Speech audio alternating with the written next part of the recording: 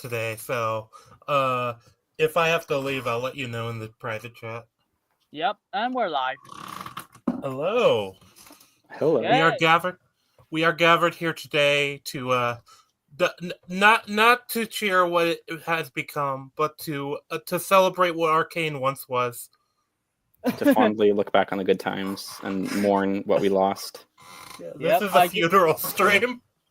Yeah, I guess we're already refueling our takes on the season already. Oh, yeah. How do you want to do this, Unity? It's your show.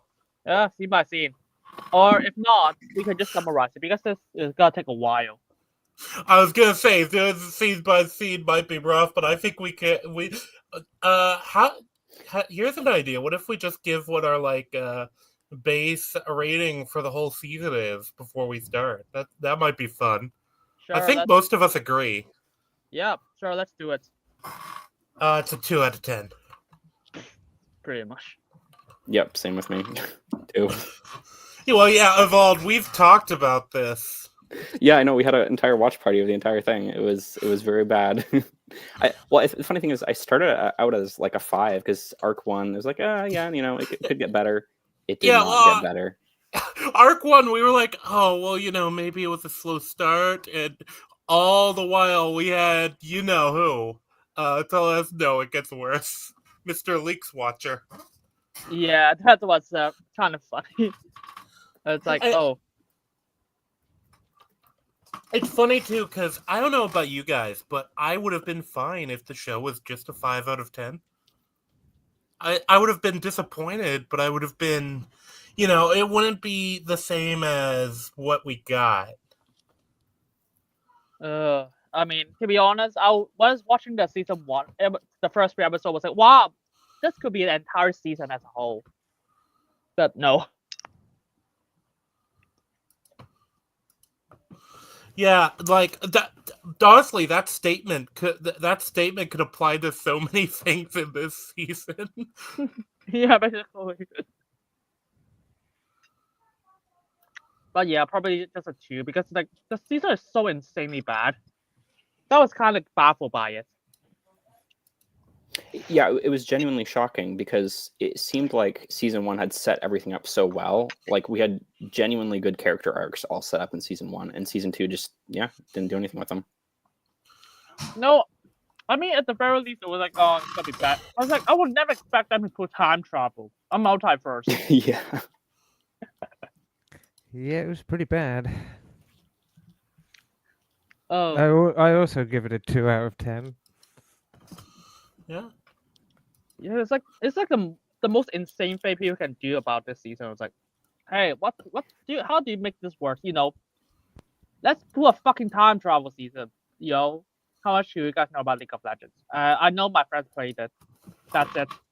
I know very little. I have never played the game. Yeah, I know nothing about League of Legends. I've played it briefly. I think I'm one of those people that's weird because so many people I know are reformed League players. And like they kept and I started trying to get into it like years after the fact, and I was just like, oh, it's okay, I guess. I don't see why everyone's so afraid of it. Like yeah, but I do know from what I know, they did a lot of lore breaks. I've had other people mention things to me. I've had there's several characters that aren't even in the show, from what I understand, that are ruined either by not being able to exist anymore or not being specifically named, but kind of implied. Well, the one thing I keep hearing is that they're changing the character Victor's skin to match the show in the game, and it's like making everyone really mad. Oh, yeah, that's this is such a weird season. So, give me a second. Oh, someone's here. Star, hello. Hello there. Hello. Hello. We're just talking about Arcane and why it's bad now. Glad you could make it to the funeral. Oh no, I don't want to be at the funeral. I want to watch paint dry. Oh, He'll be God. laying down handfuls of dirt just like the rest of us. Uh-huh. Yeah, so I guess where did y'all put the season 1? That's another good contrast, I think. Oh, Kind it's of lay out probably a cards. 7.5. I recently watched it with a friend of mine who has played a lot of League, and while it's not nearly as great as I thought it was before, it's still pretty damn good. But then there was season 2, and I guess the best way for me to describe it is that it's quite possibly the worst animated show and worst video game adaptation that I've ever seen. Well, That is fair. I was gonna say I can't go that far. I've seen some really shitty anime. I guess you would know Rangi, or you'd know a lot of anime.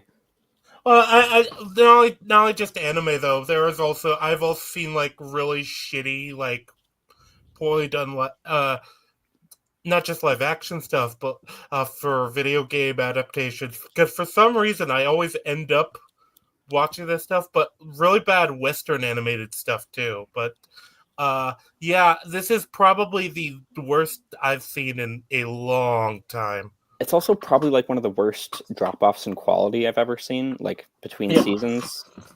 I think that is one of the things that just makes it worse, you know? Like, if it was bad from the beginning, I feel like I wouldn't feel as strongly about it. But, I'd have been like, oh, well, that was shit. That's what I thought the League of Legends adaptation would be. It's what a lot of people thought it was going to be, and then it turned out to be what it was.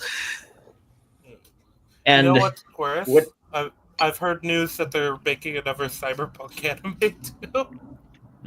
What? Isn't that Edge Runner? Yeah, they're making another one.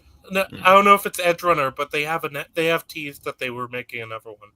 So they're coming for the good anime or video game adaptations. They're gonna reap them all. I'm gonna kill myself. I've never seen a drop up as big as this one since Legion. Legion season 1, season 2. If you're gonna kill yourself, please kill me first. Yeah. But yeah, that can be arranged. Oh no, Rangi, put the knife down quick. Knife? No, I'm an American. We aren't using a knife for that. We'll say this though: the knowledge that I have of League was provided to me by a friend who I watched this whole thing with. He knows a lot more about it than I do, and the fact that I'm getting into the game myself means that I'm probably going to learn more about it later. But for now, all I have to work with is what I have, but I think it'll be more than enough to, hopefully paint a clearer picture as to why this is the worst video game adaptation that I've seen. Oh. To be honest, I need to look at its Arcane canon to League, and then I was like, oh fuck, it is canon last year. Mm-hmm. Are you kidding me? Also, Yeah. was Red not able to make it, by the way? I just figured I'd ask. No, I didn't see his name here, so it's weird. Oh, maybe he got called into work or something. Yeah. If someone's here, if someone cannot make it, I will see it. Yeah. It is unfortunately canon to League of Legends, and as a result, there's a lot of more problems that come from the show alone. You could say that it's more catastrophic than it would be if it was just not canon, but well, what's interesting is that they already have the mechanics for just saying that this is alternate universe. We already have a multiverse. Just say it's not in canon with the game. Say the game is in another universe somewhere out there. that would have went without saying with season 1 when they didn't outright confirm that it was canon, but then they did. Yeah, And let me tell you, I and many League players are just disappointed at what they've done with Victor in the game. They've reworked him. That swag walk they used to have is gone. That badass skin that he used to have is also gone. And they changed skins that you paid for him around Arcane. Is that? Well, no, it probably isn't legal, but it's probably covered by TOS. Yeah, it's probably an EU, LA, or something like that. Yeah, I mean, who knows if that would hold up in like Europe? So, if people care that much, maybe there's a way forward with that. I don't know. They might change their minds. Perhaps. Who knows? Yeah, no, but it might. But because I was like, if you ask me, it was like, do you have multiverse in this show? I was like, what? In the game, there's a multiverse or time travel? That kind of fucks with everything. Boy, does it. It does. Yeah. It's. I'm sure we'll get to that. I don't know how we're gonna break it down, whether it's scene by scene or whatever. But if it is scene by scene, I don't think even just 5 hours is gonna be enough to thoroughly tear this shit down. You guys want to go like episode by episode? Yeah, I think that works. by episode. Yeah, that's probably the easiest way to do it, because otherwise it's just gonna. I mean, I can see two ways to do it: either episode by episode or plot line by plot line. To be honest, Character. Yeah, that's what I kind of mean by plot line. Character by character is another option. At Unity's show, so. Of course. Let's do episode by episode, because that will be easier for the viewers to follow. True. All right. That's true. All right. So Episode 1. Okay, so how does this show start off? Oh right, they got bombed. Yep. So I mean, I guess I'm fine with it based on the content that I have later. Yes, I think that's what you have to say. Is like, this did surprise me. Who I saw was alive and who was dead here, but it does kind of make sense if you factor what happens later. Yep. R.I.P. Robot Man. R.I.P. Robot Man, obviously. Yep. I don't know. I was kind of hoping for before we got the confirmation. I was hoping for more like kind of definitive, the attack to be a bit more definitive. I assumed Jace would survive. I thought they would kill off Mel. I was definitely expecting Mel to die. Yeah. To be honest, I don't really care who dies. But, at the same time, after the canon, they said, "Oh, everything is canon, yo." I was like, "There's no way Mel is gonna die." She's a champion in League of Legends, so now she can't. Oh wait, never mind. Never mind. Yeah. No, to be fair, from what I know of the lore of League of Legends, because somebody told me this, I guess Heimerdinger's species respawns. So there's a city. It's called Bandle City, and it exists in Runeterra, and when every Yordle, whenever they die, they respawn there. I wonder how that works. I wonder if that works for being like in another dimension. I was just about to ask that. Do 2 Heimerdingers respawn, or is it just 1? Because he's piloting around a Heimerdinger body. Who knows? I was gonna say, oh, hello. There's a boy. Hello. Hey. X is here to mourn. League of Legends. It's the leak viewer I was mentioning. But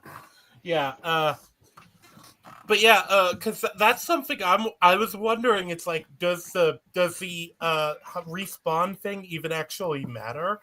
Is that not canon anymore?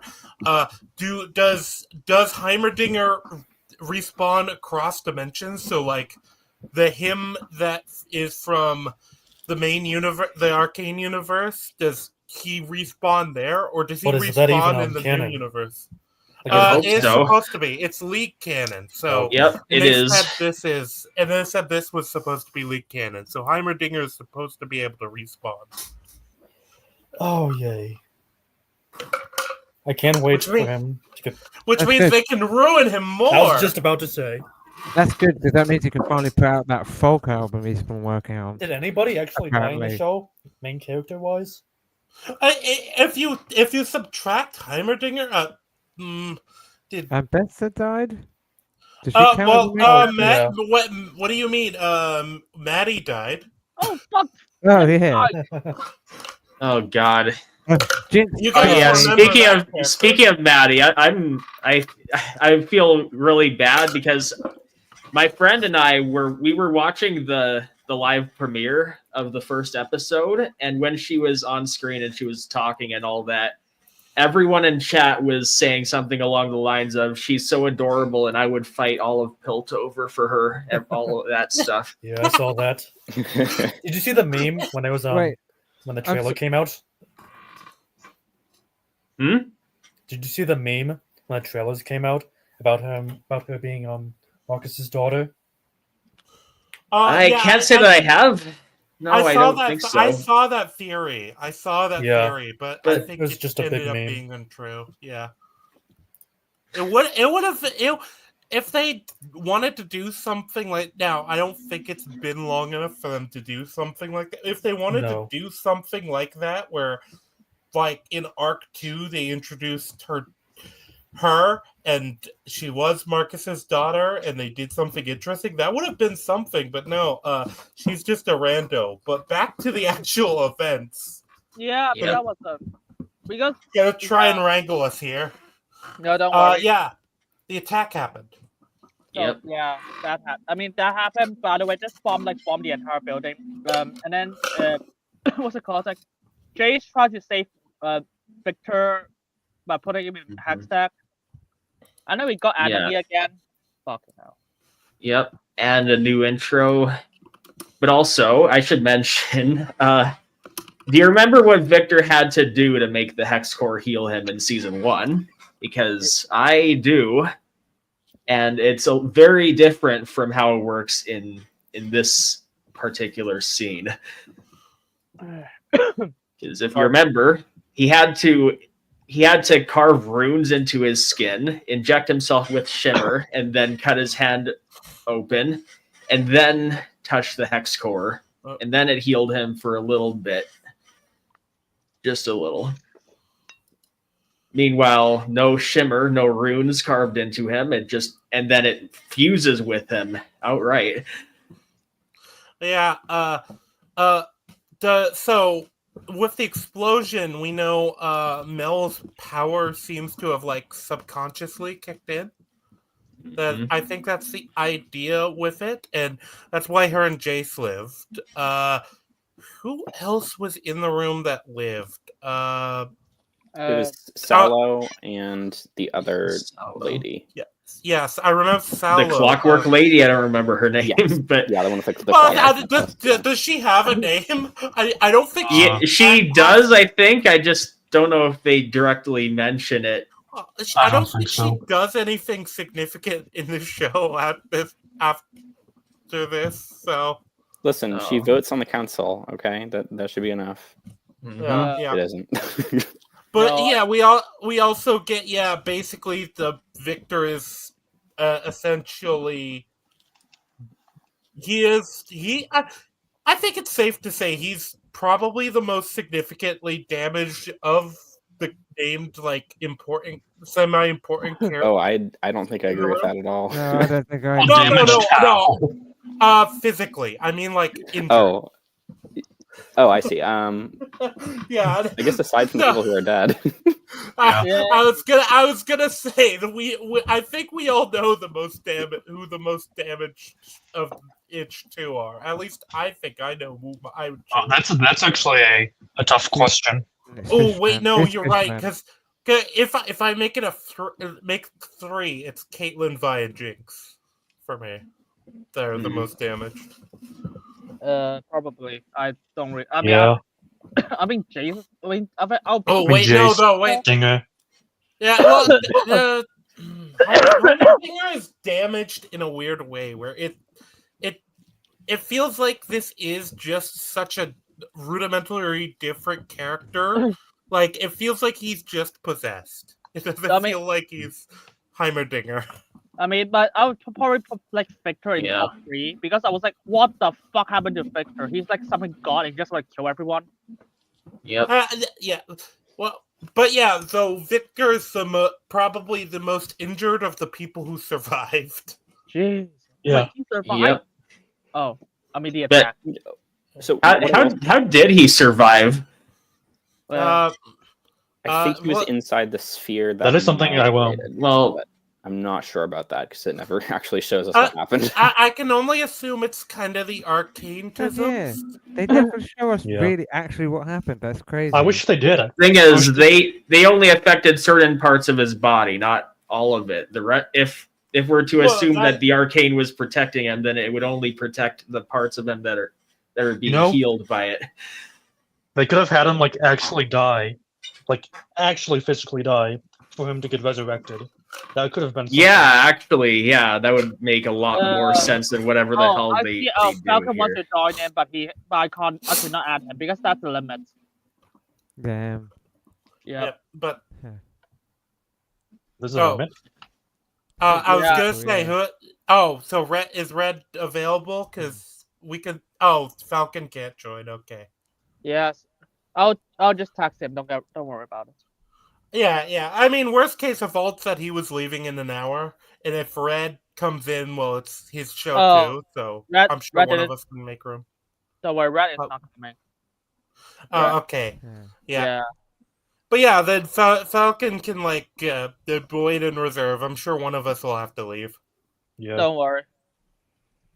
Yeah, eventually, maybe. But yeah. So one thing I will say I do And kind then- of like about the scene is how Jace reacts. Like, I'm glad that he actually reacted as quickly as he did to try to save Victor. I think that's something he would do. Yeah, Mhm. absolutely. Yeah. Well, Victor is probably in that room.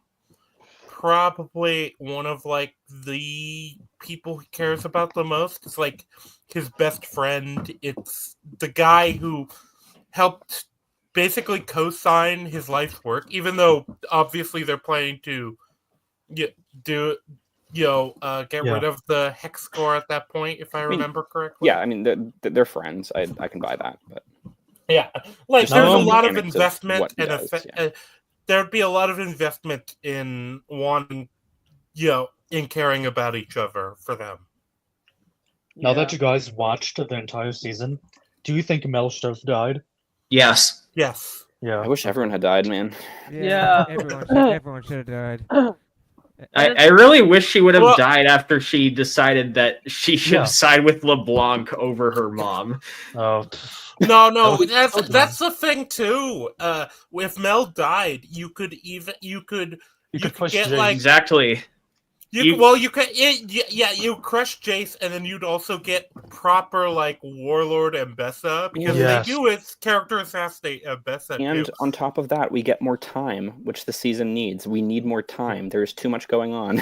Yeah. Also, like at the end of season And 1, if you insist on having this be the final season, you don't have to make it a Marvel season. You can just Ugh. make it grounded like season Yeah. 1. There are many things that you could have done that are not only a lot better but could actually just be the season that you got, but with slight We really- changes here and there. We really do not need Point is, knockoff Age of Ultron. Yeah. so They wouldn't have True. needed- like they at the wouldn't- end of season 1, Mel gave up her family to stop the impending civil war to happen. She gave up her mother to I'm gonna vote peace. I am not a Madonna. I'm not gonna follow your ways. To then die. That was her completing her journey.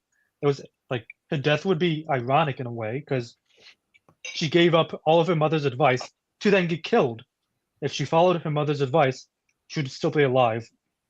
That would have been a good ending, a bittersweet ending, but a good ending. But no, she lives. Well, and her Yep. rejecting her mother's advice could just be more incentive for Mbessa to double down on what she already Yes. believes. And Jace, she can go to Jace and be like, "My daughter didn't listen. I told her, she did not listen. Jace, build the weapons. It's the thing you got to do, Jace." And you could easily push Jace into weapons. Yeah. I don't want to jump forward, but the show writers and having Jace not build weapons after the attack, to then have him build weapons. It's like, what are you doing? Yeah, that was to be honest, episode 1 feels like filler. I mean, to be fair, everything we talked so far is not bad. You know, so far the explosion, and then we got like Mel's mom dying, funeral, and then Yeah, we got this like I do really like Oh, the yeah. funeral scene. I think it's animated pretty Same. well and gets the emotions Yeah. across nicely.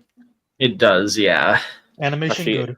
I think it might actually be my favorite scene in this season. Yep. Yeah, well, And then the scene ends. Yeah, then it ends, yeah. I actually think we should just get this away.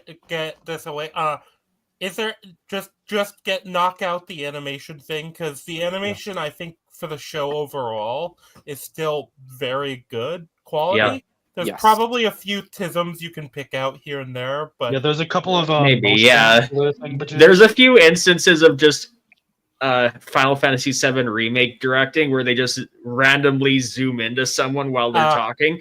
oh yeah. What I will say is But the editing is very I strange. Oh god, I the was editing. going to say this, and I'll let you take that, Evald, because I think you're better at explaining the editing problems than I am.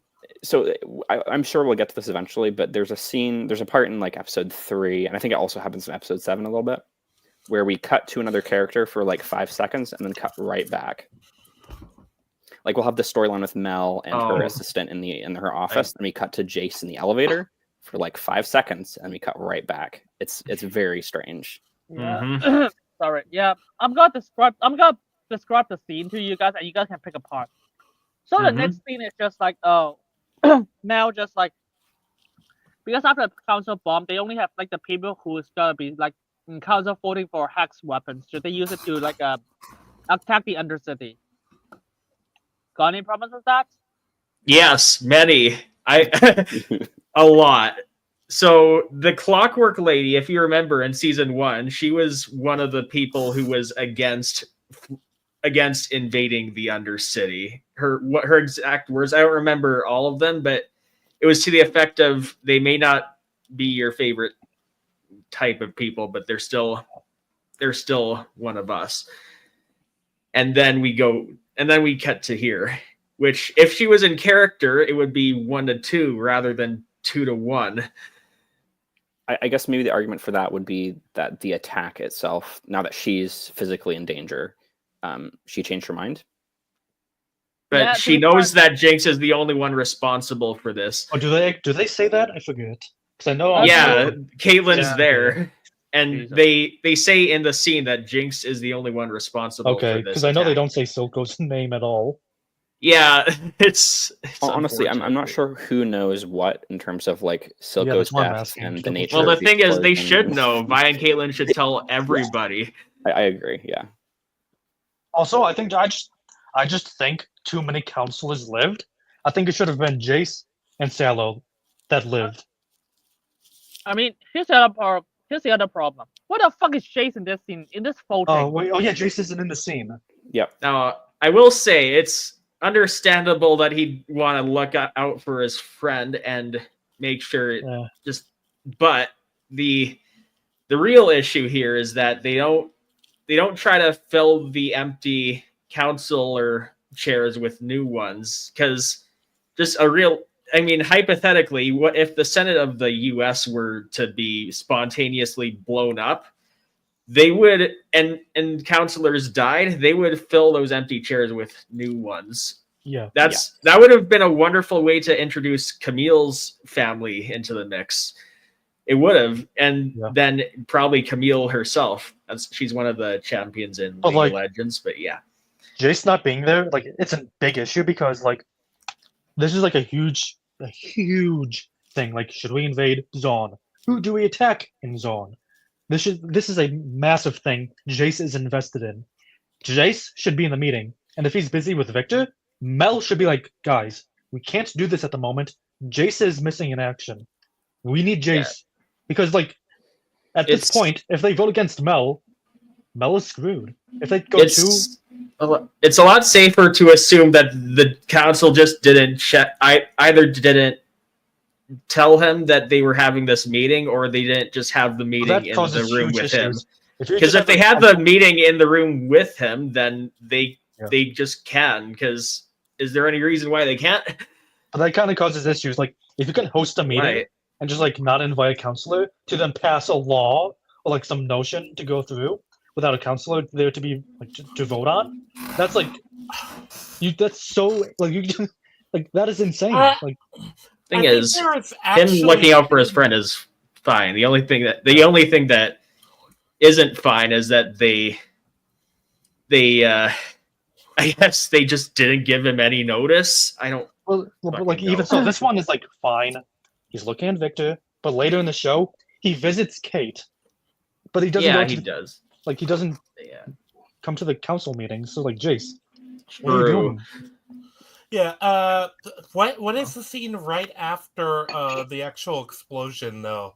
Because that's a funeral, right? So we'd be at the funeral still, right? Well, there's Yeah. a quick scene I'm where- going off a bit of shoddy memory about the events. Oh wait, That's yeah, not- Rangi's right. It's right after, so it's the explosion and the funeral. I have it on my Yeah. phone.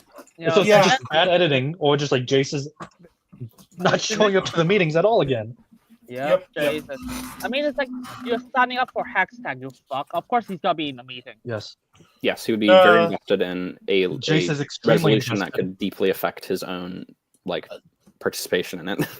Especially But at the I- end of so- last season. Jace's entire thing is he flew too close to the sun and got burned by Hextech and knows the consequences. If Jace doesn't want to build Hextech weapons, which he doesn't at this point, he should go to the meetings and be like, I am not building Hextech weapons.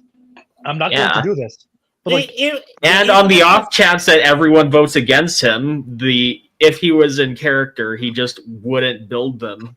Yeah, he'd just say, "Oh, okay, great. You guys can build all the Hextech weapons you want on your own."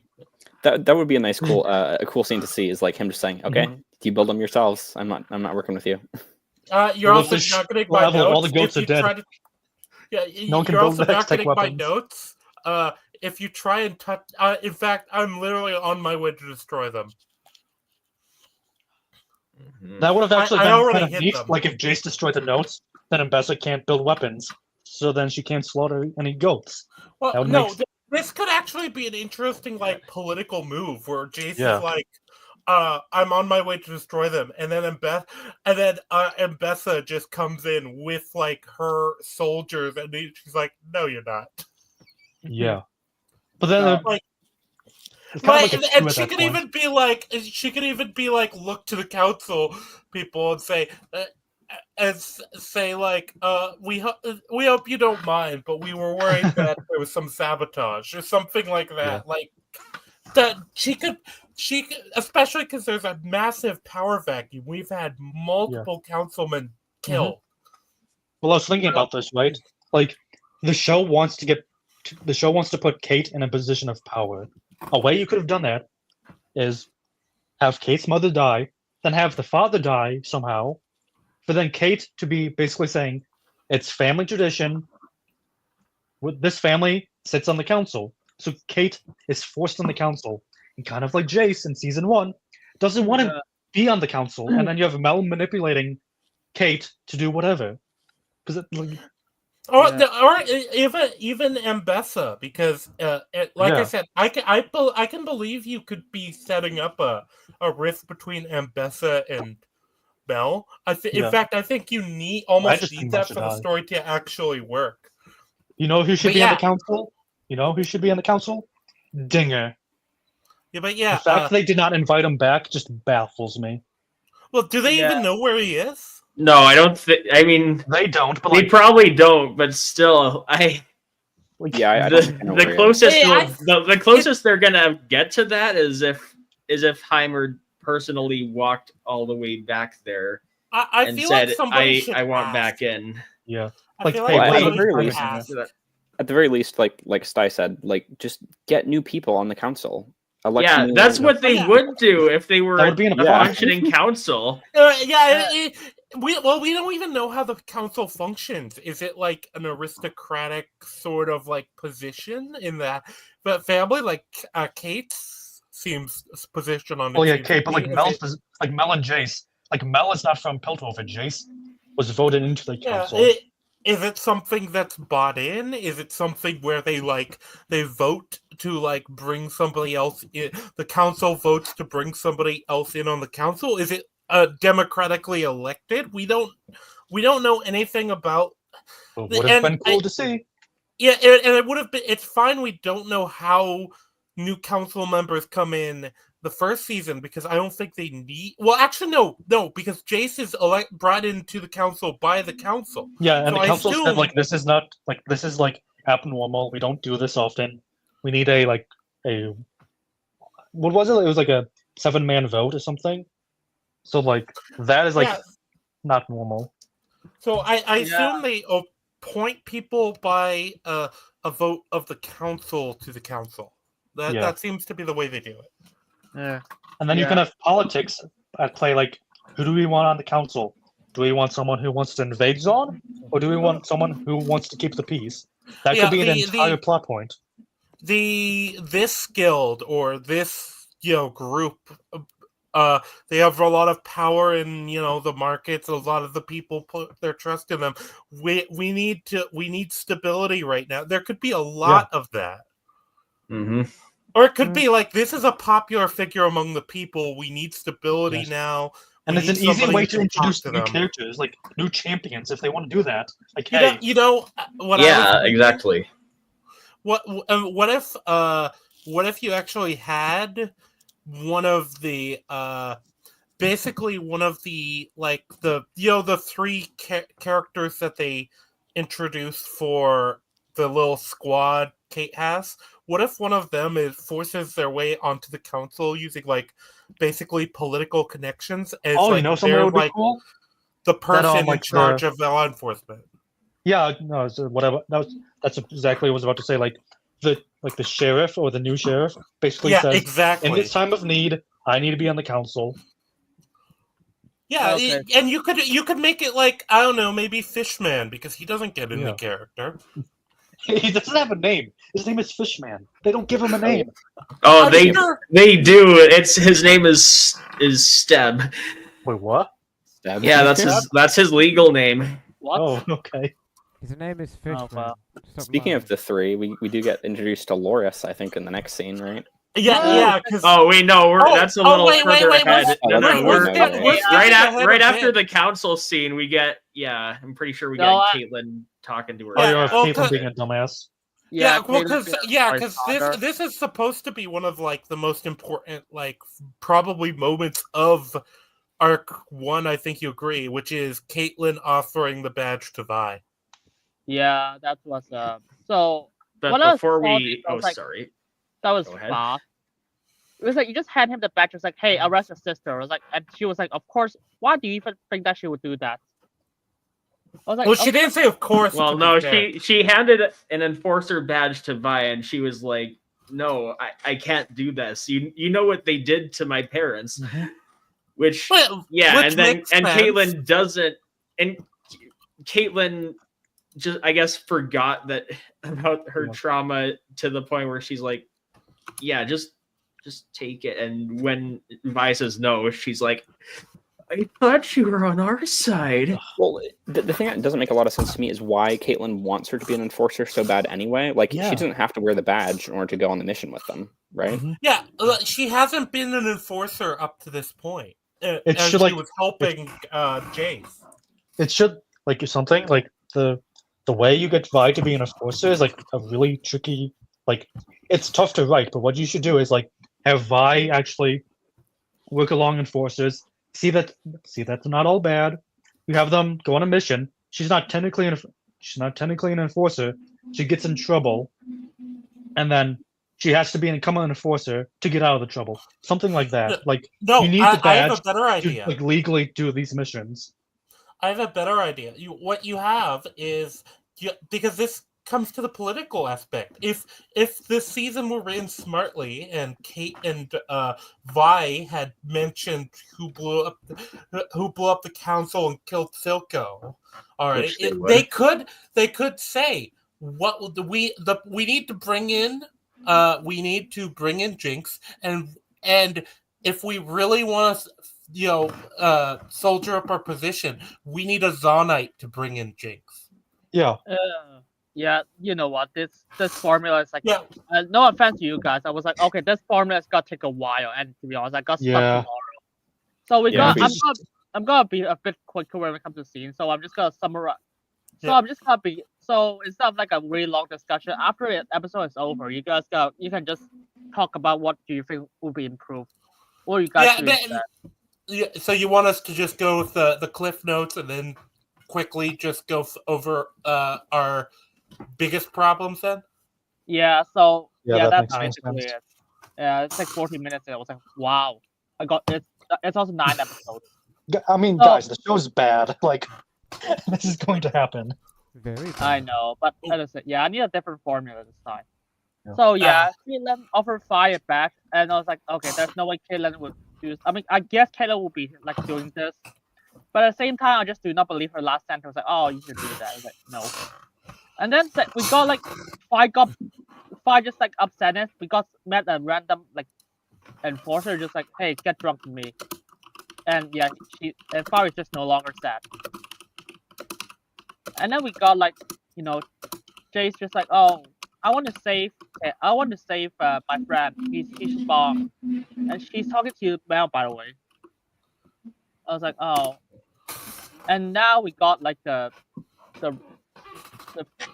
like, okay, a more grief scene, and then we got like okay, I gotta skip a fucking lot of scenes because nothing really happens.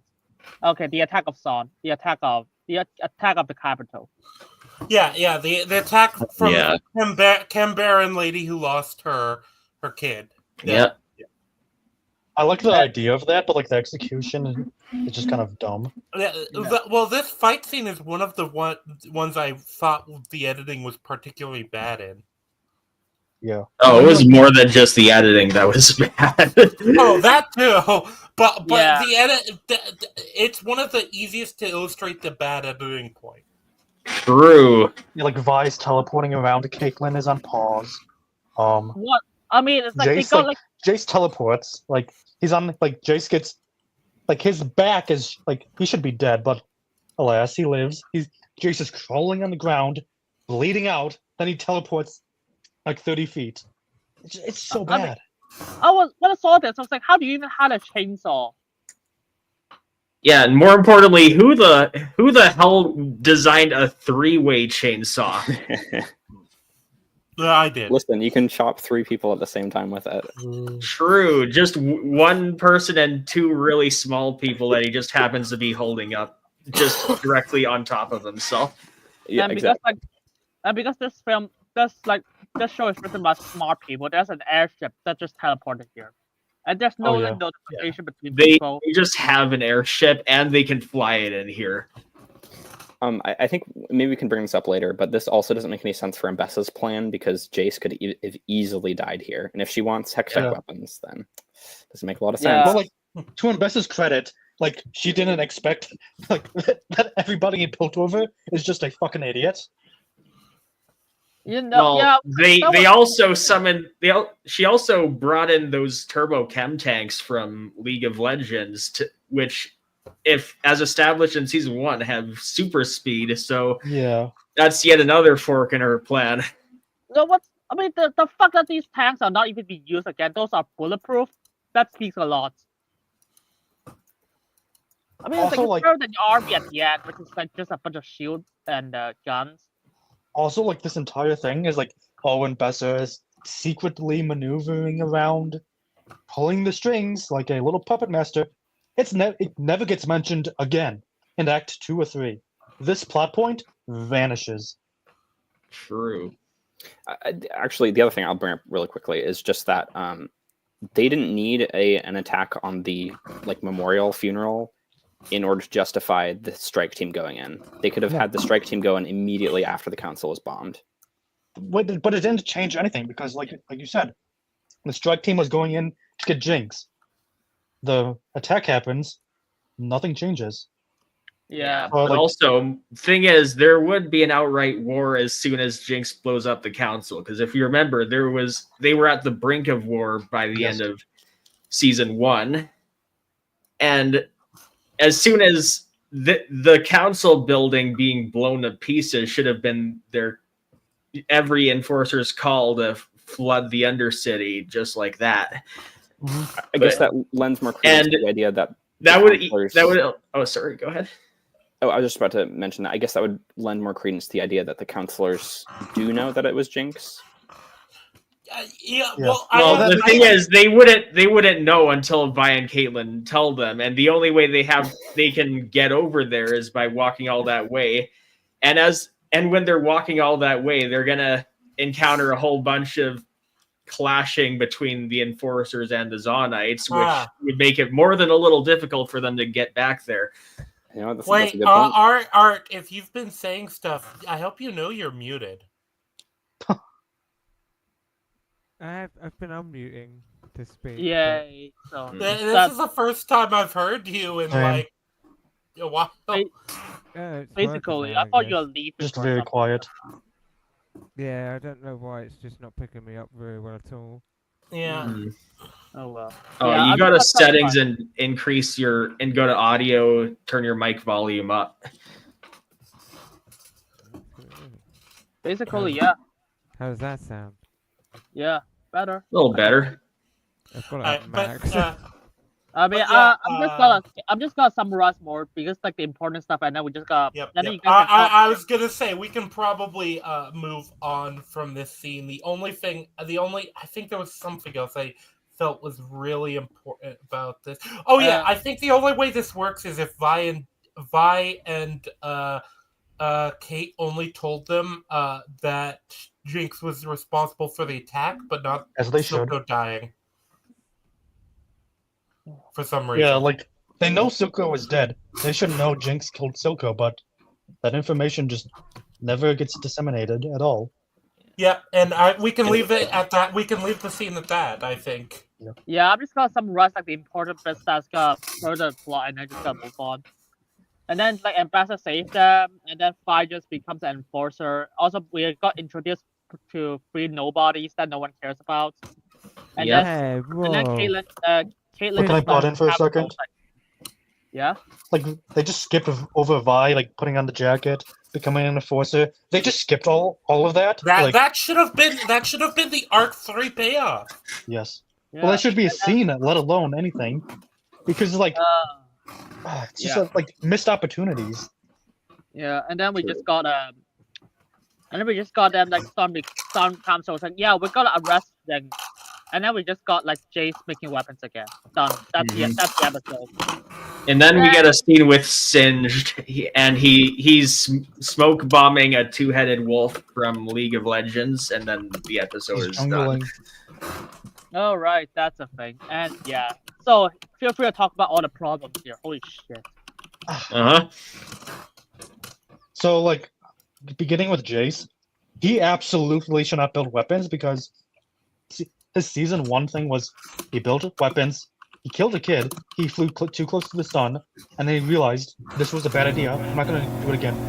In season 2, he realizes and like the mother told Jinx. All right, I'm really loving your motorboat impression right now. Who's that? Nah, it's Art. It's Art. Oh, It's but yeah. So Jace knows that his actions of killing a kid brought an attack onto Piltover. So the creation of Hextech led to a kid dying that led to an attack on Piltover. He absolutely should not build weapons because he like all Jace experienced is that people have died because I've done this. This is a bad idea. But then he builds weapons. Like, what are you doing, Jace? right. The good faith on this is he's super angry about Victor getting hurt. And the fact that I mean, yeah, it's kind of weird because Jace is like, okay, the convincing is like, oh, people are attacking capital. It's like, yeah, I think you should really worry about that the moment the capital is bombed already, but sure. Yeah. And then what do we got here? Yes, there's a lot of stupid in this. Basically how I summarize it. And so it's like, Ambassador is just like, oh yeah, I'm gonna throw a bunch of spears to those robots and it somehow pierce them, even though they're like bulletproof. Mhm. There's also several Well, instances of the robots remember just the not last killing episode, people Bullet? when they should. Yep. Spears and we can crossbows say- are better than rifles. Come on, guys. Ah, all right, of course. I'm Hey, amazed that I'm half joking, of course, but I don't know why they were pretending that there was a chance for Caitlyn to die, seeing that season 1 established that she has steel skin. Yeah. She is somewhat explosion proof. That is correct. A trend which will continue into season 2. Let's say. It gets really Oh, bad true. really quickly. A Yeah, lot- it totally makes sense. She's immune to explosions. She and enchanted her wanted it. enforcer's uniform with blast protection. True. Mhm. But I do Yeah. think it's kind of funny that this show is incredibly inconsistent. But the thing that is consistent, spears and crossbows are better than rifles. True. Yeah, don't you know they took grafts of Caitlyn's skin and made their arrows out of it. It makes sense. Oh, yeah, they just Oh no! took Caitlyn's dead skin and just Wait, there have you millennia. considered that those spears and spears and crossbows are made of pure plot armorinium? Plotism, yeah. Yeah, they're just made of Caitlyn. That's the best way to describe it. Caitlyn. But I'm really disappointed of how they handled Caitlyn's dad, because he wouldn't be doing nothing. He just says to Vi, "What is she still doing here?" And then he fucks off. He wouldn't do nothing. But Yeah, it would've been because you nice to see, he would have if he was allowed to be to have a hand in the story, he would have tried to arrange a marriage between Caitlyn and a member of one of the other powerful or higher powered families in Piltover, so that House Kierman has a new heir. Because if there is no new heir, then the bloodline dies with these two. Also, God.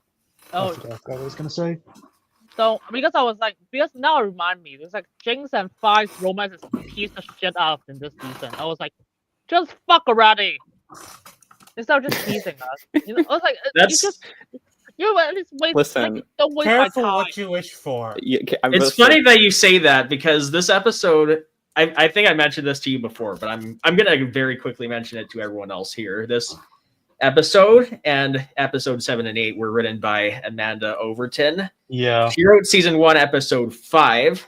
And here's a little fun fact that you probably didn't know. We're until gonna now. I think I do know. You probably know Yeah. what's coming. I I do. heard about Here's- this. Yeah. I heard. yeah, but for everyone else who hasn't, Yeah, for the lucky viewers. the episode was, or the brothel scene in episode 5 was redrafted 4 times, because Amanda kept writing it so that Vi and Caitlyn would bang when they got there, and the showrunners told her to write it again until she provided a script where that didn't happen. Thank God. Yeah. Yeah. That would have been way too early. Whereas- Whereas might this time happen. she has a much heavier hand in the season. It shows. This Oh. makes me wonder if the corpo meddling of season 1 is what saved it. Probably. There was no Like- corpo meddling; it was showrunner meddling. They have Yeah. full I mean- creative control. No. Riot is a corporation. That's what I mean. I'm gonna be honest here. If they just want them to be together, just have them have trauma sex right at the beginning, and Jesus. just like okay, True. they're in the What? they're a couple now. Holy That's shit! it. If you really want the sex scene, holy shit, we're alive. Sex is much better than what we get. Well, yeah. When we get to that, But the it's kind of like context the inverse, is like the council gets so bombed. bad. And they just fuck. Like, Yeah, that would have been a little tone deaf, to be honest. I mean, it's less tone deaf than what we get. Yeah, once we Yeah. get really tone deaf. Maybe. But going back, I think Kate's dad. I feel like he should have died, just to push Kate further. I don't know how you would be able to do it, but I mean, just in the memorial. Yeah, track. you Oh, the wouldn't be able memorial. to. It's yeah. kind of difficult. If you're not going to do anything with him, you may as well just I don't know. He would have at Thing least served some purpose in the They writing. should have done something with him. He would have. If they allowed him to have a hand in the story, he would have had a substantial hand in it, just like I mentioned. but But he's not. he's just not gone champion, after what he says to Vi. Does he ever show up again? I don't remember. No, he's him. not. He shows up in the background once in a later episode, but then he's gone. Does he? Wow. Yeah, that was Yeah. it's like they crammed 9 seasons in 1 season. So I was so confused at the end. Yeah.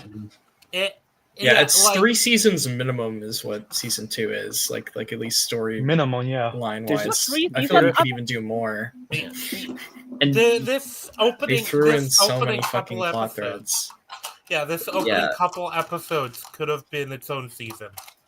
Yeah. we think episode 2 is next, right? I expected the season would have been that, but By the way, not what it was. it's episode Also, 1. hi Falco. Yes. Hello. Hi, hello. Falco. Yeah.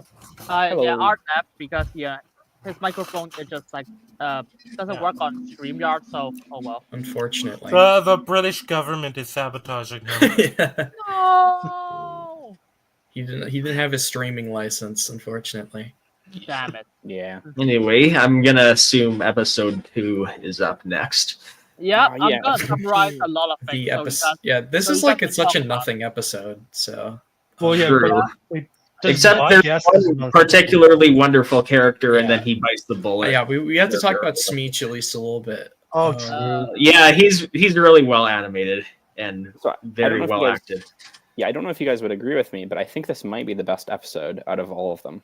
It's the least bad. Yeah, it's the least bad. I 100%, think I would agree. but it's still Yeah. terrible. It's Oh, still Even the pretty thing bad. I had a really big problem with, it's just the editing is shit, but like at least the stories like somewhat make sense, but it's Yeah. still like kind of bad.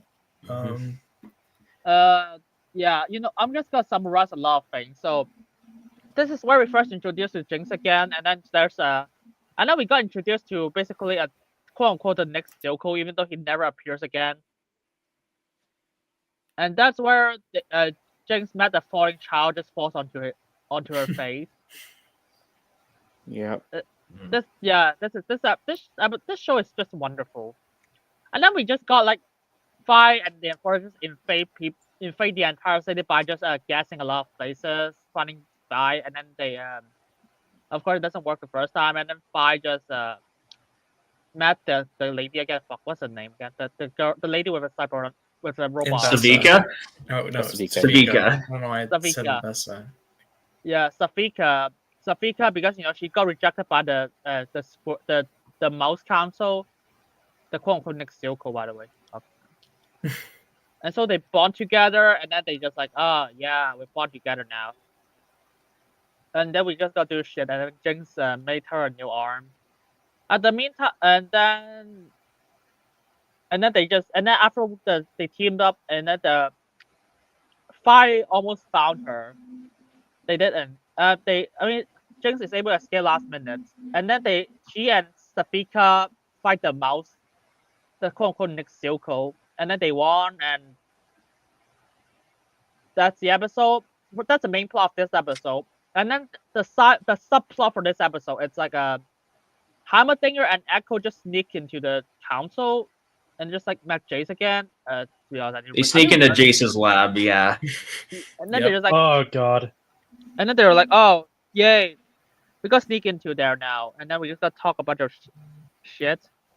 At the meantime, Jace and what's it called, Victor survived, and Becky just like, oh, I'm fucking off to become a religious leader. I'm gonna turn a guy into a cyborg for some reason. With Yep. that being said, because how I sound is so ridiculous, what are the all? Do you want to go to the details of all of those plot points? So, what do you guys think of like the main plot point, like Jinx, Vi, Savika? Not a fan. Terrible. Yeah. Remember when Savika hated Jinx's guts and I was vice about versa? to say. And she was pretty loyal to Silco, and Yeah. generally, Yeah. like, Vika should know that Jinx killed Silka, but that Yeah. information never And gets even- passed around. Even without a big issue. Even without the knowledge that Jinx killed Silco, she would be the one trying to convince these other Chem Barons to hand over Jinx. But also, I should yeah, well- mention, this is probably not an issue that many people picked up on, but regarding Smeech's offer to give Savika a new arm with all the cybernetic upgrades, she's more than rich enough to buy 20 of those herself. Because remember, she was Silco's right-hand man for about 7 She years. should like own a facility. She would be making that offer to should- them, not the other way around. She should have her own mechanic at this point. Like She should have her own gang.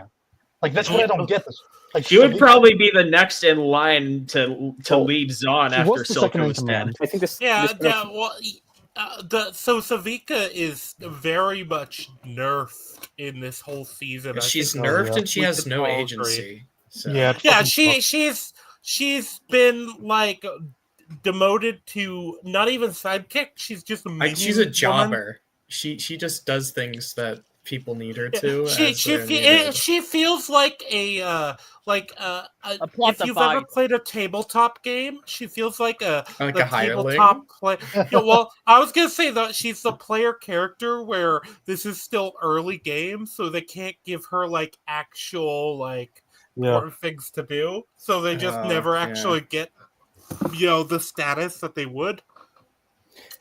You know what really stuck out to me the first time I watched this was the fact that I believe Silco would have left mechanisms in place for Savika to assume control after he died.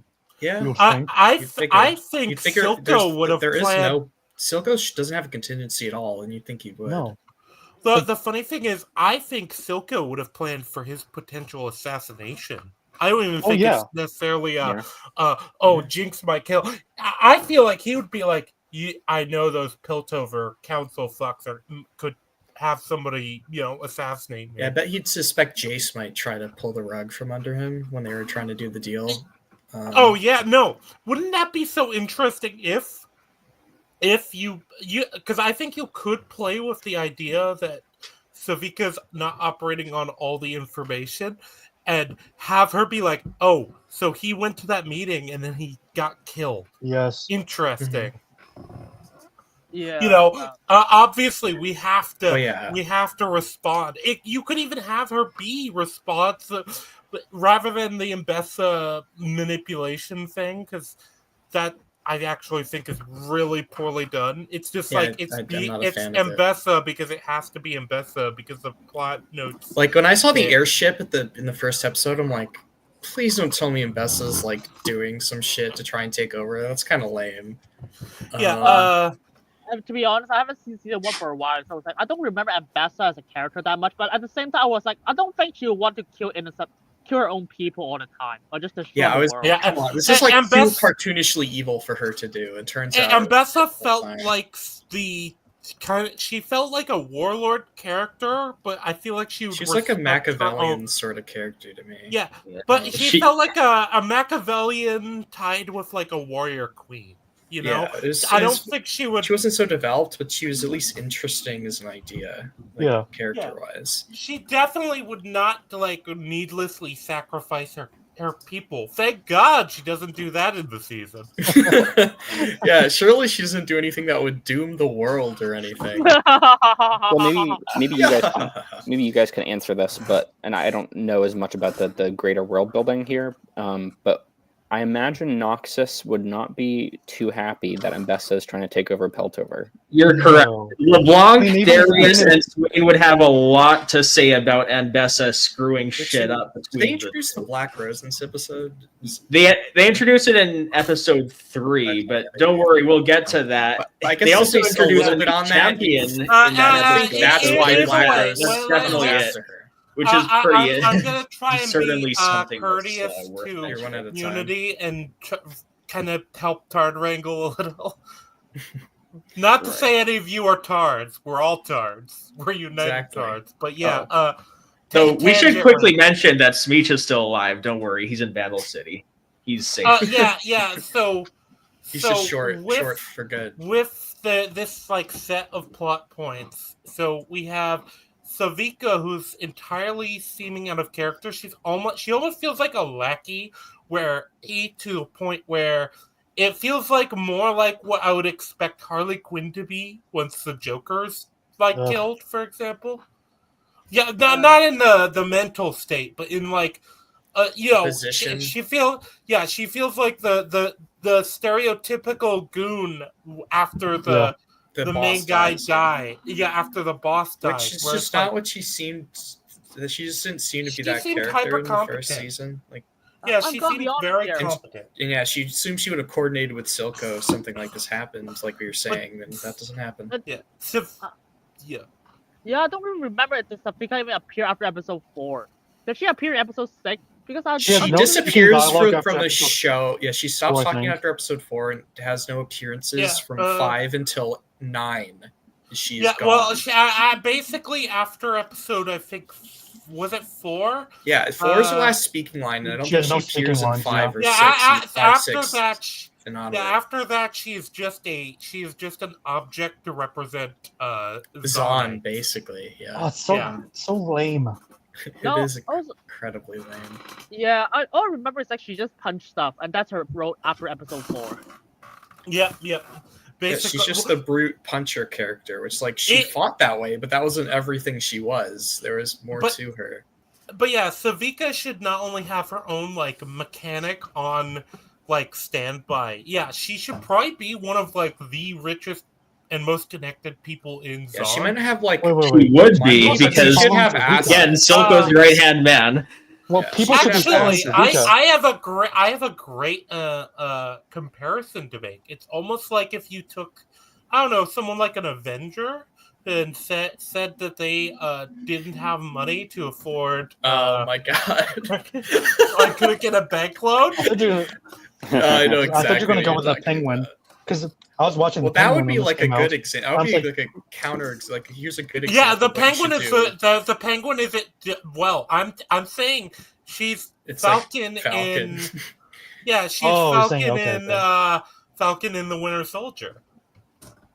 Yeah, because Oh. suddenly he has jack shit after saving the world multiple times, and Tony like. And having Supposed- ties to the Avengers and who knows what He else. can't even get a loan.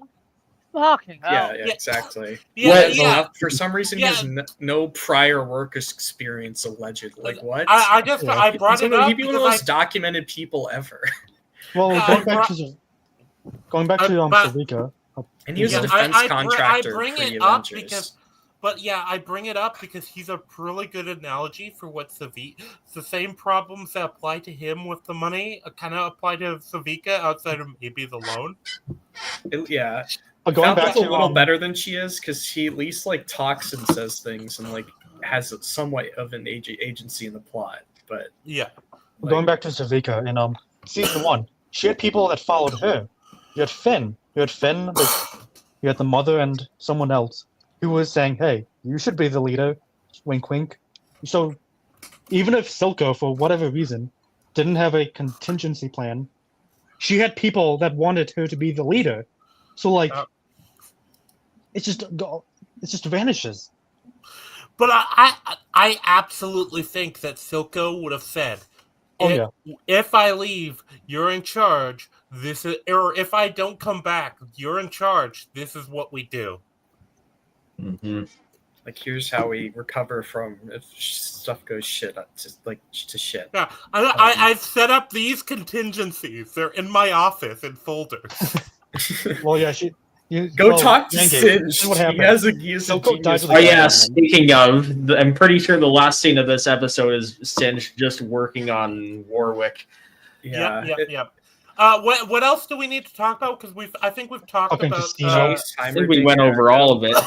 I mean, we talk about like that stupid kid. They We- introduced we stupid have- kid. Oh, Oh yeah, Isha's terrible. Oh yeah, we should talk about.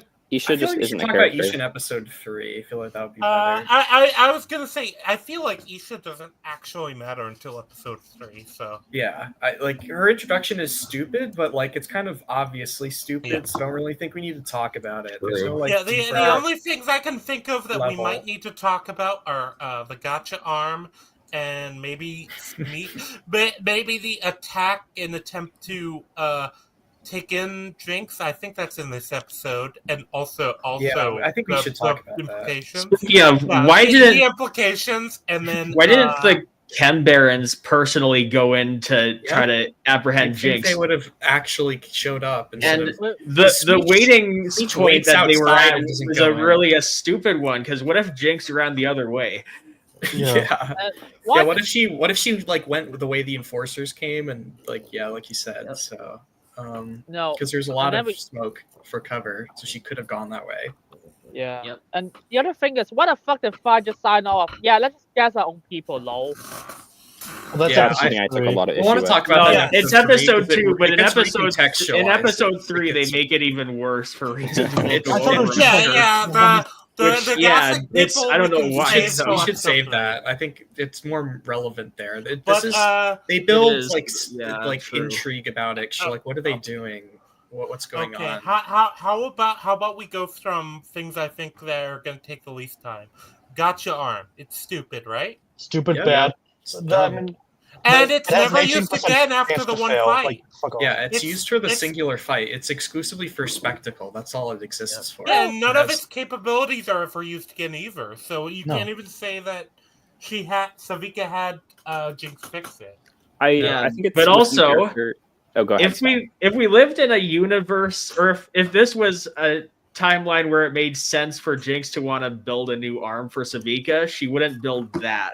Yeah. Yes, she Uh, wouldn't. yeah, Or she well, built Savika's something like the only similar. one. It wouldn't have like a dud. It wouldn't have a dud effect at all. So, like at this point, Savika's like the only one who doesn't want to tune in Jinx because the Chem Barons want to tune her in. So like, why are you screwing yourself over, Jinx?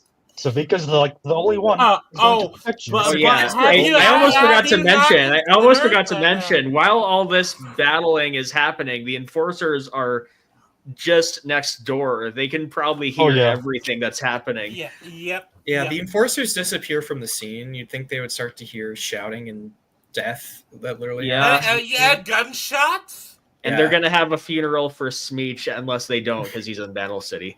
Also, a propeller arm. I feel like that would make a lot of noise. Oh yeah. Yeah. And Smeech was just generally shouting and shit, and like there'd be the gamble Also, a arm like gunshot. caused explosions, and it was playing music. The arm was playing music. You should like I said Inquisitors. The Enforcers should have came over there. Like, there's like a million different factors that would have made that scene. Yeah, like, that whole fight is. you could have garbage. alerted even more gang members if there were ones that just weren't involved that Yeah. were on different streets. They probably could have heard it. That whole yeah. fight is garbage, and whoever was in charge of like planning it and storyboarding it should be ashamed. Yeah, of the themselves. choreography is especially bad because it's just Yeah. like Savika, she's spinning the arm and then she shoots it. And she just does this like multiple times in a row. It's Oh, just yeah, very What? uninteresting. But also, Savika's how is Smeech not winning against Savika with resounding fashion? Yeah, He has an unorthodox fighting style, and he can. You could at least have the And advantage. he in has all melee, the but he's upgrades. able You'd think to that close he'd be. in and get You'd it. think that he'd win in the first 5 seconds, but apparently The other not. thing that was bad with his decision making is he doesn't have a ranged weapon and she does, and he doesn't necessarily know about the dud at the start of the fight. So, and he's in an alley, so he has less room to maneuver. Wouldn't he just get out of the alley and climb the roof to try and jump down? That would be more optimal for him to do. So instead, he stands and takes it basically. Well, in general, I think my biggest issue is that Savika is using the arm exceptionally well. Like, she knows yeah, exactly it's how her to first point time it using and, it, like, and fire she- at people. Yeah, Yeah, and because some of those modes they don't all fire the same, and she just is able to. Also, it's like shots. it's not intuitive. Like, yeah, Like, but also, oh, sorry, go ahead. no, you can go. Oh, okay, yeah, my bad. But how is she even able to lift that arm off the ground Magic at all? I don't know. I mean, it's like hex tech because at first I was like it's hex tech or something, but no.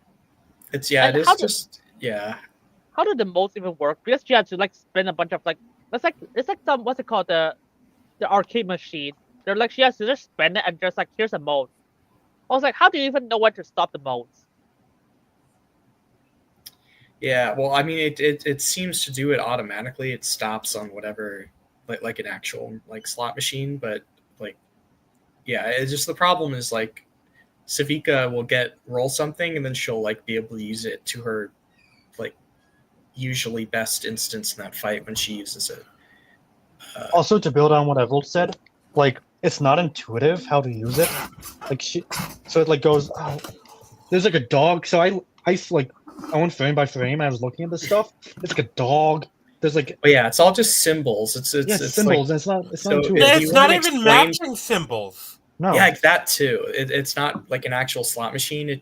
It can kind of, it seems it probably would have more options than a default slot machine, because it's like, oh, you roll the dog and then these other things, now it does this, but if you roll 3 dogs, it'll do something different entirely. So it's like so many options, and you don't know what you're going to get. So Yeah. how are I you, did the math. So there's how are you supposed to 680 use it? Yeah, how are you supposed to use it effectively Yeah, if on you your have like first try? Which Yeah, is if you have a nuts. 680, like 1 in And 680. she also happens to something roll you want. jackpot during this fight. So she Oh, just yeah. gets it. She rolls jackpot. Oh yeah, if she like, didn't. Well, Even if she she knew how didn't to did use it that, optimally, Meech would be and, live, and Meech would tell in a everybody about show, Soko. like in a version of the show where she has it for a bit and can learn to use it optimally, just her rolling a jackpot at all is just so eyebrow raising in a show like Yeah. Arcane. Well, the other thing is with this. This is probably my least favorite fight, but also, I think so too. yeah. Yeah. Like I said, I think the biggest, most egregious thing, and I think this is the best way to end it, because there's so many problems with the arm, but you got to remember, it's only ever used in this fight. It's only ever used as an arm after this. Like now that we have all the episodes out, it's just so apparent how obviously Yeah. a spectacle it is. That's all it is for. It Well, is- Oh, they could've you know used it what? in the You last know what I episode. felt like? I felt like I was watching a League of Legends character reveal. sales pitch, promo video. Yeah. Yeah. I felt like they were giving me the sales pitch for a character. They were like, Well, yeah, "Buy it's very much a now." video gamey mechanic, because It like, is. and there's Yeah. there are mechanics like this in various RPGs and stuff, like Yeah, Final Fantasy VII. You've got Catsy with his dice and his slots. Like those are 2 of his abilities.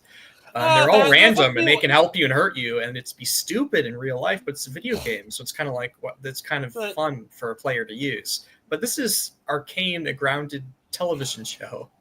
Yeah. Well, there's like Yeah. anime that also have like a character who might have a gambling mechanic, but usually it is treated as like, yeah, that character can be highly useful in a fight, or they can be an And active also, hindrance. yeah. And Anyway. the only hindrance. Yeah. is Anyway, the- I'm pretty sure yeah, the only, episode 3 is what's coming up next. yeah. Ugh. I mean, But do we want to before, talk before about we the get J started, subplot first? So, yeah, I think we should set up Oh. the J subplot. I was like, Because that's oh, like yeah, the only because- other thing about episode 2. Yeah. I think we can sum up the J subplot real quick. Yeah, Yeah, it's we could even cover all of his stuff and the episode 3 stuff. Just kind of get it over True. with. Yeah, speaking of.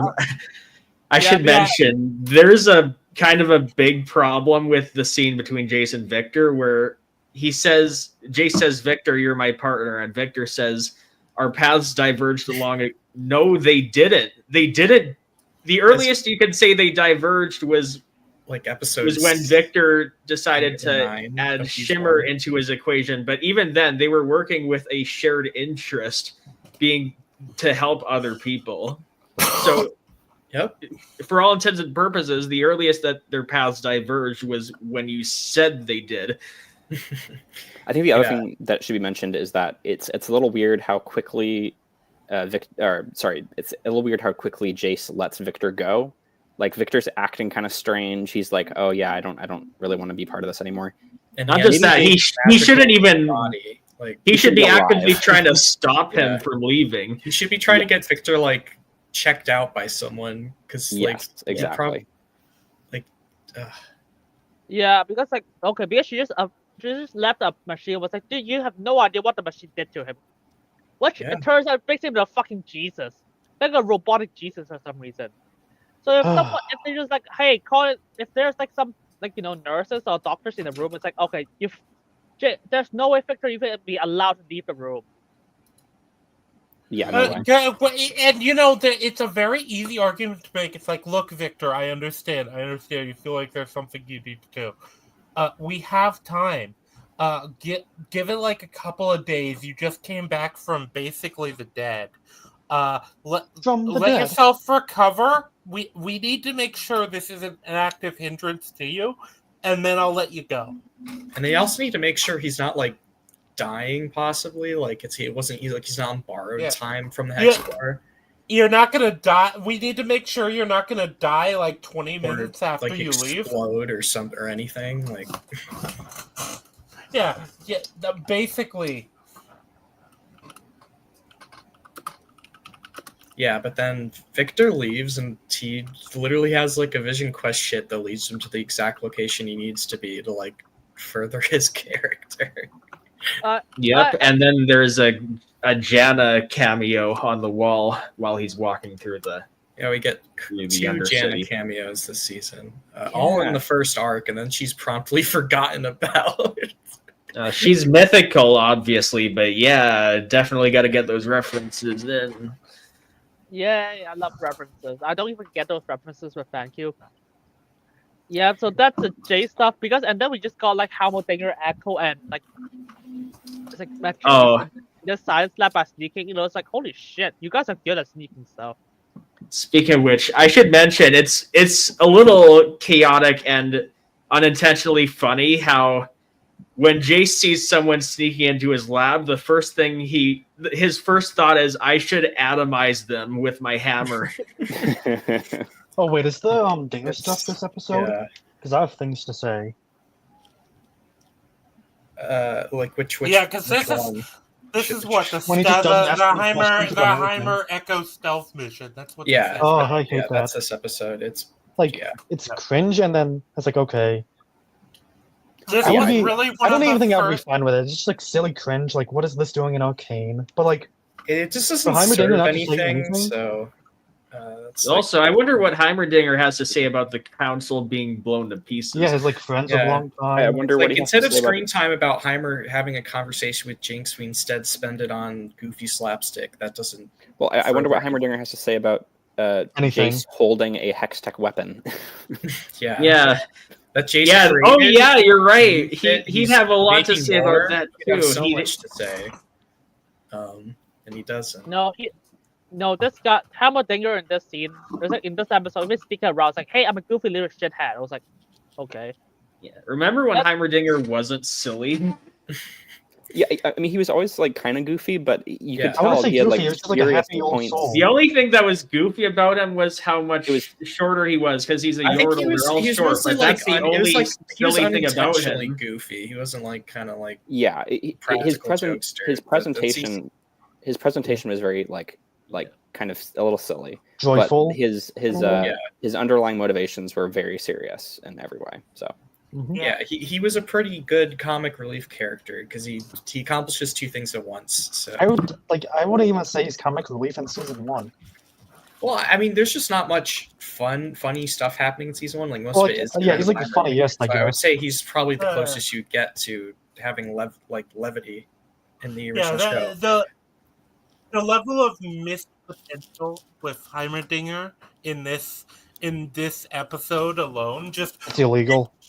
Yeah, just infuriating. With Heimer basically encountering Jace for basically the first time since they split off since season 1.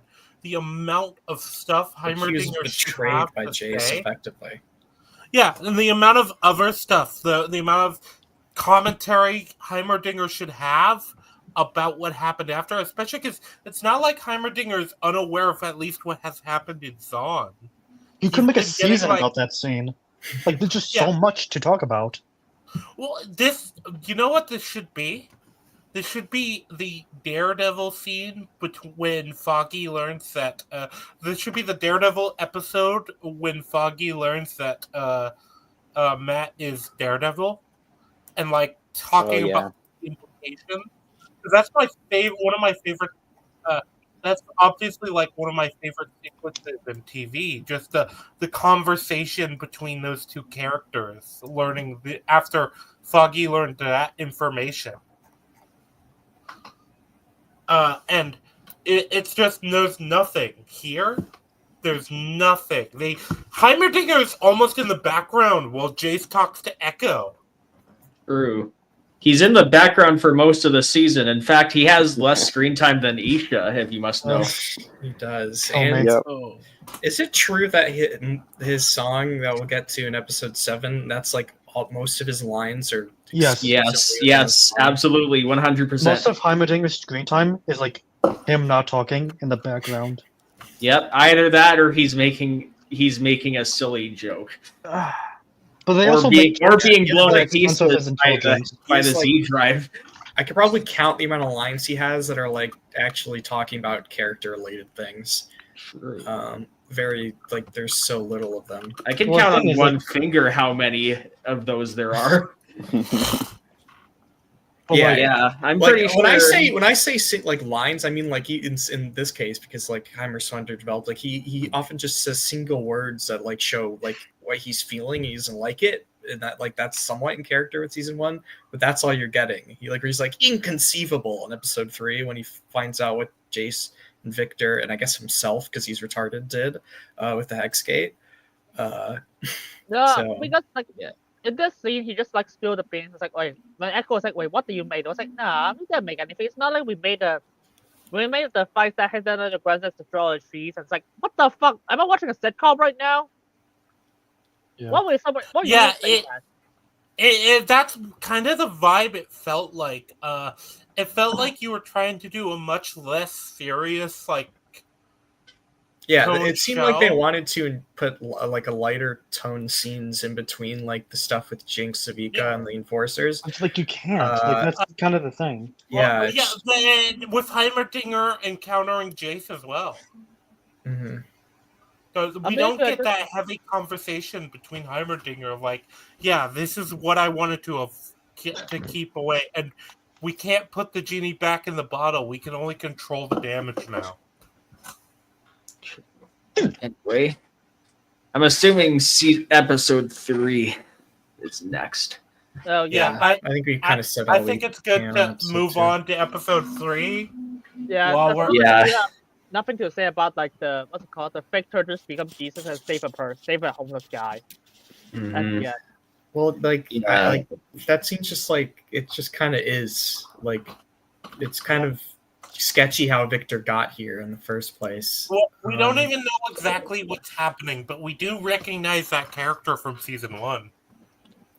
Yeah, like I said, it would kind of be a neat payoff if Well, if the surrounding tissue were better. But I think Evald, Falcon, you watched it with us too. Yeah. Evald, Falcon, and I were kind of like, oh, the Victor stuff is kind of the only thing that seems interesting at this point.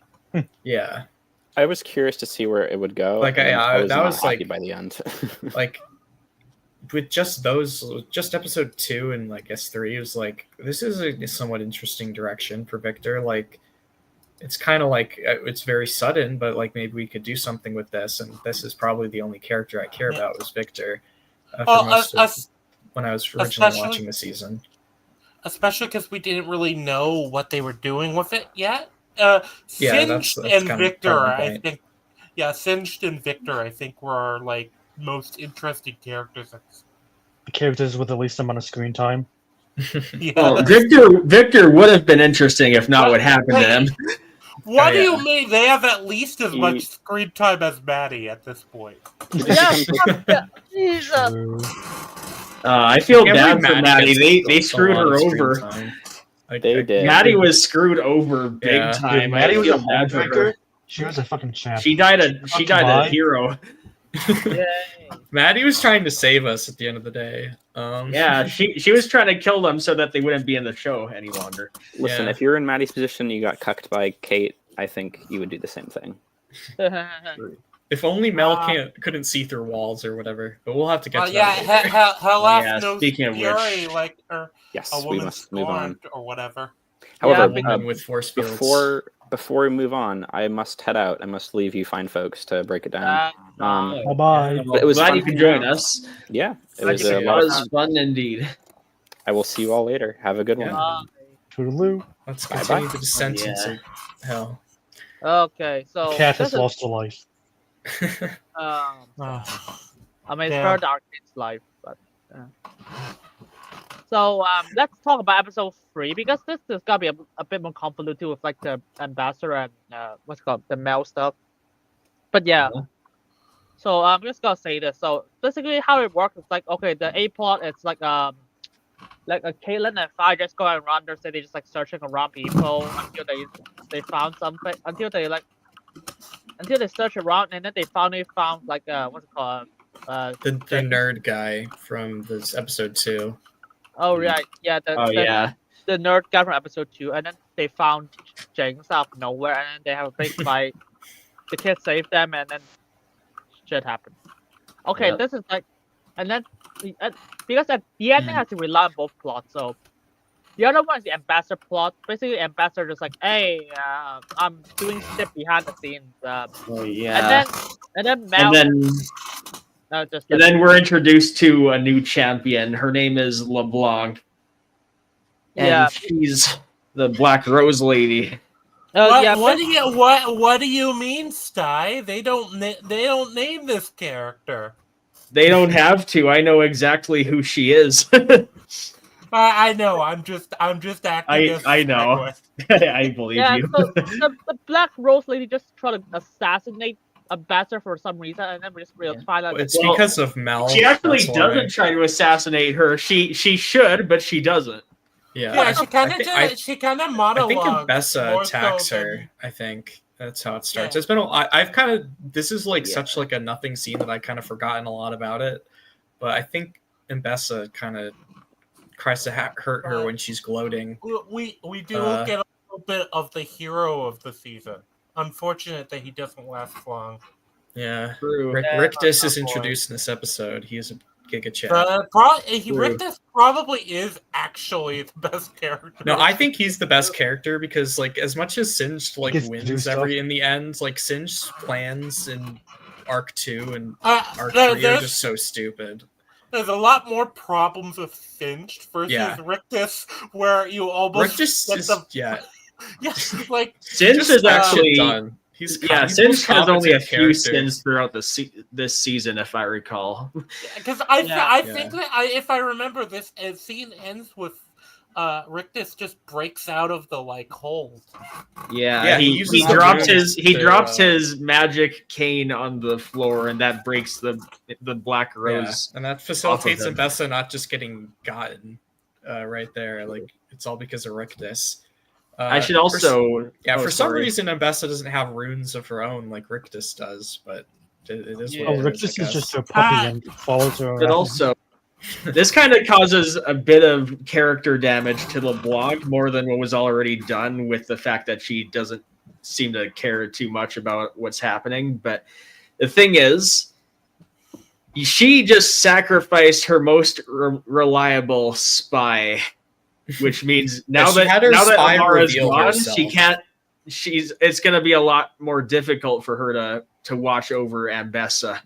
That's a pretty valuable spy to have in general too, isn't it? Like Yeah, She was a merchant, Minister like, of leader. Finance or Minister something of like Finance, that. something like that. Yeah. Yeah. So that's somebody you just don't want to compromise for business. That's work. someone Like, you don't send anywhere. Like you just have her do her job. You ever do her job and then Like- sometimes angle things in your Especially in your way. because they want Mel. That's what Black Rose wants, so they can just yoink her whenever they want. And she just decides to target Yeah. Ambessa for some reason. Well, Actually, given they she want Mel, she actually, yeah, if she's able to easily incapacitate Ambessa, you can kill her too. You can transport her away, which you do later. Yeah, But this is- if they She wanted, doesn't. they could take care of Ambessa and Mel, who they want for. Yeah, This is it's a so common easy issue for already. LeBlanc to do. She just doesn't. Yeah, anyway- this is a common issue. Yeah. yeah. People It's just don't especially know the yeah. extent of their powers, or And what don't they use them care effectively. about. Like they Yeah. just stop caring about things they should. Basically, just gotta summarize it and then just like because ambassador Yeah. and then Mel just do a lot of investment until like ambassador just put some 3D like 4D chess plan. That actually the entire time I was gonna make Caitlyn enforcer, and I'm gonna make like what's it called? She's and then gonna make her like dictator, basically.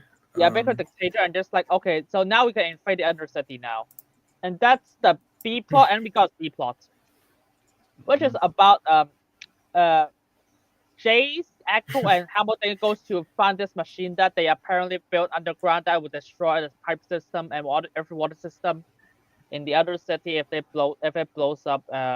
It wouldn't destroy it, but it would like poison it if it blew up. That's kind of the implication. Yeah, and then they just got teleported to the multiverse. Well, let's talk about it when we get to the fight scene. But this happens to take place at the exact same time as the end of the art fight scene, and because it happens then, it facilitates stupid shit. Yeah, let's just get the A plot first. Speaking of shit, I'm gonna head out. Yeah, see ya. See ya. Oh, glad you could join us. Yeah, you have a good one. See you. See ya. So yeah, I'm just gonna summarize the first plot point first. Rangi is muted, but so the fight, Jinx, and the Caitlyn stuff. Do you guys want to talk? Okay, the main part is like they just found this guy, and then just like, hey, I know what Jinx is. She's there. Yeah, despite this being the A plot, it's actually like not as much of the episode as you would think. Like they don't do much. Like the strike team, they just sort of find the guy. They're directed to, I guess, where Jinx is for some reason.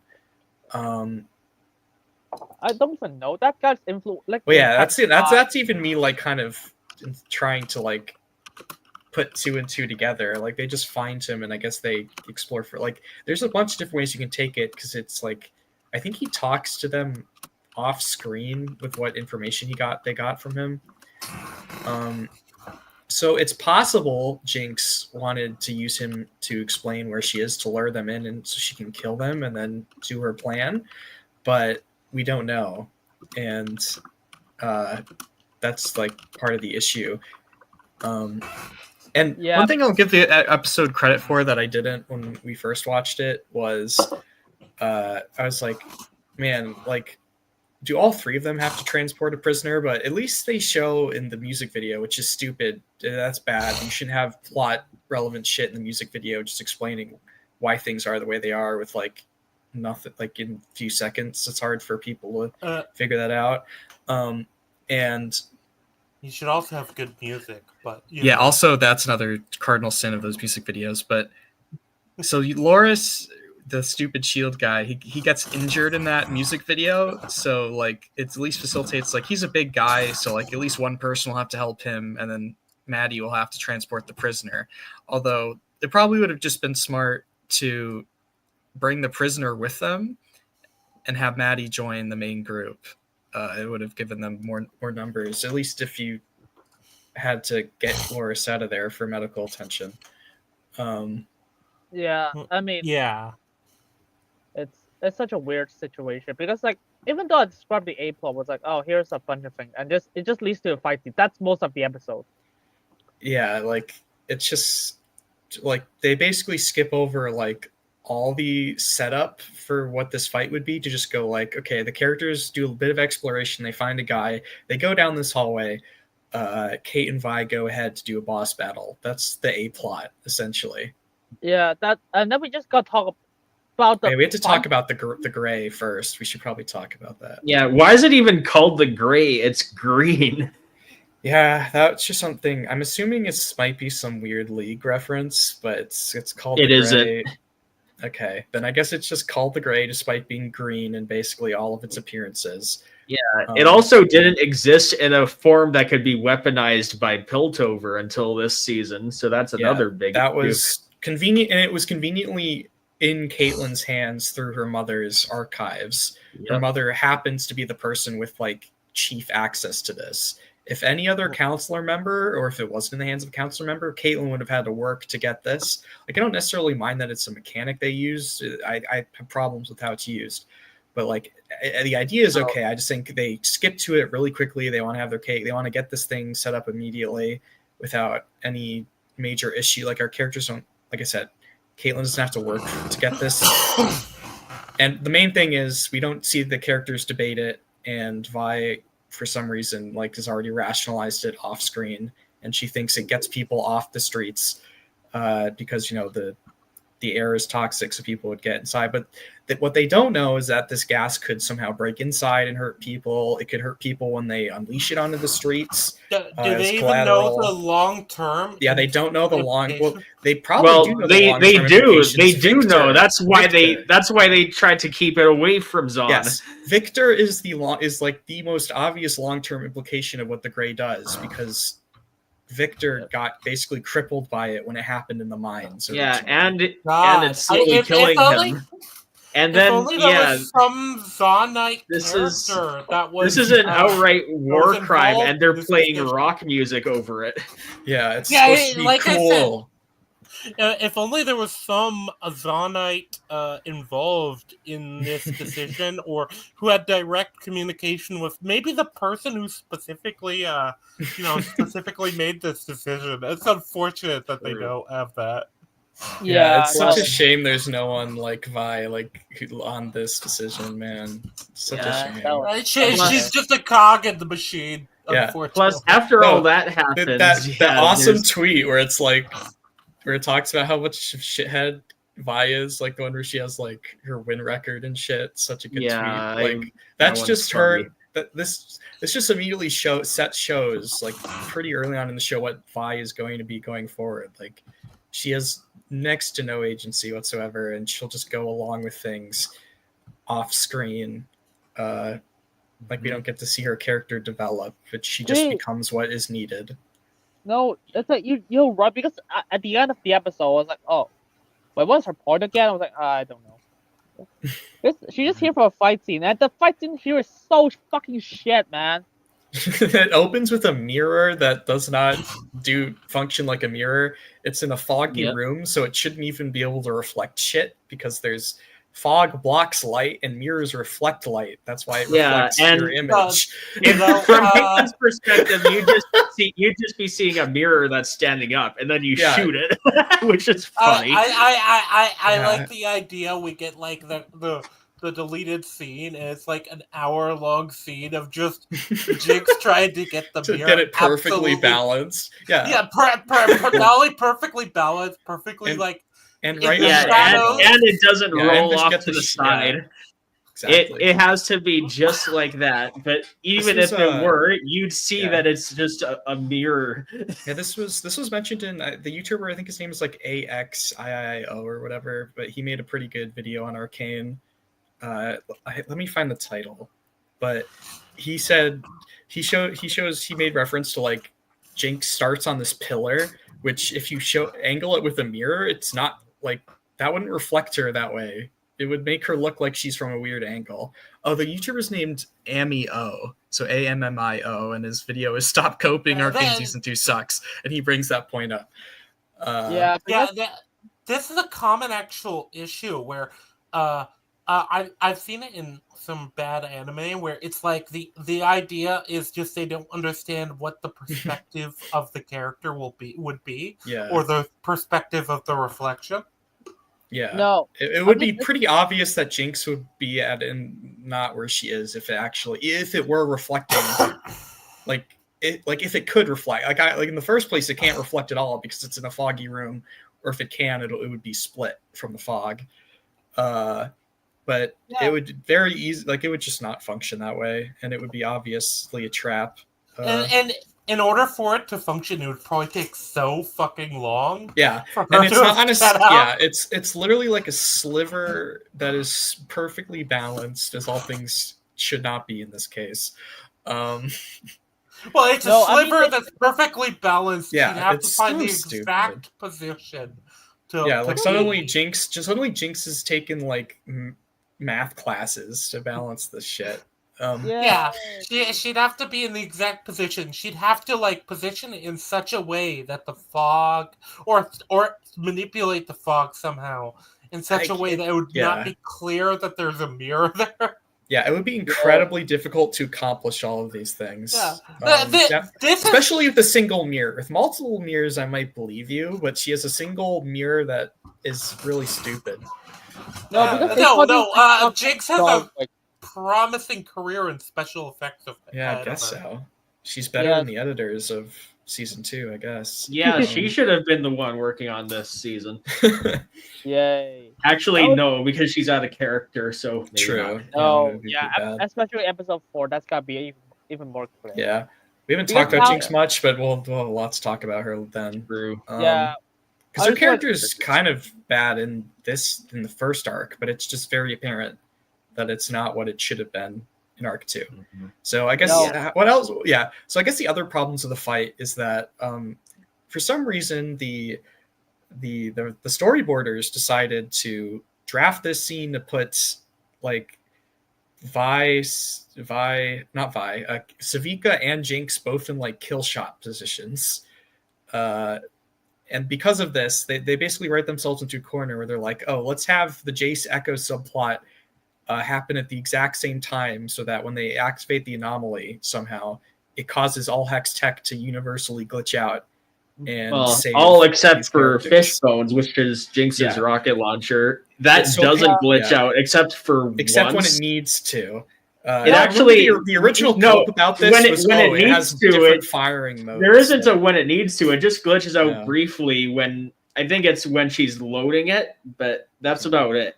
Yeah, it's less when it needs to, and it's more just so she can't use it anymore, so they can get to the fist fight. Is Victor glitching out while this is happening? Yeah, we don't know what's happening with Victor. Like Victor would, because he is the Hex core at this point, he should be dealing with things, but we don't get to see it if it happens.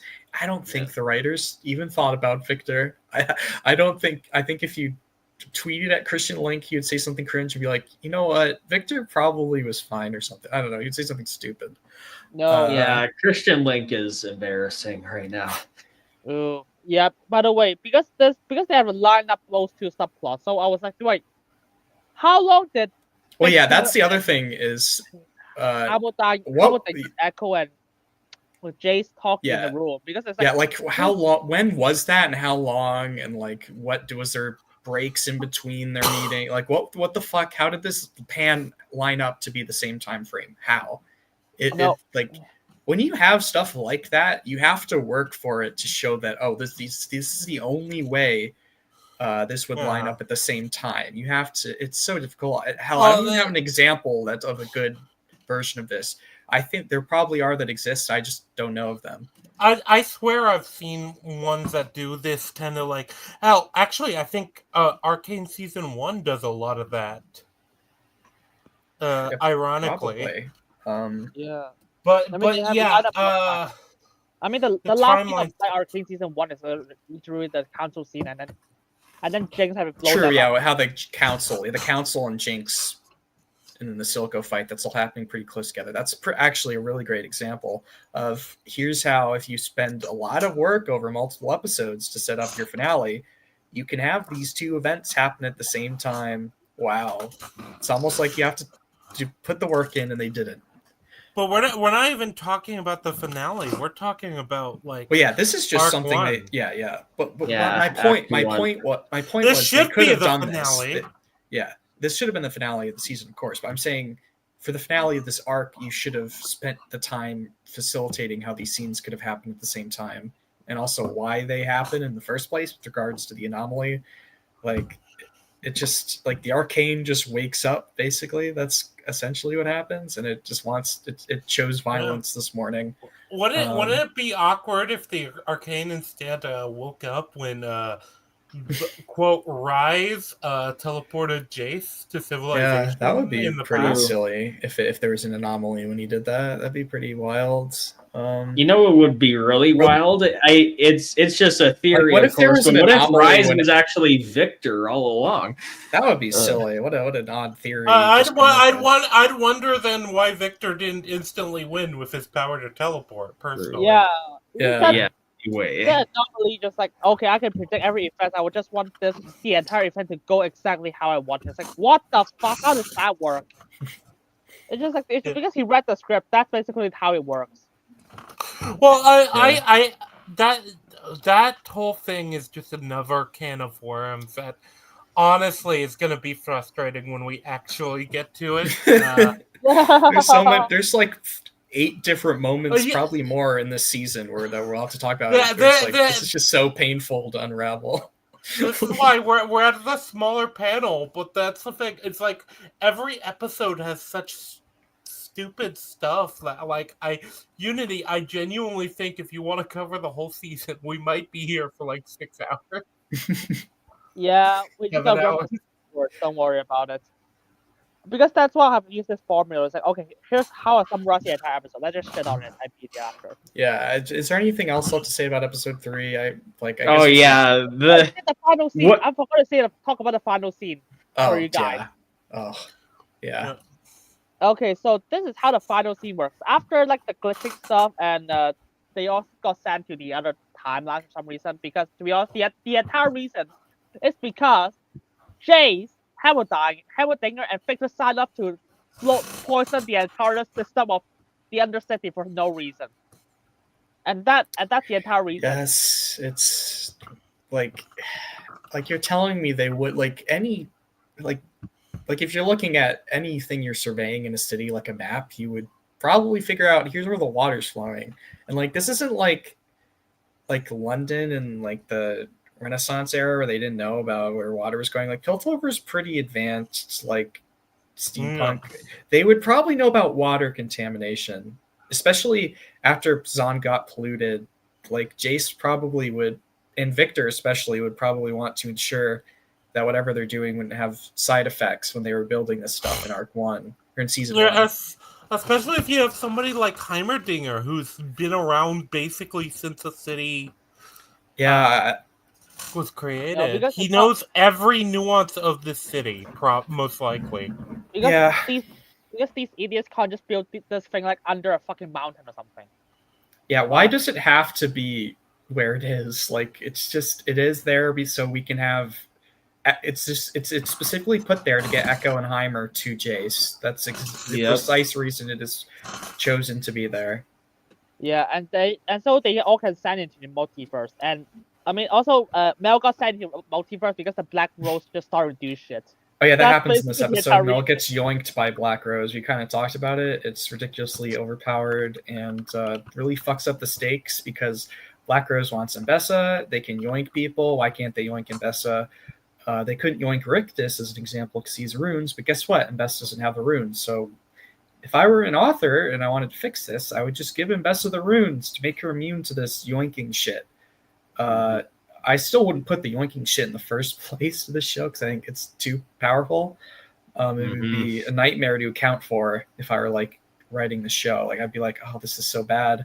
What am I going to do? Might as well not have it in the first place. So scrap that idea. But yeah, basically. If I had to have it, if I was like mandated by Christian Link himself, I would give Mbessa runes. It would make things so much easier. Why didn't they give her runes until the end of the show? Like, but they spent so long on it. But also, why does Mbessa have any power over Piltover exactly? Oh, we're getting to this part. We're getting to this part. Let's describe it first. So, at the final story episode, Ambassador was like, okay, I need someone in charge to take over Piltover. And who managed to do that? And Caitlin something. Yeah, she nominates Caitlin Kierman, yeah. Caitlin Kierman. And instead of that cripple guy. So, I want Caitlin Kierman to be the second coming of Hitler. That's basically the description. Yep, and then Loris leaves in disappointment, even though he was more than okay with it before. Well, we don't have any actual we don't really know what he's characterization like, he's either okay with it or not. He can't do both. I think Fish Guy is more developed than Loris is. Smeech is definitely more developed than Loris. I think he has definitely more lines. Smeech for sure. I'm saying the Steb, the Fish Guy. I'm saying he's more developed because like he doesn't talk at all, but like in the couple scenes he's in, he establishes that like he's this kind of headstrong guy who will rush into danger to save people who he like is comrades with. But Loris is all over the place. Like I do not know what he wants. I don't know anything about him. The most you can imply from Loris is that he lost somebody in the attack. or at least he's sympathetic to people who lost somebody in the attack. So you can imply that he probably lost somebody at some point, and he was at least sympathetic if he didn't lose somebody specifically in the attack. Yeah. Then honestly, why would he assist in gassing Zahn? Yeah, you think that if Kate becoming like a despot would get Loris to leave, why wouldn't you leave when Zahn is, as you said, is getting gassed? We don't know because we don't get what Loris cares about. The show doesn't care about, so we're not going to be getting any of it. Because maybe he thought it was okay when it was happening to them. Oh yeah, he's a not my backyard kind of guy. He's a NIMBY. Yeah. Also, I should mention, what if anyone in Piltover ran an autopsy report on Amara after Mbessa? Yeah, and also, why does no one, especially the nobles of Zahn, question where the council is? Like, Sallow is here, but where? Also, is they don't Caramel? question at no all one that asks. they don't question at all that Mbessa, who is part of a Noxian military or Noxian militia, has an ulterior motive. No one questions when if she she's an comes ulterior to motive Piltover. And No, like, okay. they don't Yeah, question that she is the one to promote Kate. Like, This is just another. She thing wouldn't that, be allowed to. She has No, her words no hold power nothing. over Yeah, them, her or words she have shouldn't. No power. no, Yeah. but you know what?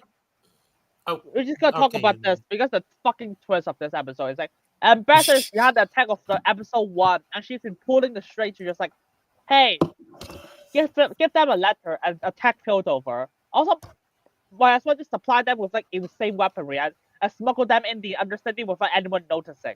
Yeah.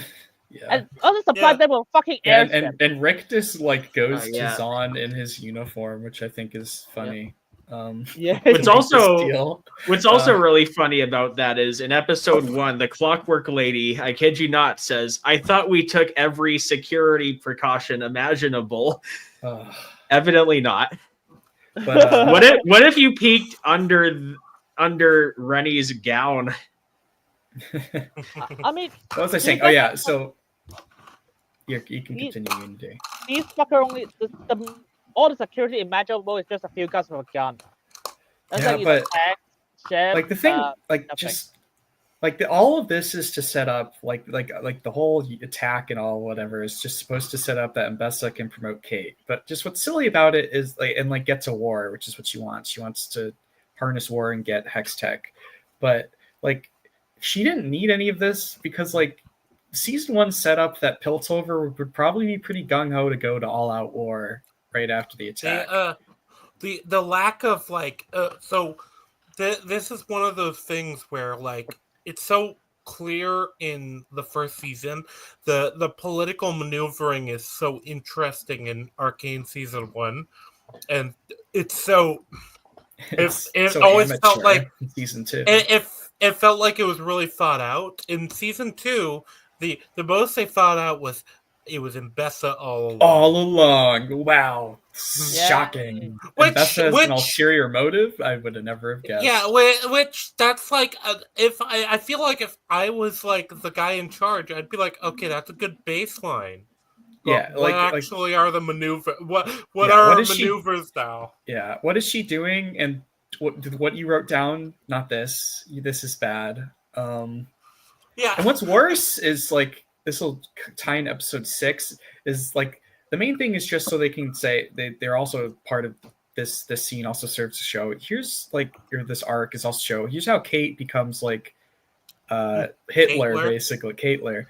Oh yeah, speaking of which, there's a reason What? that Ku Klux Kiraman is trending on Twitter. Oh, you can make that up if you try. That's golden.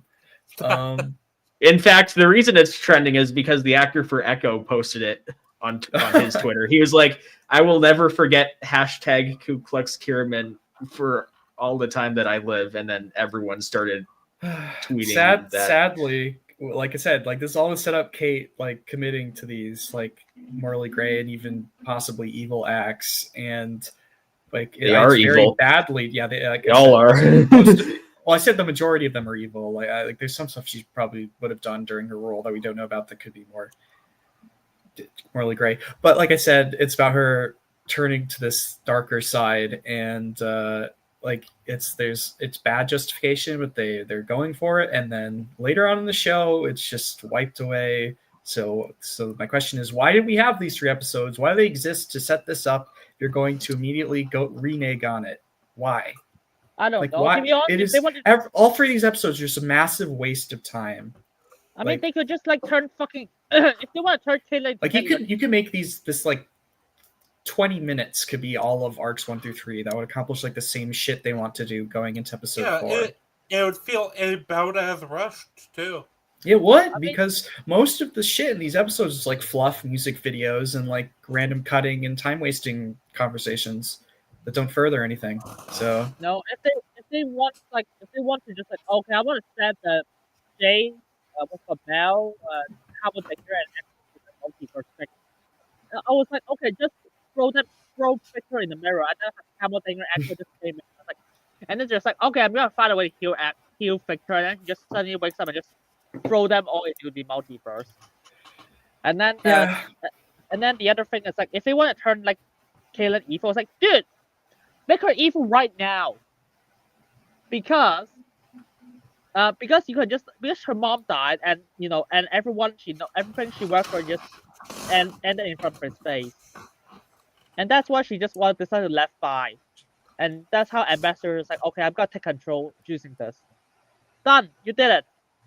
But no, the only thing we got is like the stupid kid. That doesn't amount to anything. By the way, we forgot to talk about that kid. Oh yeah, she saves Jinx by jumping onto her and pointing a gun at Vi. What if Vi simply moved Isha away with her hand? Yep. Yeah. Like in a high stress situation, people don't always act optimally, but pushing a child out of the way when you don't want to hurt them is not like the optimal move. Yeah. Why not? Yeah, it is optimal, but it's also like something you can just do like instinctively. It would be really And it easy could be for her to do, and interesting. even easier when you're trying to kill Jinx. Yeah, and it could be interesting if you're going to say have Jinx survive because she has bombs rigged to go off and end this fight. Funnily enough, I mean, it could be interesting if I like hurts Isha because she's trying to save Isha in this case. That could have. I mean, there's so many some things interesting that things. they could do, including just okay. Outside of that, maybe Kate could start repositioning immediately and probably have time to take the shot. Yeah, and there's also, this is pointed out on EFAP, is that there is a point where Kate can do the shot, like where Isha is involved, because Isha moves her head at some point when dealing with Vi. Yeah. And also, this was something we noticed was in our watch through was when Jinx's finger gets shot off, she's just kind of stunned for a bit, and there is an open shot that Caitlyn could take right there if she wanted to. Speaking of which, why not shoot her face? Why shoot her finger when her face is kind of a bigger target? Well, yeah, it's dumb that she would not hit Jinx in the first place in a better position than her finger. Like hitting her finger at all is pretty hard to do. Like even if when Vi is blocking her slightly, but like Caitlyn could have at least gotten her in the shoulder or the leg. Like as somebody who has gone shooting, shooting off a finger does require a lot of precision. Yeah. Like at that point, especially from that distance, like. Yeah, and at that point, if you can precisely shoot off a finger to hinder somebody using a gun, you can hit anything. You can hit anything on them.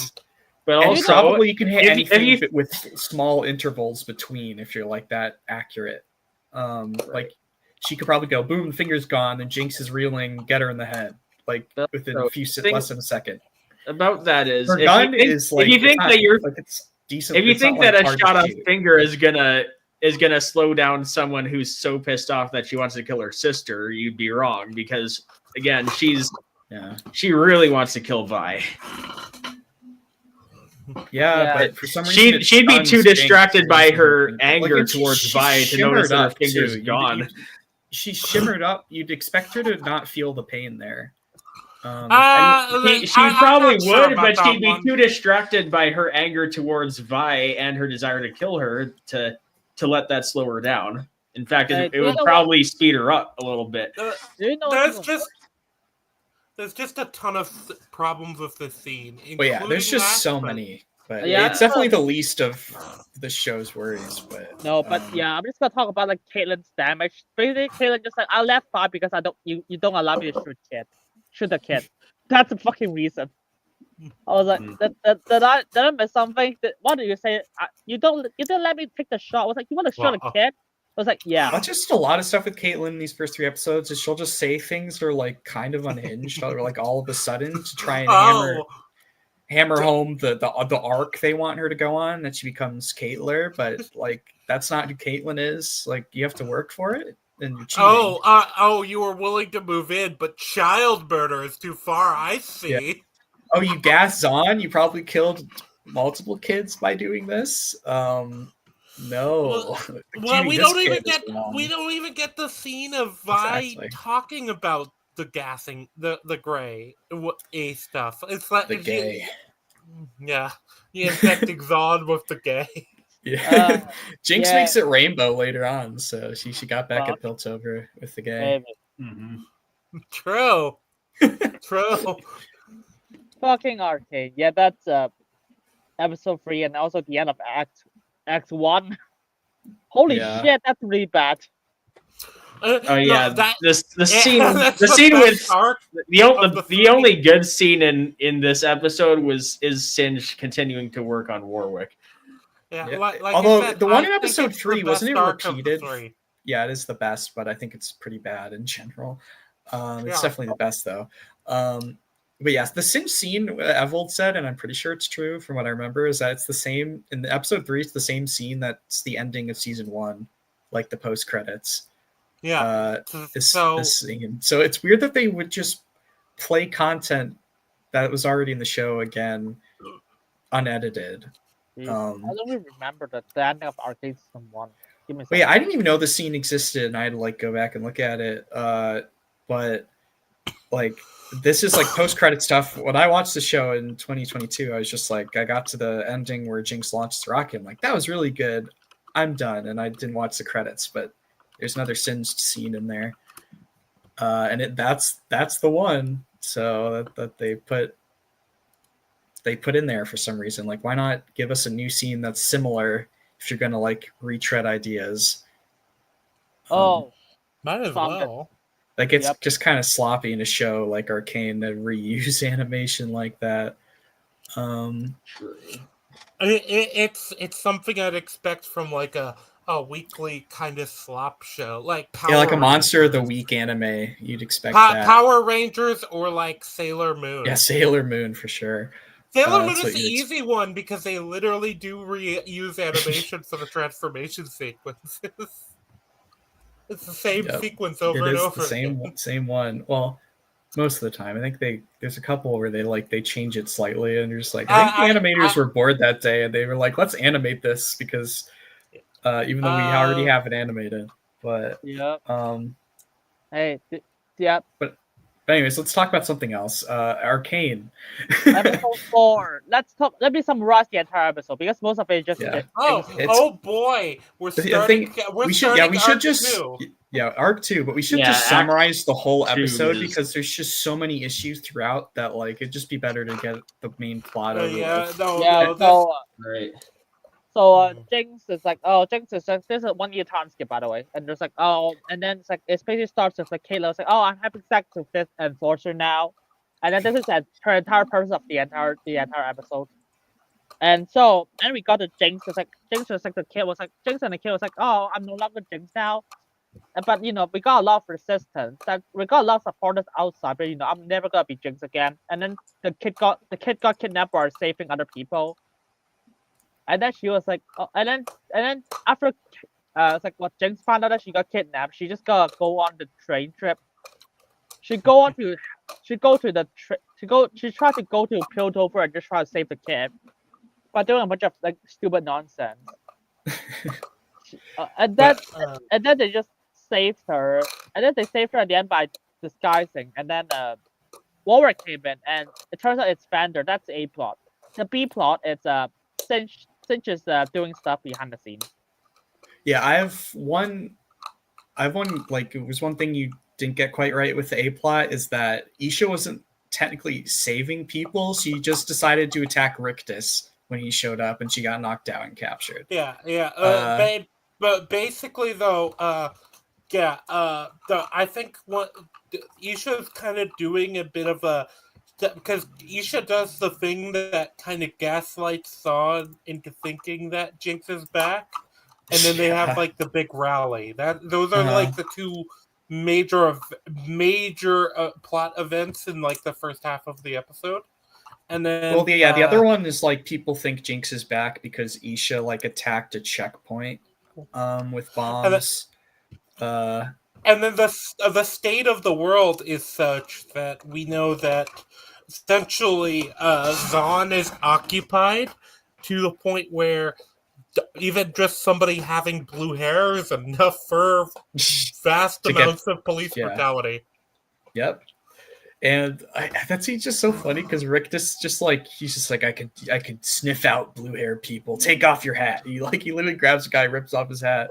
Yeah, it's almost he picks up that this guy's size, and that's what prompts Rictus to go after him. But the thing is, the reason that guy's side is because he doesn't want to do this, but he doesn't want to do it anyway. Shitty security checkpoint. What if all of them side? Is he gonna tackle all of them at once?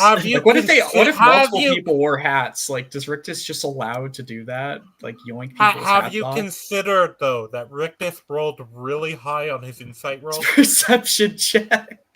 Yeah, he got a nat 20, and he's like, no, he just doesn't like when people sigh. That's just his weakness, if you must know. Basically, that's his fatal character flaw. To be fair, I can believe Rick, given how stupid the Jinxers are, that they have such an obvious tell of who's part of them. I can believe Rick just saw somebody had a hat on. It's like, yeah, it's more of a nitpick, if anything. I just it's just kind of funny to me. But yeah, because we got a lot of important shit that has happened. Yeah, we should move on. Let's talk about the rally. I think the rally is the more. The rally, there's so many problems. I mean, not with Rictus though, because Rictus promptly shows up and kicks everyone's asses for holding a public rally. It's so funny. I also gotta mention. I gotta mention this. It's just Rictus's throwing spear is really funny. Whenever I see it, I cannot help but laugh because there's no animation of him throwing it; it just appears, and when it does appear, it's. Now that you say that is pretty funny. Yeah, every time it comes up, it's the most hilarious thing you'll ever see. You think he was like a sorcerer? He could summon spears and attack people. Yeah. No animation of it. And do you know what's even? Yeah. Also, so Savika for some reason decides to hold a rally in public where she is trying to unite the city against martial law and is surprised when Rictus pulls up. We watched the episode. And no lookouts either. Speaking of which, for some reason, apparently Rictus needed to gather the information of where they're rallying from some random jinxer at the checkpoint. Yeah, and they do it in front of Vander's statue, like an obvious landmark. Yeah. So everything is pointing towards this just not going well at all. And yet Savika puts people in the situation. It's her fault. I like the idea the guy told him right away, and then Rictus is like, "No, where are you actually meeting?" That would be funny. I really wish we had an interrogation scene with Rictus. That'd be amazing. But also, why even hold your rally in a very open public space? Yeah, that's what I mean. Why not go to the last drop and do it? Because the last drop is where I would expect them to do it, and if they're going to do it in a public space, and you could get season 1 member berries by having it in the last drop. It'd be so easy. And it'd even make more sense for the simple fact that it's inside. And it's a bar. You can just be shift is over. Yeah.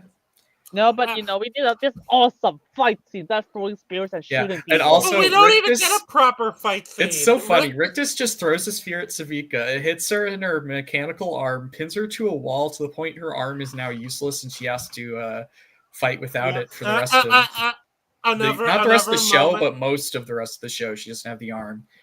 And I guess I should just say episode 4. She just doesn't have it for this episode, and then she disappears.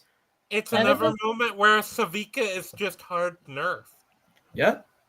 It's Exactly. like, this is one of the strongest fighters in Zon right now.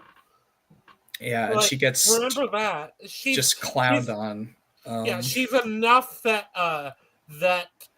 she was the person who would be sent on collection runs by Silco. Yeah, and she could fight And a Xander. Hex Tech augmented Vi and like come out pretty well until like she does get Survive. like survive, but like Vi like it's pretty difficult for Vi to even get the upper hand in the first place. Yeah, She's just pretty exactly. good. She Well, just has but good fighting she- fundamentals. She basically lost. Savika basically lost because it was a 2v1. Yeah.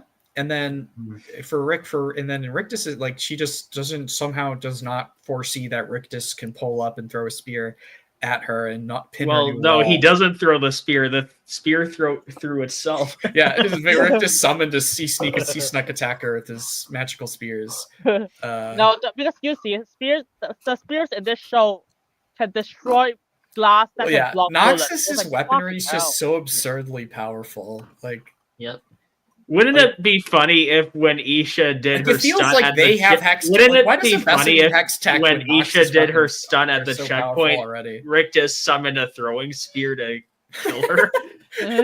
She gets headshot with this spear that disappears out of nowhere. Yeah. Oh my god. By the way, this is just one scene. We haven't talked about Jinx's character assassination Well, in yeah, the we have first to scene get- of the entire episode. Yeah, we could probably talk about it now. Mhm. Oh, yeah. Because for throughout the episode, because we're about to get to Jinx's other scenes where she has to go save everyone. Like Jinx already, like there's been a time skip, and now she doesn't care about things she cared about in this first arc, or even at the end of the show, of causing chaos and destroying Piltover and Zon altogether. Now she wants to just live alone and be content with Isha and have a weird little family. Yeah, and well, like, that Jinx was- is dead. She just says that. Yeah, Jinx is like, oh, I have a kid now. So I was like, yeah, you know Yeah. what? Let me just throw away my entire values. Yeah, so all of a sudden she's just like this quirky anti-hero character who's just like so Harley Quinn cringe, which is just sad because Jinx in the first season was very much like a kind of a take on the Harley Quinn archetype, but better done. And she just wasn't this quippy, annoying shithead, but that's who she becomes in these episodes. Yeah. It is just becoming it's the meme. It's you became the very thing you were Yes, supposed exactly. to destroy. You were supposed to bring balance to the shit tropes, not join them. Yeah. But yeah, that's okay. That already destroys her entire character. So Yeah, do you know what she's just gone. Like, yeah.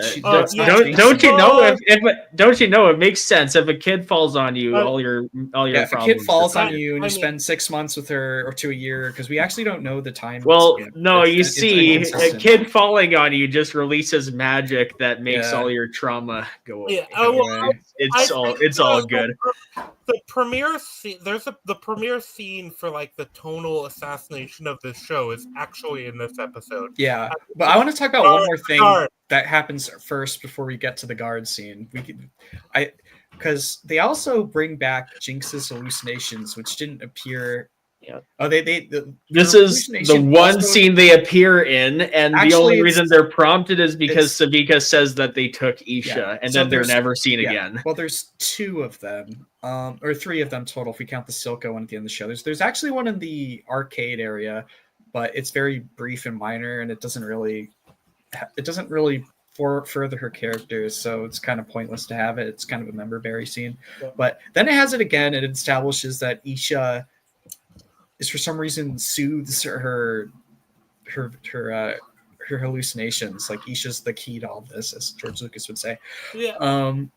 Which Yeah. I find to be odd. You'd think Isha would remind her of herself and that she would like kind of regress to Powder in that way. She'd be like, when I was Powder, I lost family, so I don't want to lose Isha. That would probably make her paranoid.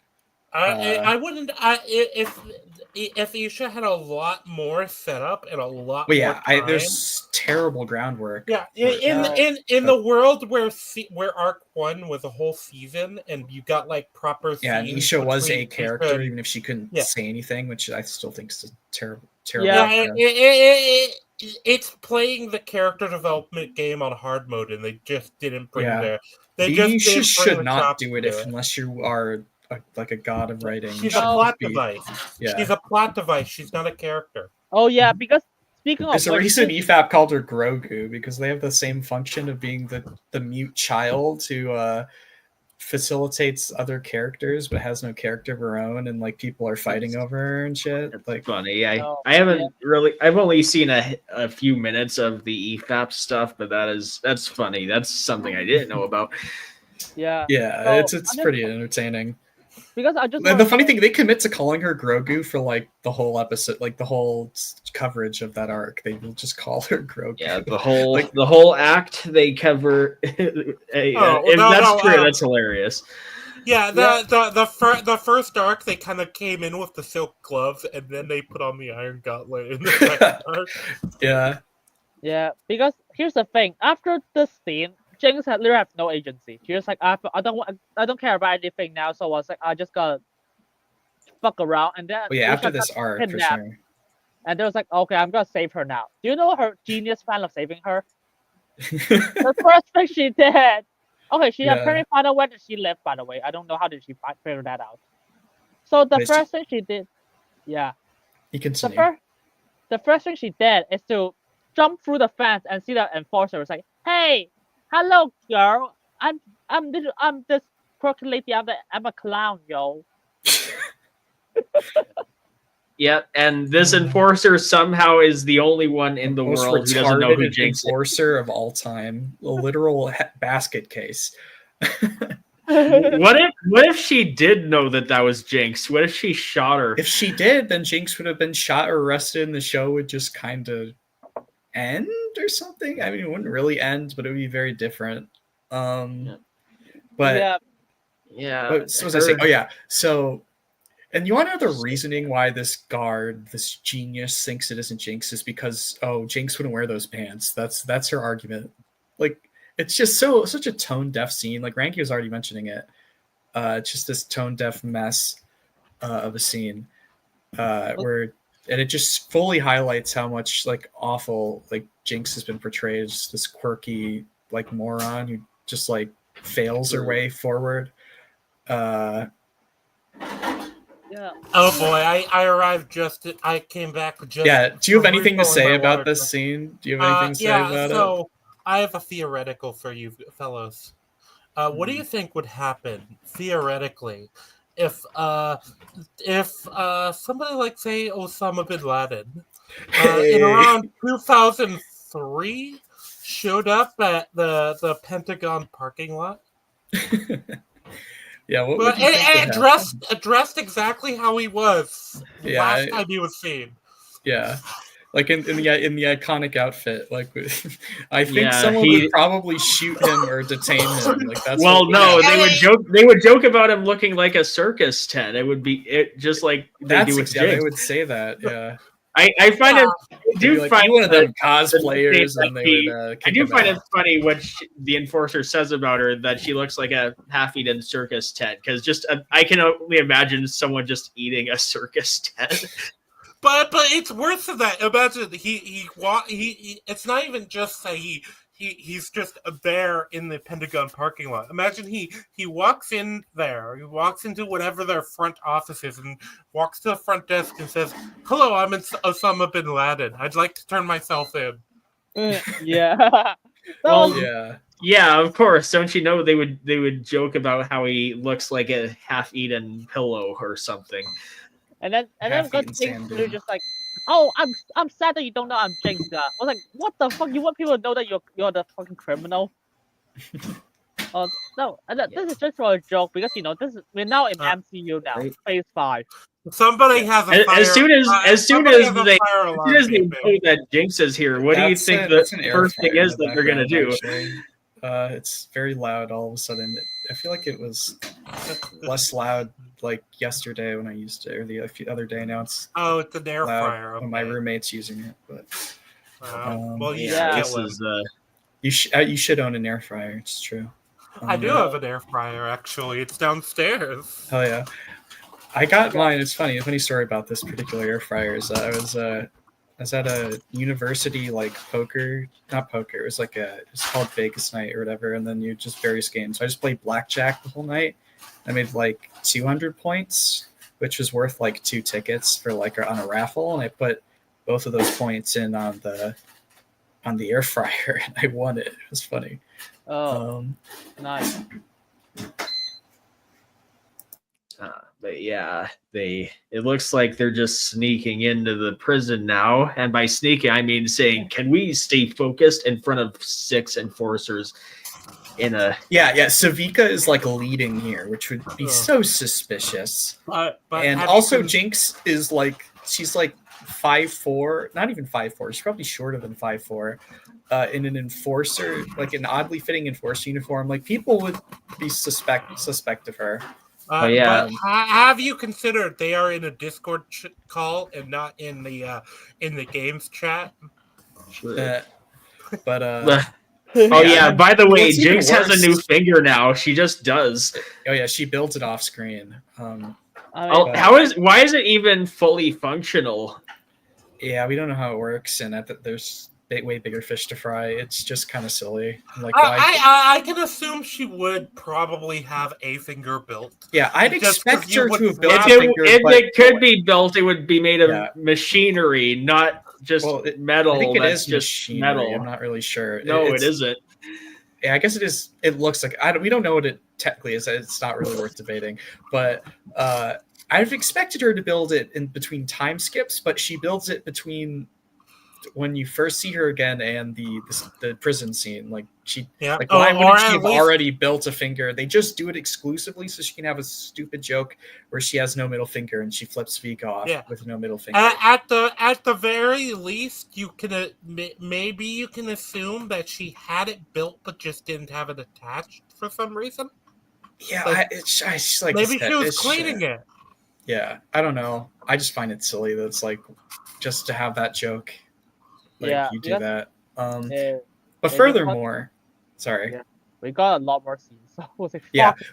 But like, let's just quickly go over. So Ambessa happens to pull up when they're bringing in Savika, and she's sus of Jinx, but doesn't say anything. And then when she leaves, she's like, "Shit, maybe that was someone who should be there." And then something else happens, but we'll get to it. But I just find that so silly. And Bessa nat one on her perception check. Yeah, she just is an idiot in this scene, as she needs to be. and then we got like some ridiculous mechanics. So it's like, oh, so they're in this prison, and then they just knock out 2 guards because there's no more other guards in this entire prison. Yeah, Like- yeah. Someone drew a diagram of like the prison having like 2 floors, and it's so funny. And then they were like, oh, here's all the switch for the prison. So it's like, what the fuck? You don't have keys? Like a switch? I know. Like there's just like it makes like Stillwater feel so small, which is just such a shame because like the way they framed it in season 1, it just seemed like this gargantuan like underwater prison. It was awesome. Seems like at least a typical Supermax.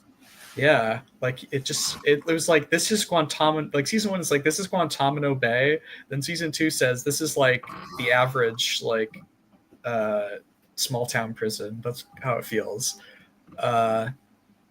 Yeah. And so, but then they go down to do the prison level, and the switches to unlock the cages are just all out in the open, like.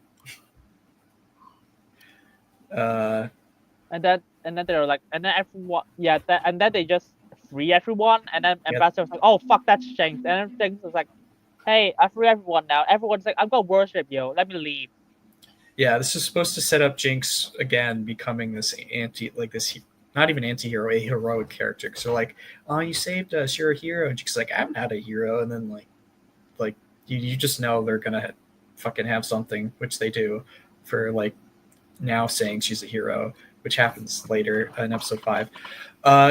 And like if season 1 or even arc 1 of season 2 Jinx had to break people like out of prison, you'd expect her to like not care about them, like only caring about Isha and use them for distraction. But instead she's like, oh, just walk out orderly. See ya. You would almost assume she would not have to even taken this subtle. That you would have like you'd probably have a scene where like instead of like her trying to subtle approach, you just have a scene where like the lift just explode. Yeah, like she'd expect like old Jinx to like do like a crazy assault with just a bunch of traps and bombs, explosions, minigun shit. Like she would just zap in and fuck shit up and cause some distractions if she freed the prisoners, possibly gotten them to riot, and then got what she came for and leave. Like that's what. But no, instead we have Jinx doing this terribly unsubtle yet subtle for her approach. Yeah, and here's the funny thing. I don't think anyone noticed that. So when they flip the switch of every person. So every prison cell open except from Isha. Yeah. Isha's happens to break. Yeah. If Isha, because they don't want Isha's cell to just automatically open, so Jinx has to stay behind and find Isha and delay Warwick to just attack them. It's because of that they don't leave immediately and they can have the fight. And it's also so Isha doesn't interrupt the Jinxer scene too, so she's just not there either. Because we try to gaslight the audience into thinking Jinx is heroic rather than it's just so they can have that specific scene and not have any other emotions interrupt the audience, like their thoughts. So they want the audience to focus on it, so they just write everything else out of the scene until necessary. But I think, and then the really funny thing with the Jinxers is they basically calmly walk out and escape just fine. Yep, and Warwick doesn't tear through them on his way in. Like he tears through everyone other than the Jinxers. Well, I think there's a scene. There's a very short, like split second, couple frames. You get to see after Warwick's attack, injured Jinxers are walking out, but Warwick hasn't killed any of them. So he somehow managed to just injure like 1 or 2, and otherwise the rest of them are unharmed and escaped scot-free. Yeah. Well, Mbessa also escaped scot-free, so... Yes. Speaking of, so Mbessa now comes to the realization, oh shit, I'm retarded, and Jinx someone is in the prison with Savika. This could only go badly. Then Warwick operates a lift. Well, I like the idea of him operating the lift because it's funny, but there's always the possibility. It's even funnier if you imagine him getting increasingly impatient with how long it's taking to get there. There's some primo comedic scenes with Warwick here. You just have the animation of him repeatedly tapping the button, getting impatient. He's pacing back and forth. Yeah, and he just scratching the walls. He just says, "Fuck up," while it's moving really slow. You have the elevator music playing like do. I mean, he literally gets to use an elevator. It would be funny. Speaking of which, it would be funny if there was elevator music in the lift. It would be funny. I really wish they did this. The misery. You have that, but it's just. That would be so funny. Yeah. Like shit like this makes you want like an Arcane season 2 abridged with like scenes like this added in. It would be so funny. So Mbessa then gets charged at by Warwick, but we cut away because we can't see how this would fare because Mbessa would probably die. I mean, of course she's gonna die from it. No. Die because she is needed for later until she isn't. But wouldn't it be? So this seemed like this is what's weird to me. This seemed like the perfect time to give Mbessa an act, especially because she seemed to be especially because she seemed to be being set up as the main antagonist. Yeah. So like it would have been good to get a demo of what she scene. does. So it could drive tension. Like you're like shit. And Bessa's really good, so she could survive fighting against Warwick. This is crazy for our protagonist, but we don't. Thing is, she wouldn't survive because Warwick is super strong, super fast, and super durable. Like I said, I think it's debatable whether or not she could survive, but like you could frame it such a way that she like doesn't win, but she manages to get away. Like that. You could even have it be like maybe she finds a way to knock Warwick into the elevator, and that brings him up to fight Jinx. And that could be cool. And just imagine her knocking him back into the lift, and then the lift moves back, and he's like, no. We just that would be but we just rather than teleporting Ambessa out of the scene, we have her do something. That would be wild. Yeah, I'm gonna be honest. I don't even know how the Warwick came here. Just like she just got a train because Sting just dropped blood on the floor, and that's how she summoned Warwick. And Warwick just knows how to upgrade. We'll talk with Singed, I guess, when we get to him. But his stuff is really weird, and it's kind of why I can't say he's the best character of the season because his plans are just really silly. We don't even know what his goal for this whole scene is. Well, we kind of. I mean, but the thing is, he said in the lift. He said to Isha in the lift, "I'll give you a secret. We won't be staying long." And he's referring. He meant they won't be staying alive very long because Warwick would have killed all of them. Yeah. The only that's the thing. That moment, I was like, "Oh, so he's got some way to like control Warwick," and it has to do with his blood somehow. Yep. And then later you find out that he doesn't. Well, no, you see, the way that he controls Warwick is by dancing and singing "Oh, the Misery." That would be better. It makes sense. So.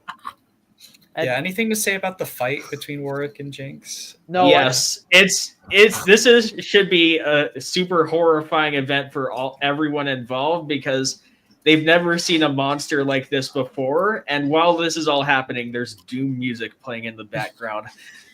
It's such a genetic chasing. I was like, except from that tonal ratio, it's like, oh god, a wolf just came here, and then it just turned out that's Vander.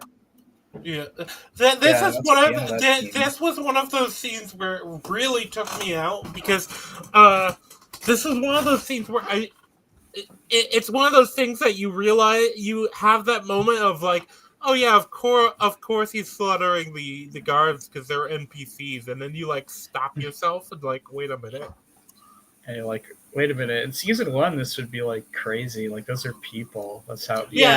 Remember when there was a funeral for the 6 enforcers that Jinx blew up in episode 4?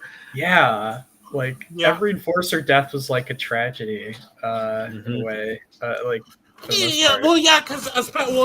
But you see, the reason it was a tragedy back then is because there was no Doom soundtrack. Yeah, and the thing is, a lot of the enforcers in the first season managed to be like pretty faceless, but they still managed to feel human.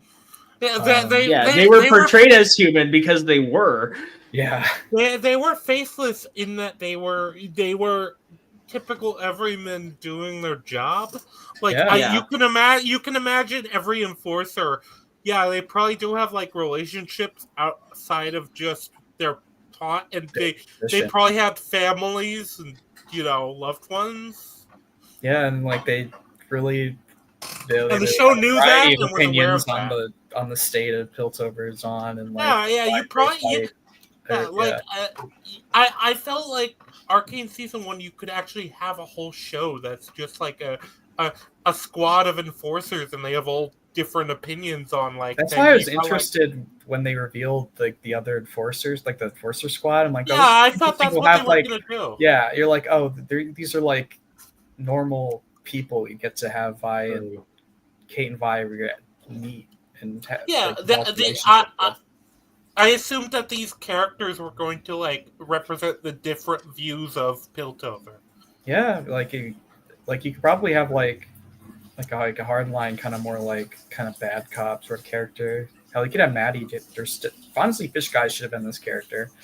Well, I felt like what they were probably after Arc 1. I felt like what they were going to do was they were going to have like what's his name, Shield Guy, be kind of more the he was going to be more of he was good. Yeah, he was gonna be more of like he's not a very good cop, but he is like, but then like turn it around where he is actually the good cop, and Maddie was gonna be like, oh yeah, she seems like the eager like person who seemed like the good guy, but she's like a actually twist.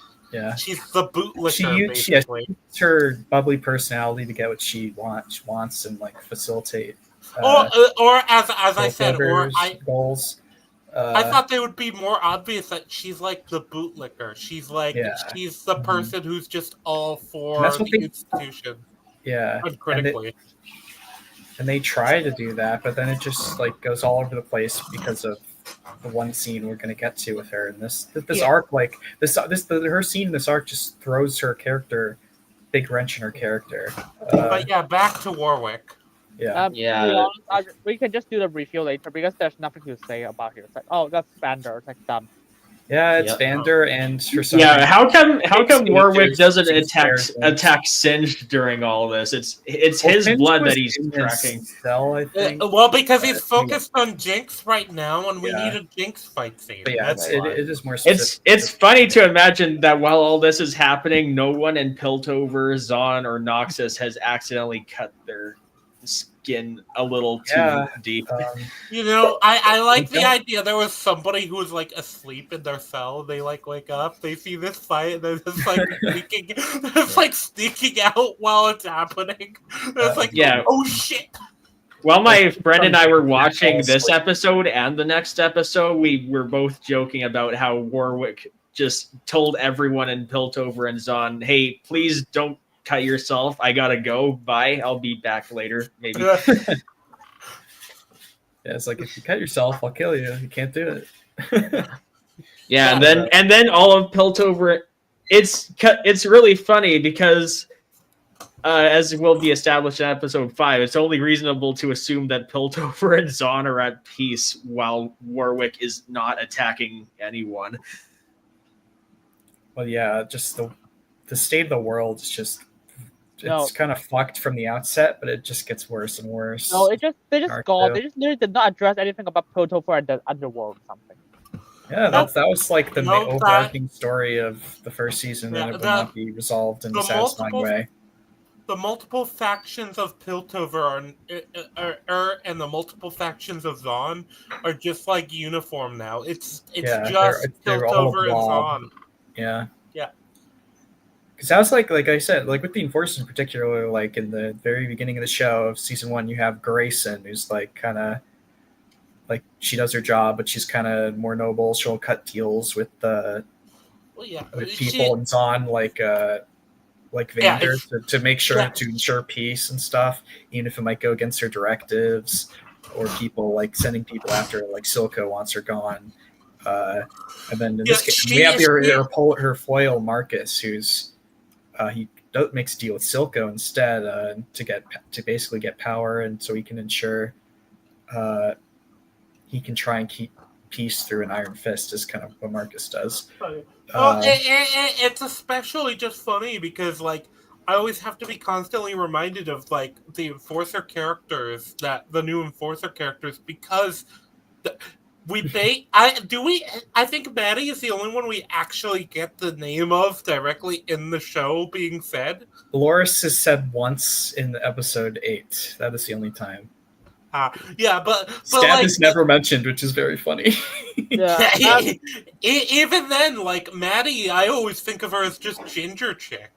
Yeah, it's like the only reason I know Maddie's name more than anyone else is just because of like the meme. The meme, yeah, like dude, you watch. Okay, like, we have more to say at the final episode about. Like the only reason I'm endeared to Maddie is because of that. Like, but we'll get there. We just gotta talk about episode 5 because Lord. But there's not much to say. Can we talk about Singe's plan? We'll talk about Singe's stuff when we get to his plan. I think we've already basically just said Singe has no plan. He's probably gonna get killed. He's all over the place. He should have tried to make an escape during in episode 4, but he didn't. But Well, we find out that maybe he wanted to because be he can't captured exactly to bring get back hired by his daughter someone. if he's It just dead, right? Yeah. Well, at most you think, oh, he's staying in the prison so he gets a chance to meet with Mbessa. Why not just contact Mbessa with a letter? You can do that. In fact, Rictus has already met with people in the Undercity to do deals. Like, this is something you could probably do. And hell, even if without like risking Warwick getting lost, as what happens, what he could do is he could probably just piss off an enforcer and get arrested, and then when they're like sorting him out, he can say, like he could probably get something going in prison. And he could probably do it way better. Okay, so do we just want to talk about episode 5? Because you can save all of those later. Yeah, let's get to the summary. It's gonna be a long one. So episode 5 is how the character assassinate 5. She's already pretty damaged, and they commit. Yep, and then she's doing as well as Jinx should be doing if she was in character. Yeah, and so this starts off with her just dressing up as Lincoln Park and just get drunk, punch people. Jinx teleported in to kidnap Fi because Fi is a fucking moron. She was like, "Oh, I'm gonna kidnap you. I'll believe you. Just bring me there." And Jinx brings her to a fucking tunnel to meet her father, allegedly. Yeah, and that's the great trap. And then at the end, they got talked over, and then Warwick attacked them, and then Fi was like, "Oh fuck, that's Vander. Come here, sister." Okay, that's A plot. Do you know the B plot? Is it? I don't even know. Is there a B plot this episode? Yes, that's the Mel stuff with his brother. Oh yeah, LeBlanc is doing an illusion on Mel. Yeah, she for some reason. Kino, which yeah. So because it's like here it's illusion because here's a trap because I'm playing what's it called? I'm playing like 4D mind chess with you, yo. And then also we got a flashback about Vander, what's it called? Vander, Silco, and we get that later in the episode. Yeah. And that's a flashback for no reason. Literally no reason. I have no idea why it's in this episode. Oh, believe me, it's worse than just being for no reason, but we're going to get to that. I will explain in great detail why it's a problem. That scene, we're going to spend a lot of time in that scene, unfortunately. It's awful. And then we got like what's it called? What's his name? Victor. Okay, not Victor. Victor just dressed up as like Space Jesus, and then we get a little bit of that. Then Salo goes to him, and then just like to get healed. That's kind of what happens. And just infect Jace with like a space oil. They do reveal Jace at the end of episode 5. Yeah, he splats Salo. I don't remember the guy's name. The guy that Jace crushed with his hammer. That person. Yeah, the counselor guy, Salo. That's his name. Oh yeah, and every group that I'm in that has watched Arcane, they all keep posting this really funny GIF of the GIF of him getting crushed. It's so funny. Yeah, I don't know what's funnier, that or the throwing spear. I think the funniest like one of those scenes is the one with Maddie in episode 9. That too. That's also pretty funny. So that's the entire episode. So which one do you want to start first? Do you want to start off with the main part of Fi and Vince shit? We kind of get to this. Going through the A plot will get us to the Silco Vander mother scene. Yep. So it's probably good to start there. Yeah, for some reason, instead of Vi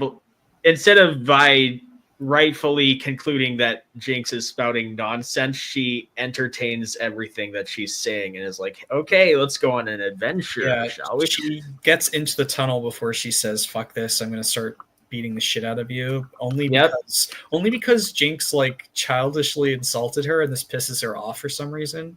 Like they basically have like, it's just such a childish scene. Yep. And why would Jinx even want to talk to Vi? Yeah, I don't get why Jinx thinks because Vander exists that she can reconcile with Vi. Particularly, like, she hates Vi not because like Vander died, or somewhat. He hates her for more than a few multiple reasons. One of the biggest ones is that Vi blew up at her, called her useless, and then punched her after Vander died. So that's one of the big ones. Actually, Jinx blew them up by accident, but that's what I mean. But like I said, Vi was like, Vi didn't really intend to kind of create this rift. She was just angry, and like after all, like her life fell apart too, and she took it out on Powder at the time. And she didn't expect that Powder would get captured and her psyche shattered while under Silco's like care. She didn't know that, and it's unfortunate, but that's kind of one of the interesting things about season 1 is that this crazy scene happens. It's all very well set up, and it establishes why our characters are like this and why they're going to fight it out, and it's not going to be pretty. Yeah. But all of a sudden, Jinx wants to make up with Vi, I guess. Yeah. By the way, and during their sorry, go ahead.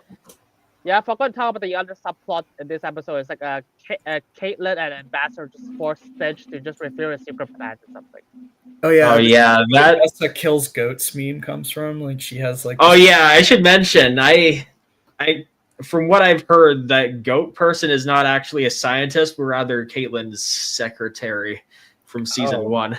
Oh, geez, she's just killing random. So Ambassador's just being really dumb. She doesn't go and look for notes on how to do hex tech that were left behind by Jace. Instead, she just has been sending people that are either scientists or in this case just intelligent people to try and reverse engineer hex tech. Yeah, I wonder what Caitlyn's gonna think about her secretary being vaporized. She's repeatedly killing people, presumably at least probably up to 10 people or more, on trying to reverse engineer hex tech. And there's already a lot of hex tech technology that exists in the first place. So like the idea that you can't just reverse engineer it using that is just silly. There's also notes on how to work with it. Yeah, like Jace is established to be gone apparently for months through the time warp bullshit that we'll get to. This time skip is at least months. At least 3 months. At least 3. 3 months minimum. Like Unity said it was a year at the beginning, but they actually don't say anything in the show to confirm this. And so every time, like I was talking about at other places, people be like, we don't know how long the time skip was. So considering how much longer Vi's hair is, but it definitely has to safe be to assume that it's at least 3. Yeah, and Jace has. I can't even use Jace as an example because Jace was. We'll get to why Jace's time is on different timeline, I should say. So his hair growth could be even longer, even if it was like 2 months or something of real time. But I just want to say this. So we're just gonna talk about the Vi plot first. And do you know what I think when I saw this entire episode was like, Vi? The thing that Vi should be suspecting is the fact that this is a trap. Jinx is bringing me into a tunnel to quote unquote say that my dad is alive. Your dad is here. Like there's no way he's gonna survive. Yeah, she just goes along with it, even though she like is clearly suspicious and like belligerent enough to start attacking Jinx after like shitty conversation. Like, I was gonna say, I almost feel like it wouldn't even be like this is a trap. It would be like You're just insane. No? Are you actually showing up to me like directly? No. Mm-hmm. Like, I feel like she's even like you'd think like she's even shown to have hallucinations. Like in the episode, like she attacks a guy for thinking he's Caitlyn at some point. But you'd think when she then sees Jinx, and like when I first saw Jinx appear, I was like, is this going to be a hallucination or something?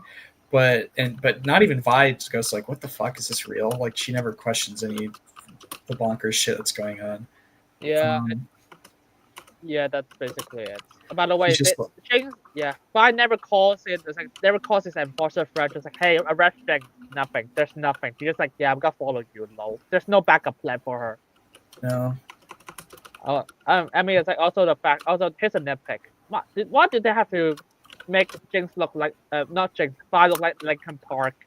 Why can't they just make her look like a Haley Steinfeld? Well, yeah, I'm not really a big fan. So that they could sell a new skin in League of Legends, a fight. It's probably just for new iconography. And I think the funny thing is they can't even commit to her hair being that color. Like, she gets knocked out and then she wakes up and like somehow the hair dye is all gone. Not all of it, just it's still like, black. But most of it is gone though. She has like black highlights effectively from episode 8 onward. Oh right, from episode 8. Yeah, someone someone just casually dyes her hair while someone's stitching her up. Like exactly. She was probably out of commission for probably a couple days. I'm pretty sure that's like in episode 8. Yeah. But for some reason, just her hair just disappears. She kind of loses. Like they just give her a new design, and then for like a literal episode, 2 episodes, and then that's it. Which is just kind of silly. No, because and they can't even make her look hotter. Like Haley Steinfeld. Yeah. That's all they needed to make her look like Haley Steinfeld. A lot more people want to. Skin. And I think another issue with it is I think that her design is just kind of is a bit of cheating, and the fact it's supposed to make audiences think Vi's had a lot of character development and that she's going to be different, and like even her music video sets that up, and then immediately she's not all that different when she's talking with Jinx. Like she's very stupid and out of character in those scenes, but like she doesn't seem like she's had this hard ass couple months and has kind of changed as a result. Like that's not how. She somewhat feels like a skin suit of season 1 Vi, but she still feels more like season 1 Vi than she should after all of this. So I think part of her design change is just so they're like crutching on that, like people thinking new design, new person kind of.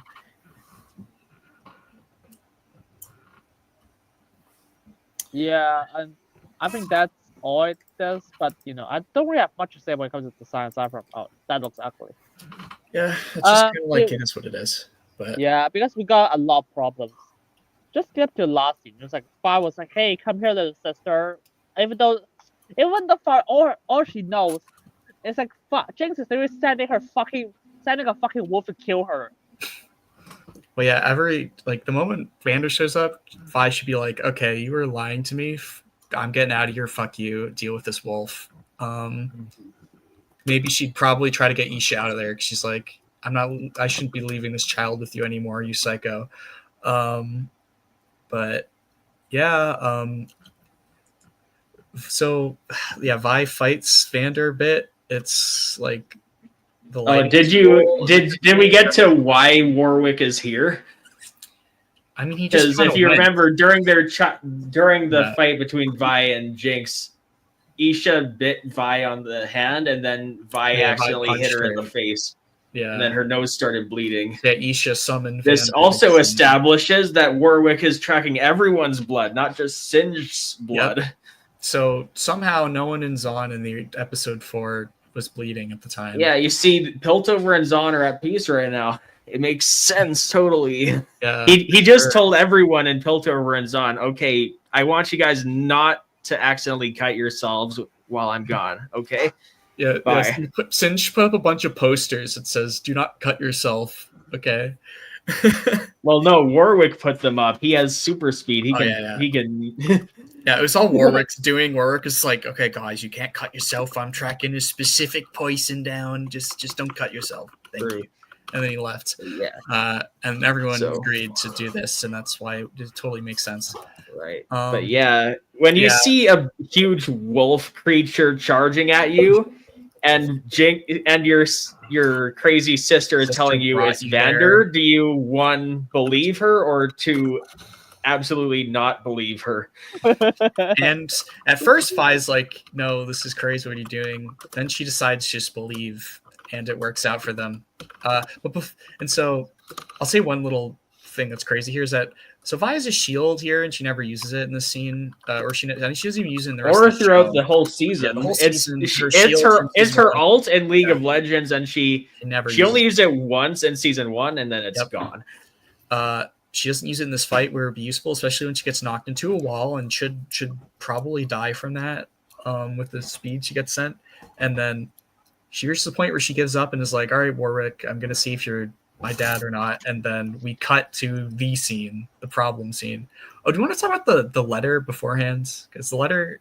Oh yeah, the letter's pretty terrible because about the letter because it's like Vander. It's established that Vander just wrote a letter that says, "Hey, I'm sorry, I tried to kill you. And he says something along the lines of, somehow I thought this was the best thing for both of us," which no. And this is just part. And then for some reason, after Jinx reads it, she's like, if Silco saw this, none of the things that happened would have happened. All been different. That's not true, except episode 7 is going to establish that it is, but we'll get to that. Yeah. I'm sure we will. Totally. Yeah. But yeah, that whole letter is just put there because it just wants to further drive home the fact that, Vi and Jinx can get back together again. Just they knew when to forgive. But also, what's interesting is all of the shit that's happened between them that would facilitate the opposite. About the letter, it seems as if everything that was happening before.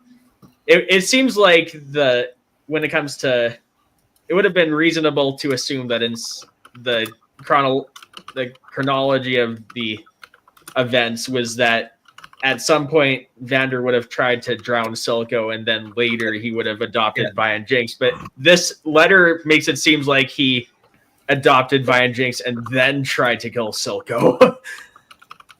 Which that's really funny when you think about it. Yeah, unless it's like there's an implication now that the drowning and then him finding them were like the same day, I guess, and then he wrote the letter right after. Like, I don't know. Either way, it just makes Vander, it just messes up with Vander a lot because like he had strong principles, so did Silco. It drove them to fighting each other. Basically, like I think at the point you were at with them him writing that letter for Erstavold, given that's supposed to be after he tried to kill Silco. Yeah, at that point, there's no fixing that relationship. Yeah, there's no like if you ever try to attempt to kill someone, you're never gonna be like, let's hug it out afterwards. Like that's just like. Hey, if all of Piltover and Zahn can be at peace, then so can these three. I think the funny thing is, I think we doesn't even need to be at peace for people not to bleed. Like, if someone could get a paper cut, and Warwick should be. I know, I'm just joking, of course. It's just funny to assume that this is all. Funny. They're all at peace right now. Yeah, they all kumbaya. Yeah. It was Rictus. He facilitated that. He and his throwing spear are just saving the world right now. Pretty much. And this flying spear. I personally think that we need to test this, Falco. I'll try to kill you, and then we'll see if we're cool. Yeah, we should try that. Just send a pipe bomb to my house. It's the Shang-Chi thing where Wenwu tries to kill that lady, and then they get married and have a kid. 2 kids. Remember that? I'm so glad I never saw that movie. Yeah, do you know I'm glad you haven't as well, because believe me, it's awful. Okay. Because love is everywhere. Love is whenever that happens. So that's why you fall in love. Yeah. That's literally the dialogue. Yeah. I wish I was kidding. Yeah. But love. Yeah, that's the line. I think we've established enough reasons why the letter is silly. We should talk about the scene now. Yeah. Flashback. So, how many of you remember why Vander adopted Vi and Powder in season 1? I do, because their parents died from the bridge attack, and they find that out, and Vander is the only one who survived. And after he realized that their parents died and the disaster that he causes, and what it causes to Vi and Powder, To these two children he doesn't know. He's just Oh, what do you mean? He made a promise to her mother. That's what actually happened. yeah, that's the real. But Silco promised too, which is why. Yeah. Which is why Speaking of which, Silco obviously. yeah. Oh, Yeah, Silco specifically said to kill those kids Yeah. in season 1, if you remember. But now it establishes that not only did he know who they were in the first place. Vi's mom beyond just being some citizen of Zon, but he was also obligated to take care of her children if something happened to her. And then he's like, kill them. And so you can see fighting for his that cause, so you Silco think he'd be a little sympathetic been- to those kids. Yep. Much like he's the only reason he was sympathetic to Powder was because he saw that she was going through a really tough time, to say the least, and she recognized at some point that she's not doing okay because she accidentally killed her family, and now he's gonna raise her. yeah, it's like kind of an opportunist sort of thing, and then Yeah, and remember, Silco actually did go through the same arc that Vander did in season 1, if you remember. just later on in the show. Yeah, it was kind of when- like a reverse of. It's kind of like a full reversal of Vander, where it's like Vander falls for them at the beginning, and then Yep. Silco kind of falls for. Like I say, falls for, and like he comes to like see her as a daughter. I should say It's not like the Doomer kiss meme. For those who know. Yeah. Batman. He's been kissing Jinx for 30 years. Oh God.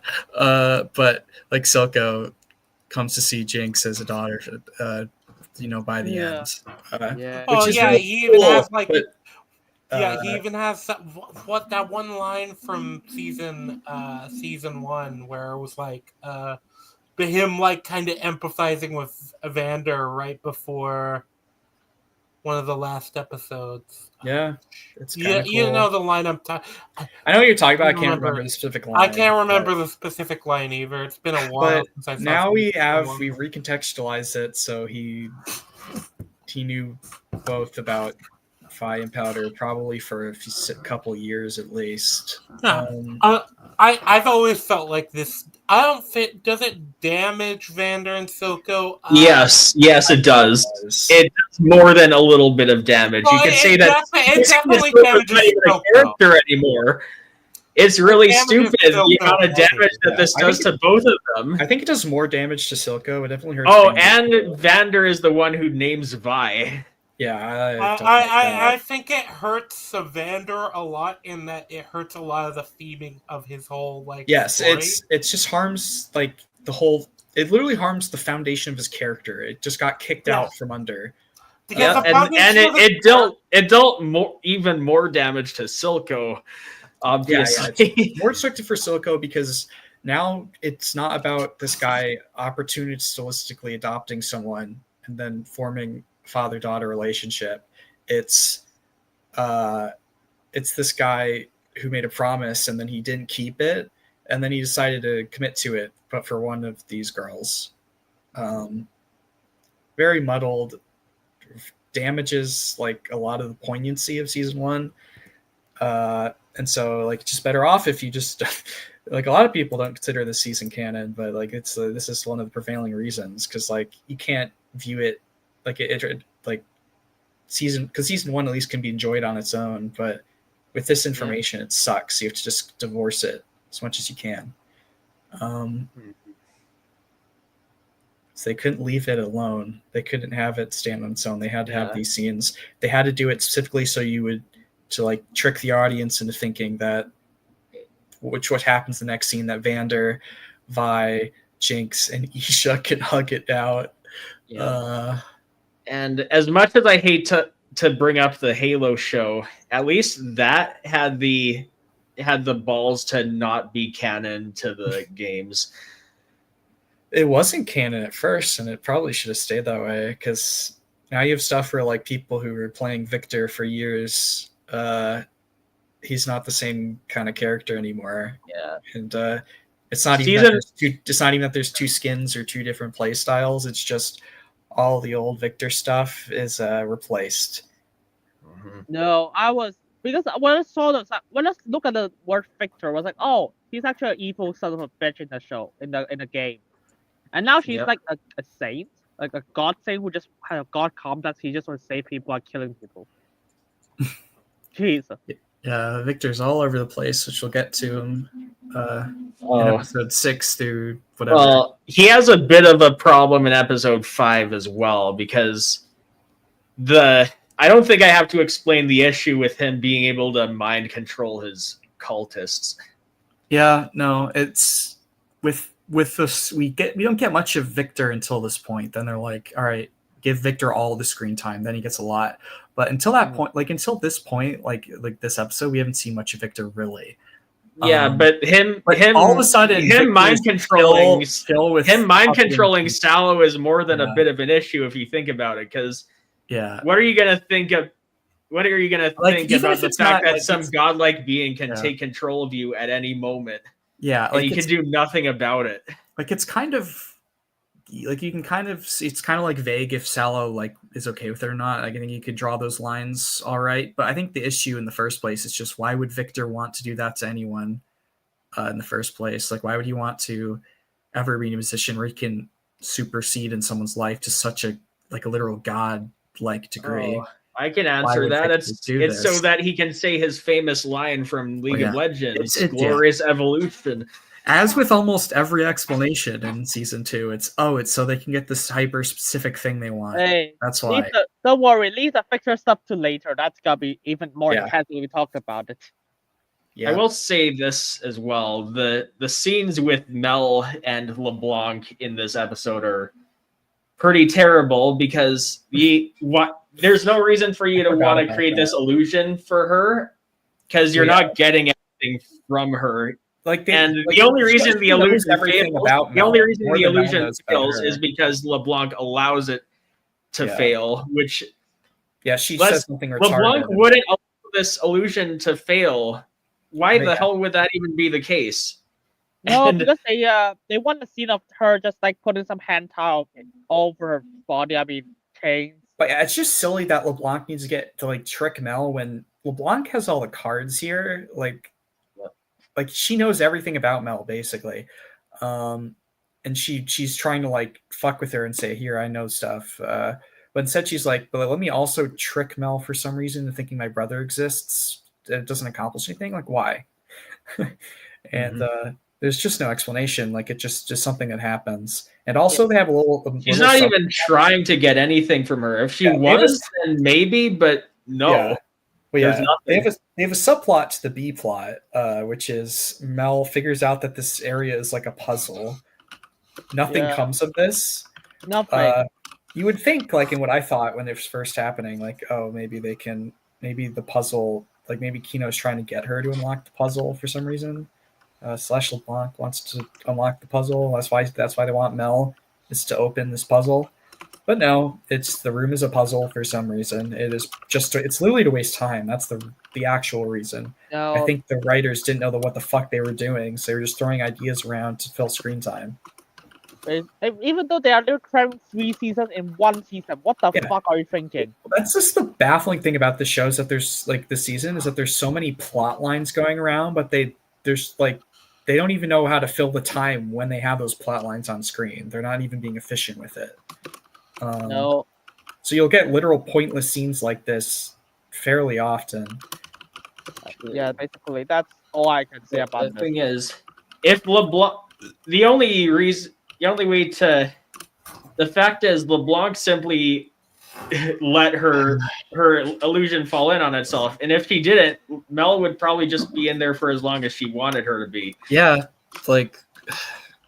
like you kind of get the idea that maybe LeBlanc wants Mel to activate her powers so they can make her a witch. Like that's basically, I think, what she wants. But why use the Kino illusion to do that? Like just attack her and see if the powers activate. That's literally all she had to do, which is just how conveniently Mel's powers work. So Yeah, no Yeah, matter sure. how you put it, LeBlanc is fucking stupid. Yeah, like most characters in the show, she's really stupid. Yeah, I think that's all for episode 5, right? Like, kind of talked Yep. over everything. And then episode 6, Yep. it's so bad. Yeah, when I Let's first talk watched about it, I was like, "Hey, this episode's not great," but it had the least problems. And then I kind of watched it again, and I heard a bunch of people talk about it from all over the internet. And like now, I'm at the point; it's probably one of the worst. Yeah. Was 6 or 5? 6, 5. I always thought was the worst. It's probably like I think 9 is overall the worst, but I think 5 is close, and 5 and 6 are close. Yeah, well, Okay. actually, because I think the 3 episodes at the end are probably the worst of the Yeah, the 3. I guess it'd Not probably the go worst like part, but I cared the least at that point. So yeah, like I think episode 10 5 is the one that times. pisses me off the most, and then episode 4 is close by, then episode 6, and then on an objective level, Yeah, like, yeah, the arc 3 is just the worst. But it's more of a clown show to me Yes. at that point. Yeah, that's kind of the thing. It's like your investment versus. Yeah, that was just a funny part of the EFAP for like when people were talking about it at the end. Like you could tell no one cares anymore. Like it's like actually insane. Like Yeah, no. like, you could So, just kill. I You want can to kill summarize this people. episode. Full investment in a proper property in one go No, in 9 episodes I that are don't 40 even minutes long. It's crazy. basically. Even I was kind of losing interest now. I don't even know how to Yeah. summarize this episode because this episode is so convoluted. Well, this episode's fairly straightforward. It's just the ending's kind of batshit insane, but most of it's just like it's there's not much happens either. It's like they show up to the camp, and then so does Mbessa and Co. and Singed, and then everyone's fighting over Warwick, and then fighting Yep. team up. Also, for some reason, Victor has a much more difficult time dealing with Warwick than he does with other people. He's just another biological being as far as he and his powers are concerned. What about him is making it so difficult to transform him into a magic guy? I guess the difficulty is that like it's because there's the Beast and then there's Vander. Like there's like the two kind of personalities that are there. And so like the main thing Victor's trying to do is less heal his body. He doesn't really know how to do that. It's more trying to heal the mind, I guess. I don't know. Again, he's just another biological being, which means, and even if we were to assume that somehow this is the only thing that he can possibly do to Warwick, the best thing that you could do is just kill the beast side of his mind, and then he's good. Yeah, it's that simple. Yeah. Okay. Yeah. You know what? I'm gonna try to summarize it as much as possible because this is gonna be really convoluted. You have to pay attention. But yeah, like all of our complaints are at the end. There's some I have in the middle, but The they're first scene is Victor just turned into God. I wish I was kidding. And he met the other God, and they're floating in a white space. well, he meets Sky, was in season 1, and according to the writers, is the Hex Core actually, but it's kind of unsure. It's kind of vague in the show itself. They kind of team up, I guess. It's kind of what it is. And then and that's it. So and then we got like Fi and Jinx is like, oh, we gotta go into this place, but we want to heal like what's it called? Vander.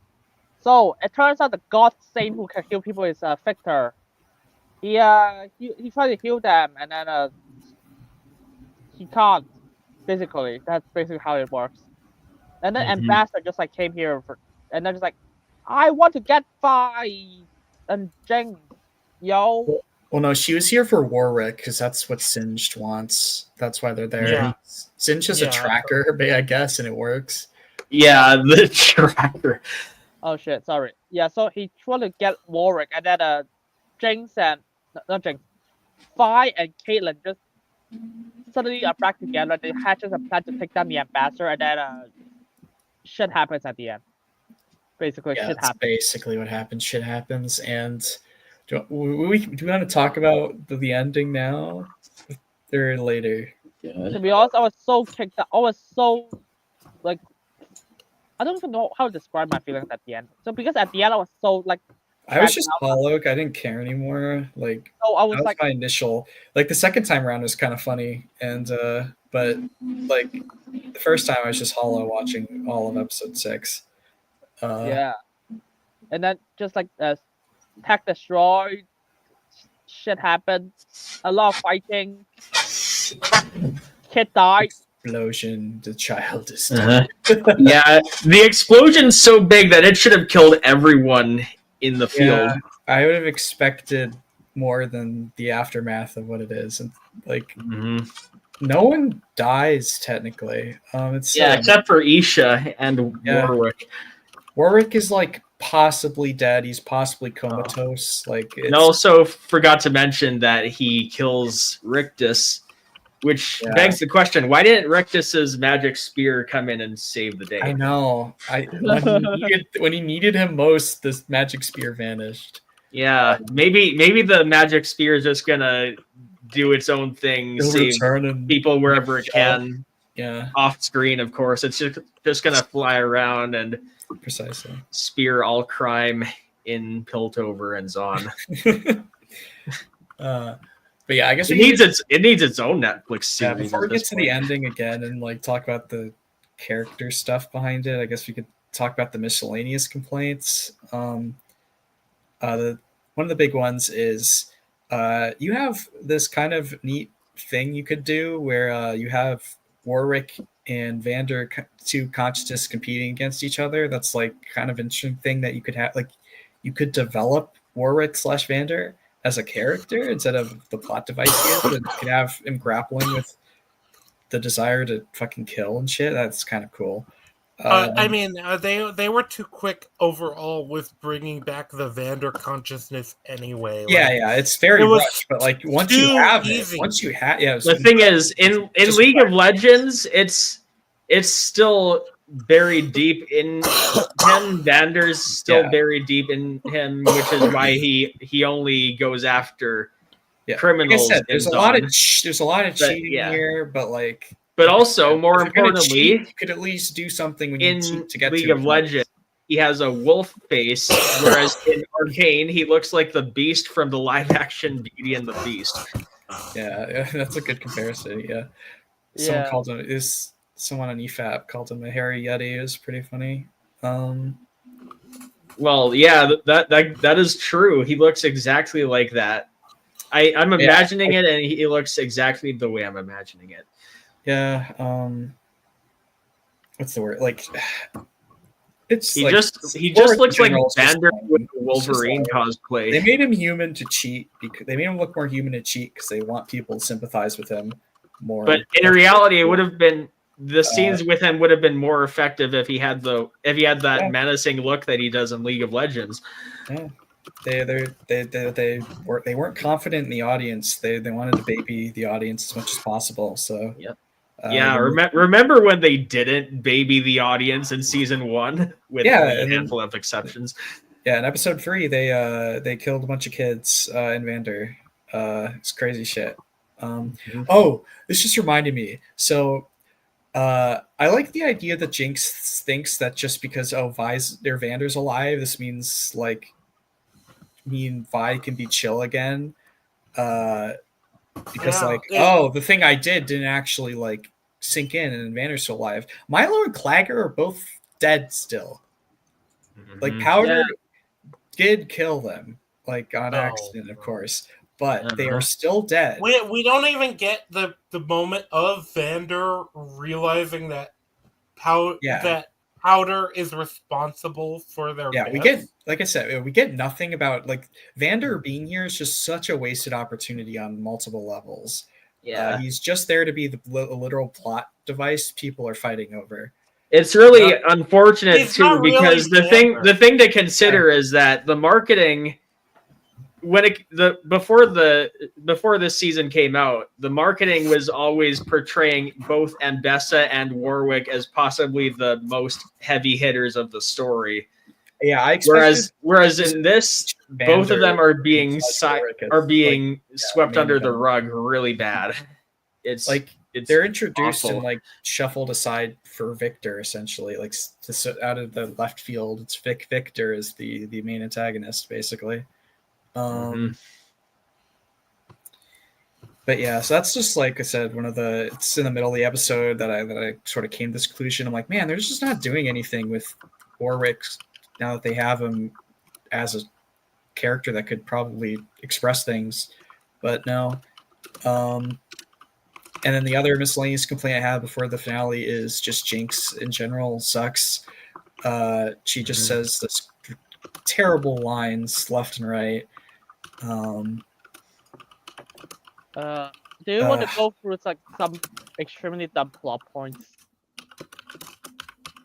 So like, there's like this guy. Was, like, in order to go through this land, you can't bring weapons. It's like, okay, then so I picked up the glove, and I was like, okay, but what about Vander? He's like what about Warwick? He's like a giant wolf. He can attack you. They're like, oh, you can chain him up at night. Like that's not the only time he's dangerous. Like, and he's probably more dangerous during the day because then more people are awake and roaming around the place, themselves, possibly, and yeah, set his bloodlust off. Yeah. So, I guess we should now get towards the finale stuff, which kind of starts when Vi sneaks off trying to go after Mbesso, and she arrives and gets attacked by Kate of all people, who's scouting ahead. By the way, Vi lost a hand-to-hand combat with Caitlyn somehow. Yeah, like well, don't you remember Caitlyn has steel skin? It makes sense that she would. Yeah, she's explosion proof, so I guess you can't kill her. Yeah, if her skin is capable of surviving explosions, it's capable of. And this isn't the first time Kate's just going to suddenly be really good at like hand-to-hand combat. In addition, I mean, I can believe that she'd probably be better. Like, yeah, she was trained by Mbesso. That does appear in this episode. Like, it just kind of You're she got like all this training. I just like in a show like season 1 where like characters had strengths, weaknesses. Like, just Kate gets put into a position where she just loses all of her weaknesses like very quickly, and it's just very unsatisfying to me. Well, I can believe that Kate could probably beat your average mook, but Vi is basically a hand-to-hand expert. Yeah. And she can later on she'll be able to beat like Noxian soldiers in hand-to-hand, which is very eyebrow raising. Yeah, and then they just like, oh, but you see, Ambassador trained her. I was like, what the fuck? Ambassador didn't train her hand-to-hand combat. She trained her weapon combat. Yeah, she was specifically like pole arms, so you'd think that wouldn't really translate directly into fisticuffs. I could see it maybe translating to something with like a bayonet, but you think not with fisticuffs. Not getting into a literal scuffle with Vi and even the stuff she does in episode 9, but yeah. So now she meets with Vi. They call each other goofy names, because that's what they would say to each other after all the stuff that happened between them in Arc 3. Wow. In episode 3. Yeah. I think they would have probably pretty venomous things to say to each other. But they're like, let's backstab the fucking ambassador. That's basically what they Yep, so they have a conversation that we do not get to see that involves Vi convincing Caitlyn about Mbesso, and Caitlyn follows through with it, and they catch a plan to defeat Mbesso. Wait, do you want to know the plan? It sure is the plan of all time. Yeah, so it relies on this. So Vi has to pretend to be kidnapped, and then they're like, oh. And then Ambassador was like, yeah, guards, leave. So that Vi can throw a fucking bullet in the air and shoot a net at her. Yeah, she has like a net trap that is on Caitlyn's gun, and Caitlyn gave it to Vi to use. It was somehow not discovered. Mbesso decided to monologue to Vi instead of doing what she wanted to do, which was kill her. Just kill her. So all of this facilitates Mbesso getting captured. And Mbesso and Vi doesn't kill Mbesso after netting her down. Yeah, because I was like, well, why is Ambassador like a James Bond villain now? It's like, you are the enemy. I'll be stronger than you. Yeah, like Mbesso just progressively, as the show goes on, just gets more and more cartoonishly evil. Yeah. Right. I was like, I don't remember Ambassador that much in season 1, but it's like I don't remember she's like a cartoon She just villain. was That's not the thing. like that. She's like when she didn't say much, when she said stuff, they were like very interesting, very like calculated sort of stuff. This is a funny thing because Zembessa is probably one of the biggest points of disappointment for me because she is the character I was most interested in seeing what would happen with in season 2, especially because I expected She was Mel up there to for me. die. I was more interested in Warwick, but I was expecting like Mel dying and then Ambessa like really vying for control. Because Mbessa is such a minor character in season 1. Yeah, she has like 3 scenes or something. It's not. Yeah, well, she's essentially. I think she basically just represents the inevitable end of Hextech, end point for Hextech, as far as her role in the story in season 1. She is the personification of war. You know. Mhm. But you know, because she becomes she's war now, so she becomes retard. Yeah, now she just has to show up and say like she basically waxes poetic and says nonsense, so it's like supposed to sound cool. It's like all her dialogue amounts to I want to kill people. Fucking hell. I just want to know who wrote like her lines in season 1 and why aren't they working on the show? Because I don't believe that they worked on this season because I know they fired people. It's been confirmed. Yeah, most of the writers of season 1 were laid off before season 1 even released. Mm-hmm. No, they must have just hired Michael Waldron to write season 2. I believe Michael Waldron wrote Bess's lines because they're that bad. Yeah, because they're so pretentious. At the same time, they mean absolutely nothing. Yeah, Michael Waldron would have done a 0.01% better job than what we got. Like Bessa's just definitely deep this season. Actually, we do know. There's Michael Agatha. Waldron. I was gonna say episode 5 at least. We do know that there was involvement of a Marvel writer. Yeah. Was there? Yeah. Okay, Sty. Guess what they wrote. Guess what they wrote. Yeah, guess which Marvel property this writer wrote. Let me guess. Multiverse of Madness. No, Agatha all along. Oh, okay. They okay. didn't write the whole show, but I think they wrote like. No, they wrote episode 5. Okay, let me see. I gotta look up the name of this writer. I don't think this woman wrote all of Agatha, but I know she wrote a decent bit. That was my point. Yeah. You can ask X. X has some names. Yeah, she did one episode of Arcane, which was this show or this one. Well, she probably, which means she was at least in the writers' room, though. Yeah, she probably was in the writers' room for a lot of stuff. I don't think it was all her fault. But, yeah, and we also have the info on the writer who did the whole like wanting to have the sex scene thing. So I think it was Amanda Overton actually, which you that was Amanda. Like you'd expect and we have that Christian guy's. Yeah, but we also have that Christian guy's quote. So, I think I'm seeing how it ended up as bad as it was. Yeah, the only conclusion you can make is that like the people who didn't come back, like I know one of the guys wrote Toy Story 1 and 2, that there was someone else in the writers' room or even the execs that were like really reeling Amanda, Link, and anyone else who had to work on season 2 back. So my opinion, and this is my theory, it's not, I don't have anything to back this up. My view is conjecture.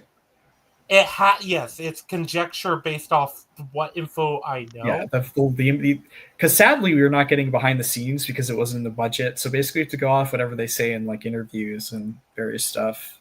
Unfortunately, we can only ever speculate, and obviously, the problem with speculation is it's going to be inaccurate because we don't have the info.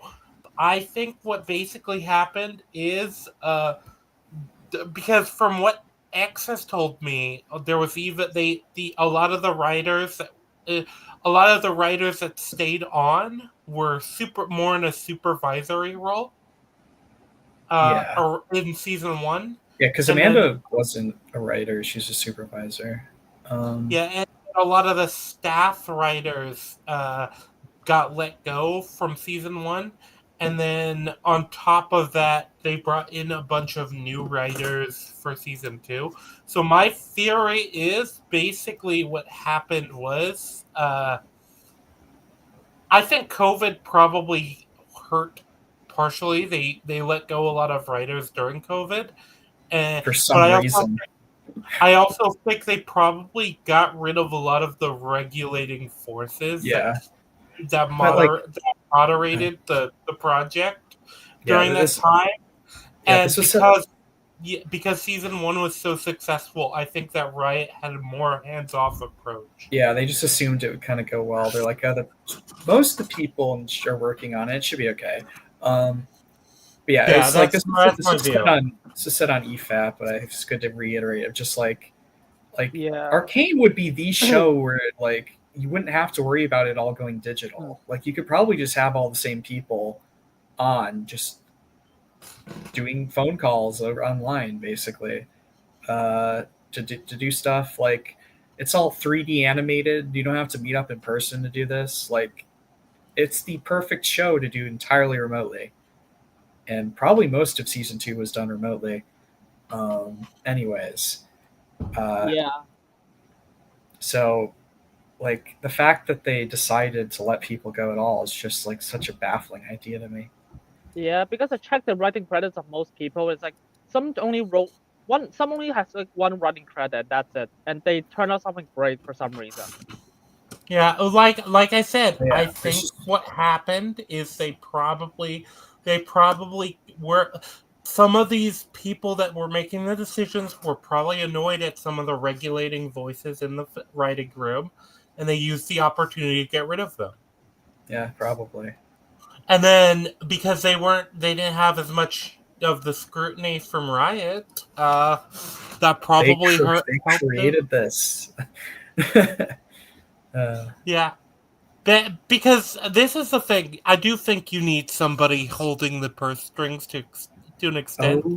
Like the best art has limitations placed on it, like from its inception. Like fiction is like that. Like good fiction will have the limits of things have to make sense. Like that's a pretty debilitating limit to like someone who wants to go balls to walls with shit. Oh, hey, X is I back. am back. Yeah, like I was saying, I was watching the stream. Oh, X is that. back. Yeah. So what were you saying, X? Before we get back to basically for season 1, Christian, he was in the dungeons for about like 3 years or so with a vague idea, so and so. So he's like, okay, this is what I want to do. And he wrote a script. He gave it to Riot. They said it wasn't good enough. He gave it to Riot. Not good enough. Gave it to Riot. Not good enough. Then they gave it to Riot, and they greenlit it. Then eventually, they onboarded more writers, and they took Christian's idea. He was a supervisor on the project. So when the project was actually being made, and not an idea by Christian was only a supervisor. He wasn't a writer in the writers' room, but they took his ideas. In season 2, he was a writer, so he would have ideas, and he would just do it himself. He didn't have a team of people writing for him. But yeah, it's just that like I was saying, it's just the limitations of making stories. Like when you're a new writer, like they suck, but like ultimately it's just so rewarding for yourself and for the viewers when you make them work and you make just a very cohesive story. And Also, those forces were there for season 1, and they were not there for season 2. Also, like because of the leaks. So the leaks happened about a year ago. So that would be about a year and a half into the project at that point, and they didn't change a single line of dialogue. So, this was their vision. That's what they wanted. Like, how I don't get it though. Like I don't get how this is their vision when so much of it just pisses on season 1. Like I don't know. Like that's why like. Like it's just baffling me that these people would like let's say like what Rangi was saying, where they had crazier ideas, or what you're saying, crazier ideas get toned down and approved later. This happens often with creatives because I guess it's just the creative spirit. Really, like they really wanted to fucking express it against their better judgment. Artists need to be card wrangled. It's true. Yes, it's so true. When my friend and I were watching this whole season again, we pretty much concluded that the only way they could make something this bad is if they had a full-blown disdain for season 1. There was no reasonable way to assume that it was anything but that. It's like Joker 2, Deadpool, Wolverine, Alien Romulus, or fucking every single bad movie this year. Jesus Christ. You know that we know what they said. I don't really know. This is something that I would expect Ryan Johnson to write for after Arcane season 1. What Christian says, it just sounds like this is not something I would expect from the people responsible for the opening season. Are we done with episode 6 now? I think so. We haven't really. But just go back to the kid blow itself up. We kind of got a tangent, but what we we went on a massive tangent, which is why I felt compelled to say something. It's just episode 6 is just like it's just like such a nothing episode. But so I guess what we should say just very quick is like I guess Vi's plan is to their plan is just kind of not crazy because you have to incapacitate both Mbessa and Singed, and then you have to somehow escape. That's just crazy. And then another thing we should just say is at the same time all this is happening, Jace fucking pulls up after bonking Sallow. He arrives at the exact precise moment that would suck if he showed up and acted in a very specific way, which he does. He kills Victor. He just pulls up and shoots him. The commune even invites him over while he has a hammer. They literally don't care that he's breaking their rule, and they let him in, and he kills Victor with his beam, his hyper beam, and then. Well, you see you see Rictus's magic spear killed the guy that was telling everyone not to. Yeah, take their weapons in. And of course, no, it wasn't. It's just his magic spear. It's true. It's a different thing. But of course, what Victor was doing, which is something I kind of like, but it's surrounded by dog shit, so it's hard to give it points. Is because what Victor was doing, it's kind of somewhat is in line with how Hextech is, where it's for every positive, it's like a double-edged sword. I don't like that thing they invented. It's like I said, it's the establishment's bad, but at least there's at least a consequence of Victor dying. Well, not really. It finds. No, I just mean the magic. You do something good, you use magic, and then as a negative consequence. I just don't like that idea. Well, it's not like that. Sorry, my point was in season 1, it's not that Hextech always has a negative consequence. It's just it does exist. There would be with anything. Well, in season 1 is the folly of man. It was putting power into the man's hand. That's why it's so dangerous. Yeah, I guess it isn't very similar then. Because in season 2, it's just magic is inherently bad, not the corruption of man wielding such power. I guess it would have been more of a compliment if all those people stayed dead and Victor couldn't reanimate them like he does into robots. But what instead happens is, because Victor dies, it turns out what he was doing connected everyone in the commune's life force to him. So he dies, they die. This causes the human side, specifically Evander, to die, but the beast remains because Victor wasn't touching that, I guess. And he goes on a rampage, and then Isha has to blow herself up. For some reason, because she's a really smart kid, so it's I don't even know why she's so suicidal. It's yay! I'm a kid. I'm a kid. This is one of Isha's. This is actually kind of damaging for Isha, and I'll explain why. She knows that she's the only one keeping Jinx on track, and if she's dead, she cannot do that anymore. And she knows this. I don't know what the thing is. We don't know anything about what Isha thinks about anything aside. We don't know what extent she knows about Jinx. Well, yeah, we do because she tries to get Jinx back on track in episode 4. Well, she seems like she gets kind of the wrong idea. She doesn't really know that Jinx is kind of like that. She is the anchor, and Jinx is like she wants Jinx to go back to being toxic, like a toxic terrorist, basically. Yeah, that's that what he is stupid. Obviously, I know.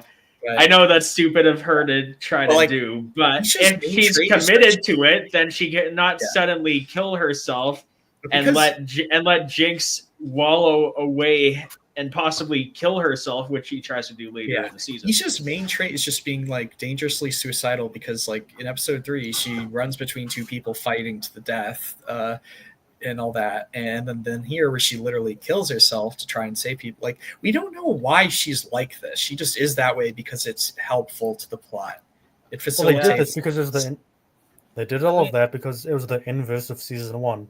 Well, yeah, Oh, no, it's, Powder- it's supposed to be she's supposed to be the foil of Powder, where she It's so dumb. she uses explosions for good or whatever. Like fuck off. I mean, here's the thing: how the fuck did Warwick turn into a lava monster? Is this in the anime now? There's like I suddenly have. Oh, you see, it Yes, totally makes sense because it's a reference to it. It's totally a reference to his alt in League of Legends. It definitely makes sense. No, it's a new skin, Also, that's why. excuse you, Unity. What do you mean? Is this an anime now? Because like you can't Well- You want to fight? Well, is he wrong? His accuracy is not important right now. But yeah, just like it's just such a crazy finale to an episode, like an epic to an episode. Where it's just like, why is Hey, the this music the way is it good. is? It would have been really funny if they just suddenly reintroduced that guy who was massaging Mbessa in season 1, episode 8. My friend and I That called would've him been the fun. local cuisine for obvious reasons. Oh my god. And we kept joking. In fact, whenever things went wrong on Mbessa's part, we kept saying, "Oh no, only the local cuisine can save us now." She probably beat him when things didn't go her way. But yeah, with the finale, I actually felt like it was just so. It's just Out there? hollowing. Not only is it hollowing, it was just so like what? But yeah, why is it's- the big question? Like They had why? a, I barely could follow it. Well, Rangi, did you not like the music video that had a payoff 10 seconds later? True. Yeah. But also, the very ending, I thought was the worst part of this, with the singed fucking narration. Oh, Was it You mean no, Victor? no, it was Victor. It was Victor's narration. It Yeah, was Well, like was they were it was terrible. Victor, okay. Yeah, it was I did not for like some that reason line. my Those brain lines mixed them up. yeah. Yeah. But yeah, well, they're that basically the same narration- character after this. They have like the same goal or whatever, I guess. That narration where it was just like, oh, yeah. Oh, It's fake deep, like I was saying with Mbessa. It was just like it's like a 14-year-old wrote this. I was just Well, about to- the worst part is this could have been. This is another one of those moments in a better written thing could have been a good like season ender, but obviously they haven't done the work to earn this. No, No. not at all. No, Not they at all. just like here Warwick just actually I don't even know how to describe it. Jace destroyed a spear. They just start sucking the soul out. Warwick turns into a lava monster. But wait, if Victor's magic is affecting Warwick as well, then why doesn't it just kill him too? Well, yeah. Well, like I said, it was like for some reason, like what they imply is that Vander dies, but like the Beast or Warwick lives somehow. Well, so I like it just Again, means that for some biological reason- being, he'd be dead. Yeah, it means that somehow Victor only was able to interface with Vander and not Warwick, and just didn't deal with the Beast at all. Even though you want to pacify the Beast to try and heal Victor, so why wouldn't you stick your little magic feelies in there, and which would lead to full-on death? I don't know. It's very, like I said, it's not very well communicated. And why does it even kill any of them? Yeah. Well, it's just it's supposed to. I guess like X was saying, it's like a cheap kind of it's like magic has bad consequences. I should also mention when my friend and I were watching it. I'm just gonna make it quick. Don't worry. But we just thought of that really funny scene in The Flash where the Flash took out Godspeed, and he was like, "What are you doing here?" And then he was like, "Ah!" If you've seen The Flash, you know what I'm referring to. It's really funny. Clips. It was pretty silly. It's hilarious. I may eventually show you guys. He Yeah. Okay. What else do we have to? Is there anything else to cover about episode 6? Are we good? I don't think so. I'm good. Yeah. Like I have some minor complaints about Singed, but I guess if we ever talk about it again, I can complain about it. Yeah, I think we could just go through it at the end of the show or something. The only really real issue with him in this episode is that he doesn't try to sample Warwick's blood, which is all he really needs. Well, yeah, there's that, and my other complaint with him, which I'll just say now, is that he just seems to like know intimately what Victor's deal is with all his magic stuff. True. And he's just like talking to him about it. Like, why does he know these things? You know what's funny? If Victor sampled Warwick's blood, he wouldn't need to steal Hextech batteries to keep his powers in check or I think alive or whatever. Sample Warwick, and that's later. No, he doesn't. That's why he has to keep using batteries. Oh no, it's the opposite. I think is that Singed plugs Victor to Warwick, and then Warwick gets some of Victor. That's what I think happens. I want to pull it back a bit because I don't know if you guys talked about it, but why does Victor not accept Singe's magical goop? Because I don't know. Because he absolutely should. Because Singe's end goal is to resurrect his daughter. Victor can do that, and Victor knows that because he read all of Singe's memories, so that he knows that is Singe's final goal. If on Victor, he knows he's dying, so they need each other. So I don't understand why. It's like so confusing why they align in. They need each other, but they just say fuck off. It's just mind-boggling stupid.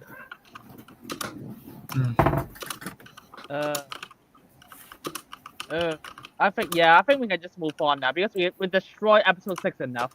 Oh god, yeah. episode 7. Episode 7 is just a mix of Final Fantasy VII Rebirth and Wonder Woman 84. Do you know what it actually reminds me of?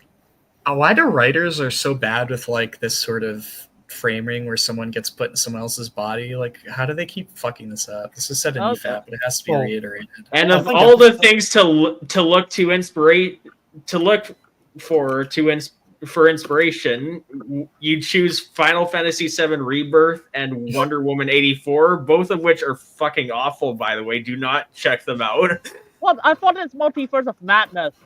Yeah, it has that too. Vibes, because the lyric confused, like, dude, this is like, oh, powder. I was like, well, no, this is not powder, you fucking stupid Echo. Yeah, what's it? Okay, you know what? Let me summarize it because this. Yeah, let's just do a summary. There's not much to talk about. It's such an empty, it's like both empty and like filled with just tism at the same time. Yeah, it's quite impressive. Like, there's so many episodes of this show where it's just like there's a lot of fucking problems, but like the actual like image, like moments, just like so substanceless. So basically, what happened is like Echo is in this new multiverse, and which Fi dies, and everything is at peace. It's like utopia now, and then he just realized Hamilton is also here, so they have. But because there's no Hextech in this world, so they had to find a way to get back to their own world. By doing so, they have to lie to Jinx and to make Hextech in an hour, and they go back to their world. Hamilton died, by the way. Oh yeah, he dies twice, and the reason he dies the first time is because Echo goes back by exactly 5 seconds. But I need you to consider that there is an instance before that where Echo goes back by 8 seconds and Heimerdinger doesn't explode. Was there? I don't know. Well, there probably could have been something like that. Because time travel. Because we just suddenly immediately gone to Loki territory, so we just have to introduce multiverse and time travel. You fucking assholes. Yeah. So then the B plot is in Jace happens. And I think Mel. There's also Mel in this episode, right? Or is maybe that's next No, episode? I don't think Mel is in this episode. Yeah, no, she's in episodes 8 and 9. Don't worry. I guess she's... there's only an A and a B plot this time, and it's like Jace Yeah. is Jace. He's Jason. This is just in an empty place. It's just in the empty world, eating shit, and then. And he runs into the wizard. Yeah, that's it. That's his motive. That's all he does. Yeah. It's such like there's a lot of screen time for Jace doing shit. Like none of it really matters.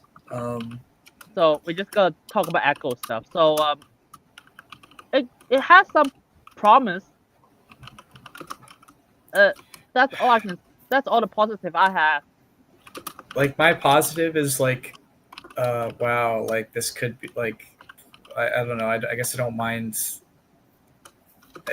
I don't know. It's hard to find positives because it's just like, it's just such a. It's just so. What's the word? Where it's like wish fulfillment. It's manipulative for one thing. It's just very like just pure wish fulfillment. So, like it's like a what if. It's like one of those what if shows. Yeah, it's like wow, what if everything was cool? That's what it is. But then like it does a what if, but like then fails because like what if everything is good? What if? And we'll get to it. Like, what if these characters did these things even though they shouldn't be? Ooh, No. what if? I mean, Man, this show. This episode could have explored Echo's character a lot, and along with Hammerdinger, and what they did is basically fuck them over. Yeah, they didn't really explore them in meaningful ways. It's like people think that, oh, you know what, Doctor Strange and What If is so good, man. I was like, what the fuck are you talking about? Or because they could not, because even the audience confused about what does he believe and what does multiverse mean. So it's kind of funny. So when I first watched this episode, I read the leaks because I mean at this point I was like, okay, I want to see what these leaks are about. So I read the leaks. I was like, no, there's no way there's gonna be a multiverse. This guy's lying, and like the whole comment thread was like, oh, this guy's got to be on crack. Like, there's no way these leaks are true. Yeah, that bastard was right. Dude, it was like 1-to-1. And then when I fucking when I begin episode 7, I'm just like, oh no, it's all gonna happen. Like I just like when I figured out Echo was, when I figured out Echo was in a multiverse, I was like so checked out because I was just like, oh my, like why are you doing this? Like why put him in, like, I put it this way, the writers kicked Jason Echo out of the show for half the show to then put propaganda into their heads so they become different characters with different motives to then shove them back into the plot when they're needed. Like it's and specifically with a MacGuffin machine that can basically save the day at the end. That's like it's legitimately like one of the laziest writing I've ever seen in across all media. They make a MacGuffin that does not exist, that teleports them out of the show to then install new characters in a multiverse to then send them back when the plot needs them. It is incredibly lazy, and it's like I mean, like, we know now, but it's like the people who wrote season 1 did not touch this project at all. It's like it's the laziest thing, and it's like then it's manipulated. It's so bad. It is just bad. But yeah, continue.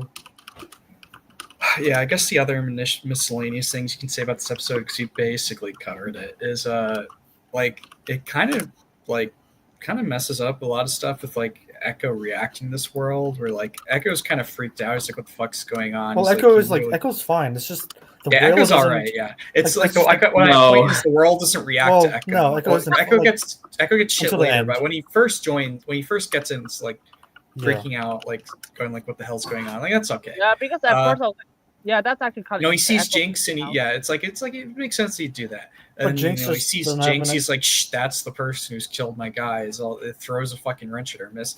But Jinx is like, I guess I should say Powder. Powder in this case, she's like, she literally could have gotten like hurt when this wrench was like literally thrown at her, or like screwdrivers thrown at her like a knife. Like she doesn't react to it very well. Like she just seems mildly concerned.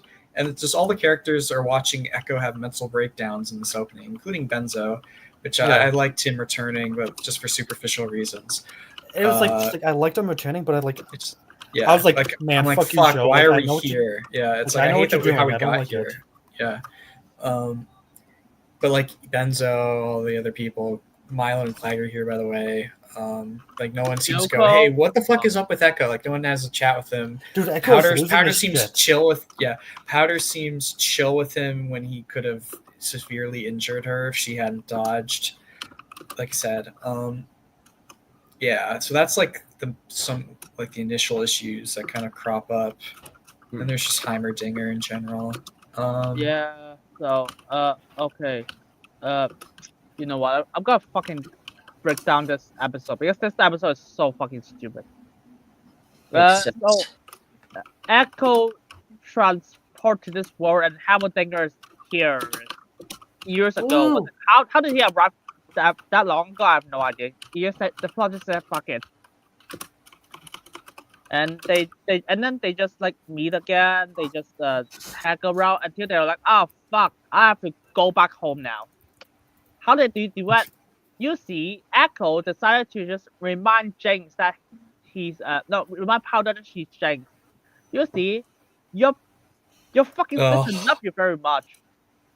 Yeah, I can't take the feeling that and you're supposed to be you. What's like, motherfucker? Did you just say that you want Powder to become Jinx?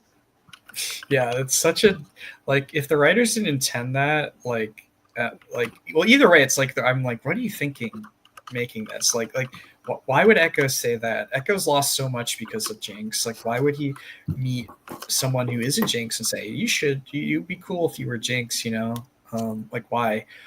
And then Stockholm syndrome. Yeah. And then the other thing is like just in general, like he kind of established that Powder like doesn't like she really misses her sister and like gets very antsier when she's kind of brought up, especially in like disrespectful ways. She kind of snaps at Echo a bit, and then Echo shows her mural of what's basically fan fiction of her sister, and he starts talking about it, and then she's still chill with that. Like she isn't concerned that Echo's like fucking gone insane at all. And then they just have because they have to get the plot moving. So that's it. So they're like, hey, Fire loves you. I want you to become you, the crazy evil self that blows shit up. So yeah. And then it's like, hey, by the way, you're really good at hack. Fuck. Yeah. And then they just what's some other issues I had? There was Oh, by the way, so they build a time machine. I wasn't kidding. We should talk about like how their bodies work in this world. So we find out that both Echo and Heimerdinger are basically inhabiting bodies of the other universe, akin to Wonder Woman 1984. And speaking of that, there's like a prom scene and Echo dances with Powder and then they kiss. So he's basically stolen prom night and possibly Echo's first kiss from alternate Echo. Oh, yeah. Oh, but we gotta have a lot to talk. But first, I want to talk about this thing beforehand. They crack time travel in the night. Yep. It's really bad. Heimerdinger, while this is happening, is just chilling in the basement, and in like 4 to however many hours, he mastered time travel somehow. Well, it's like fucking how you just destroy the world building episode 1 in season 1 in one go. Characters can just like, what do you even need Hextech if you can just invent time travel like this?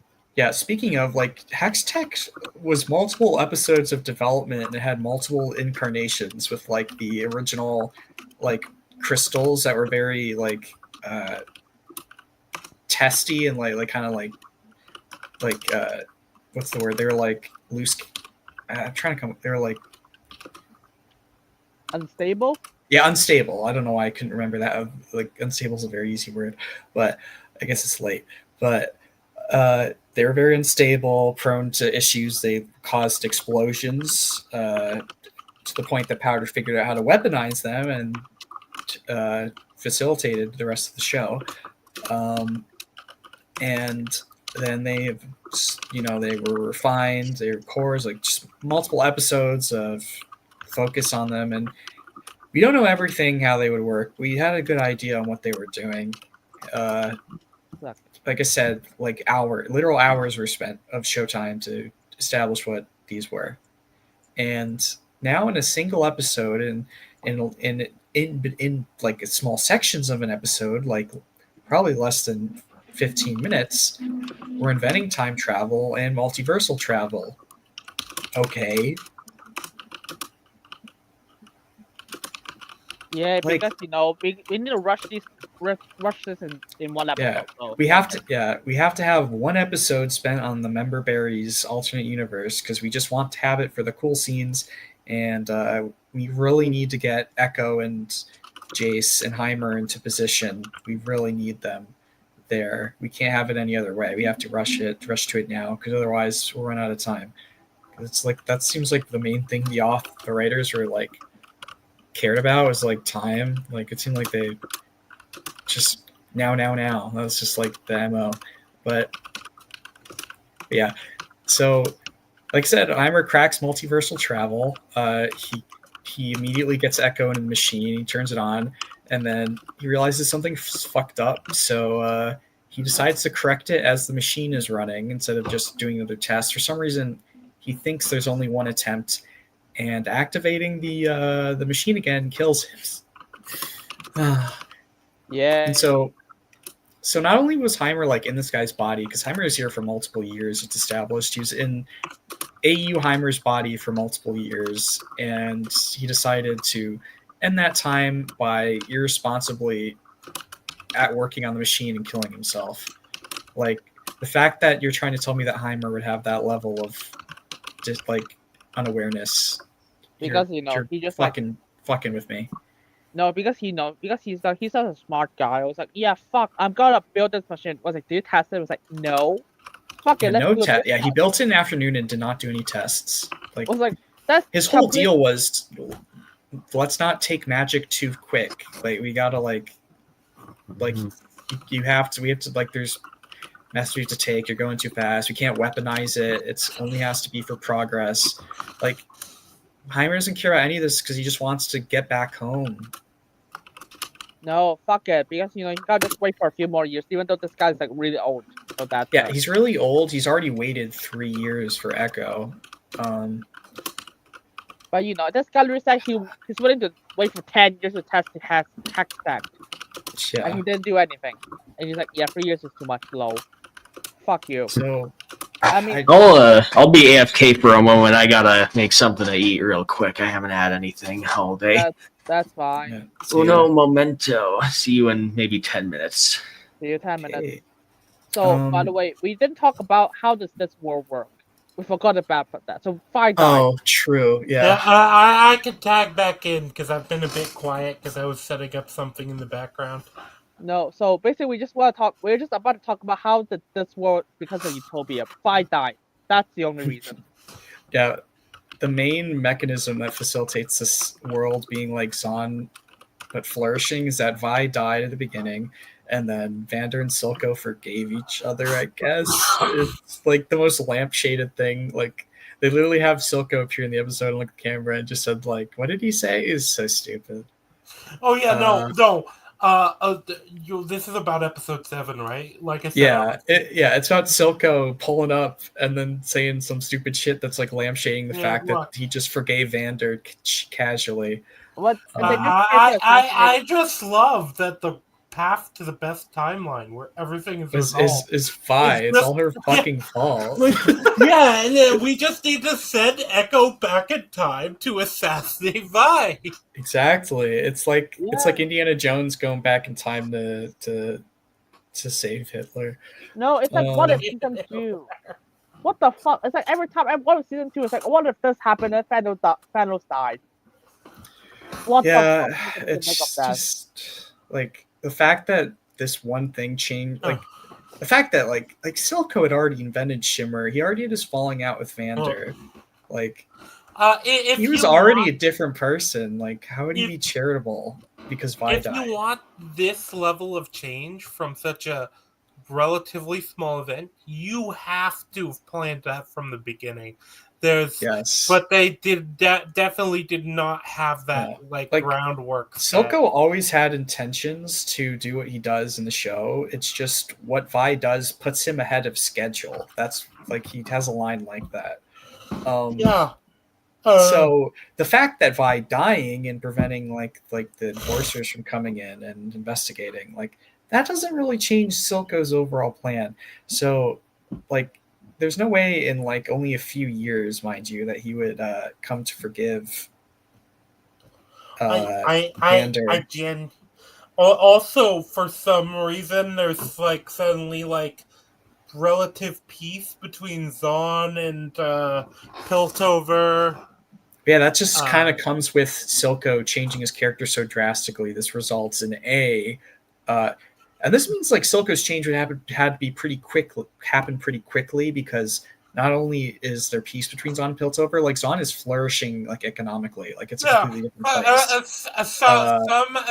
Somehow Vi dying led like, Zahn and Piltover to put decades, if not centuries, of bad resentment and bad blood aside to sing Kumbaya and for both to be free. I was so like, fucking silly. Can be forgot. Fuck you.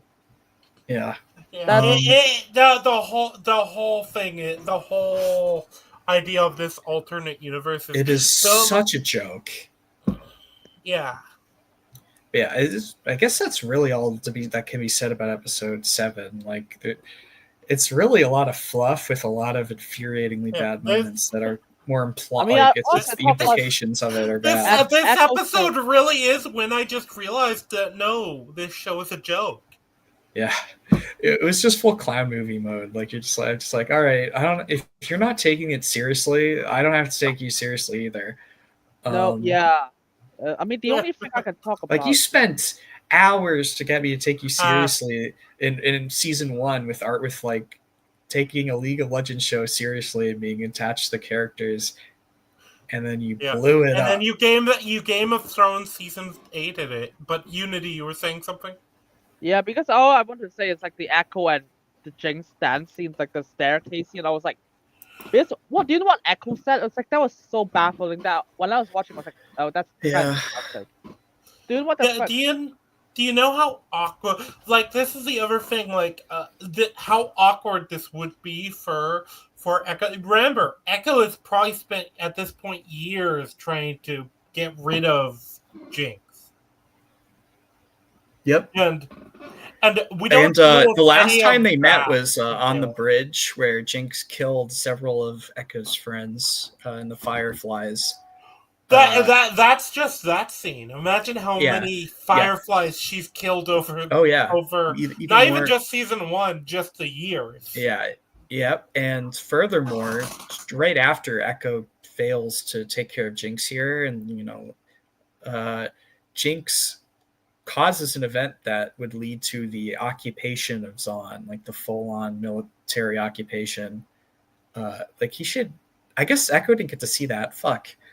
But still, like I said, she still committed an event that Echo would probably expect that war would be approaching, even if it doesn't really, and it's kind of like really half-assed. Yeah. But like, Echo as a character, you like, with everything you know about him, that's what he would think. And then here he is, like, in the coming episodes, going to be hunky-dory with Jinx. And he was placed with this new powder, I think, because the writers wanted you to think that Echo should be buddy-buddy with Jinx when they meet again. That's, like, probably why it happened. I mean, there's like a lot of interesting dialogue. Do you want to hear them? Sure, we can go over some of those, I guess. For everything, I used to dream the Undercity could be like this, but somewhere I got consumed by all the way it was. I hate that. It's such a bad line. Like, Echo did, like, it's literally like they're implying that Echo gave up, like, on Zahn, that he wasn't doing shit, like, that he wasn't constantly doing things behind the scenes. Like, it's so insulting. Like, if you watch all of season 1 and then watch just that line, you would just be so fucking confused. You're like, what the hell? Because I highlight these lines. Okay, I haven't finished yet. Because I highlight these lines because these characters assassinated Echo. This destroy all his values. Yeah. Echo continues. I gave up on it. Yeah, exactly. I gave up on you. Yeah. I gave up on it. I gave up on you. Yeah, that's so silly. Like Jinx, like, how there was no one to give up on with Jinx. Like, Jinx became this person, and she was a psycho murderer. Like there was no person to give up on. She was committed to being evil. Like, Yay. So basically, they just retcon his entire character in a few lines. So it's like, oh, I didn't care about it. Lol. I only care about it because I care about you. Fuck off. mm-hmm. So yeah, that's all I want to say. And then they just crack time travel in 1 hour and bada bing, bada boom, done. By the way, Echo didn't say a single thing after this episode. Well, he has lines. They're just very few and far between. Yeah, yeah. He has like, I don't even know if he has any lines in the final episode when he shows up. He might have like 1 or 2, and they're like just like him grunting and going like, "No, I'm not gonna get absorbed into the singularity." Shit like that. Oh shit! Fuck! I forgot about this. Hammerdinger's last line is, when I first what's the last line again? When I see you again, you gave me hope or some shit. Yeah. Oh no, he said it was something like, "Since I met you, boy, this is the most I've ever lived," which is just crazy because he lived like 300 years and probably had a bunch of people he knew pretty well, including Jace. And like he hasn't really known Echo that long. Like, I'm sorry, like you can't have this line with him. Yeah, you didn't earn it. Because when I saw this, I was like, wait, how long did you and Hammerdinger met? It was like a few years at most. Not even a few years, like a few months at best. I just remember this. Not even the scene in season 1 with him telling Jace about the guy with at the statue. Yeah, it's like that guy meant nothing when you had like this like story to tell about. It's generic. He had this whole thing about him.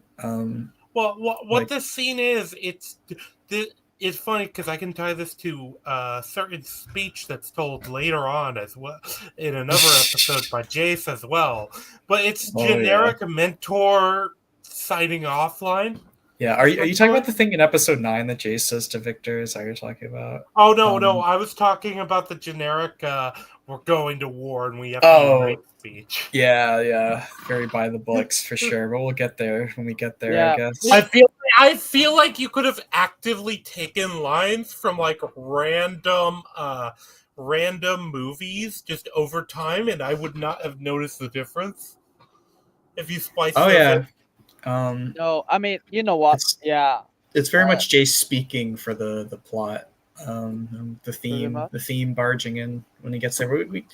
Honestly, is there anything else to talk about with episode 7? No, that's just the vibe I got with Heimerdinger's sign off. And I wanted to know if anyone else got that. No, it's like there's value. It's hard to derive value because the characters haven't known each other that long. How many of Heimerdinger basically met Echo near the end of season 1? So because they got yoinked in the time dimension, like I think they only knew each other for like a few weeks at best. On screen at least. We don't know how long the time skip was. Do we? You like between season 1 and 2? You mean? Is that what you're saying? I meant more generically some of the time skipping stuff that seems to happen in Arc 1. Yeah. I get it. I think it's like I feel like it's a few weeks at most. Yeah, I think it's at most just a couple weeks because things are pretty quick with Arc 1's like timetables wise. Like it seems like things are generally happening after the other. So like the main time skip I would see there would be like between the attack and the funeral. Yeah, Arc 1 to Arc 2 is. But Arc 1 to Arc 2 is the big one, but Echo and Heimerdinger most notably aren't part of that. They are sent into time. Yeah. So, actually, wait. Does Heimerdinger say how long he's been in this timeline? I think he says 3 years or something, but he was alone. The idea that there's no way to tell. Okay. Yeah, exactly. So the idea that it's even worse now. You mentioned that because Heimer was like a like in another world for 3 years without Echo, and then he meets him. Presumably spends a I'll- couple days together after only knowing him for a few weeks. And then then he says, "You're the most I've ever lived since I met you." Like, what? Well, basically, Yeah. that emotional payoff kill off Hammerdinger. Wow. Yep. Incredibly cheap. I can't And believe this linked to fucking the games. I was like, well, did Hammerdinger died in the games as well? Yeah, I guess the lore is Heimerdinger's dead. Like, I don't even know how they're gonna No. Remember, he Oh yeah, respawned, Vandal so- City. Yeah. But Heimerdinger's race respawns. So yeah, the question is, does Heimerdinger like respawn in the other timeline, or we did talk about this earlier. Yeah, we did talk about that. We were like, yeah, we were like, because Oh. it's like, now are there 2 Heimerdingers if we count the bod, like the original body he's inhabiting? The 2 Heimerdingers spawn in the same Vandal City in the good timeline, or do they both go to their respective like cities, and Heimerdinger multiversal travels as he dies? Like, I don't even know. I guess it'll be something I like the League lore. I like the idea that the this universe's Heimerdinger wakes up in that what is it, Vandal City? Like after 3 years of not being in control of his body, he's like, the fuck happened? Yeah, and the implication is that he died, because he's like, well, one day I was at my counselor's office, and now I'm here. Did someone kill me? Like, what's going on? Wait, what do you mean it's been 3 years? What happened? Yeah, God, it's so fucked. Yeah, I don't really. Yeah, do we want to go to episode 8 because we should move on. Like, I think we have enough. We have enough references for all the problems with episode 7. I was gonna say, are you sure we're only 4 hours and 20 minutes in? We can go another 4 hours.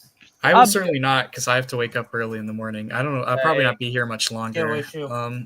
Yeah, so we just want to do episode 8 quick, because I'm gonna be honest, episode 8 is a fucking black hole for me.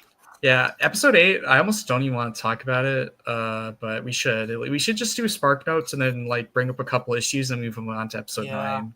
So this is about what stopped being invested. So my memory of episode 8 is really bad, because like episode 9 is just like spectacularly terrible that I just remember everything about it. But episode 8's just this is the episode when Jinx tries to kill herself, though. No, I thought that's episode 9. It's the beginning. It's literally the beginning. No. I mean when she walks off. When she. She walks off. Yeah. But I think that's the only scene we have to talk about in detail is that scene. And also there's other scenes like Mel unlocked her power because the plot said so. Yeah, but there's not much to say other than, wow, this is really convenient. Like, I think we can just skip shit like that. But let's do the summary where we bring that up. But otherwise, I think we just have to talk about the scene with Kate and Vi and Jinx. Like, I think it's basically that, and then kind of the Mbessa Victor stuff. Yeah, I think those are the only things we actually have to talk about. Yeah, that are let me just summarize everything first, so we can just talk about it. Let's just get there. Yeah. Yeah. So basically, Ambassador and Stench are playing shit behind the scenes. It's like, we gotta resurrect Warwick and just go help people. And then the Mel stuff is, oh look, actually I have powers all along, yo. And then the fucking what's called J stuff is just like, oh, I met Victor again, and Victor is controlling this robot that has super OP moves that can superpowers, and it took me and Mel to destroy it. And the other thing is, and the last plot is the main plot, which is Fi and Caitlyn, like Caitlyn arrested Jinx. Fi is asleep, and then she let Jinx out, and then they Fi and Caitlyn fuck. And then at the end, it was like, oh, Jace and Mel teleport to the real world. It's like, we have to go to war. That's the plot. And also the ambassador found a bunch of robots that Jace and Mel fought. That it's not a plot. It's just a summary of plot points. Yeah, it's not really all connected in any cohesive way. Especially Mel. Mel, from just like the outset, is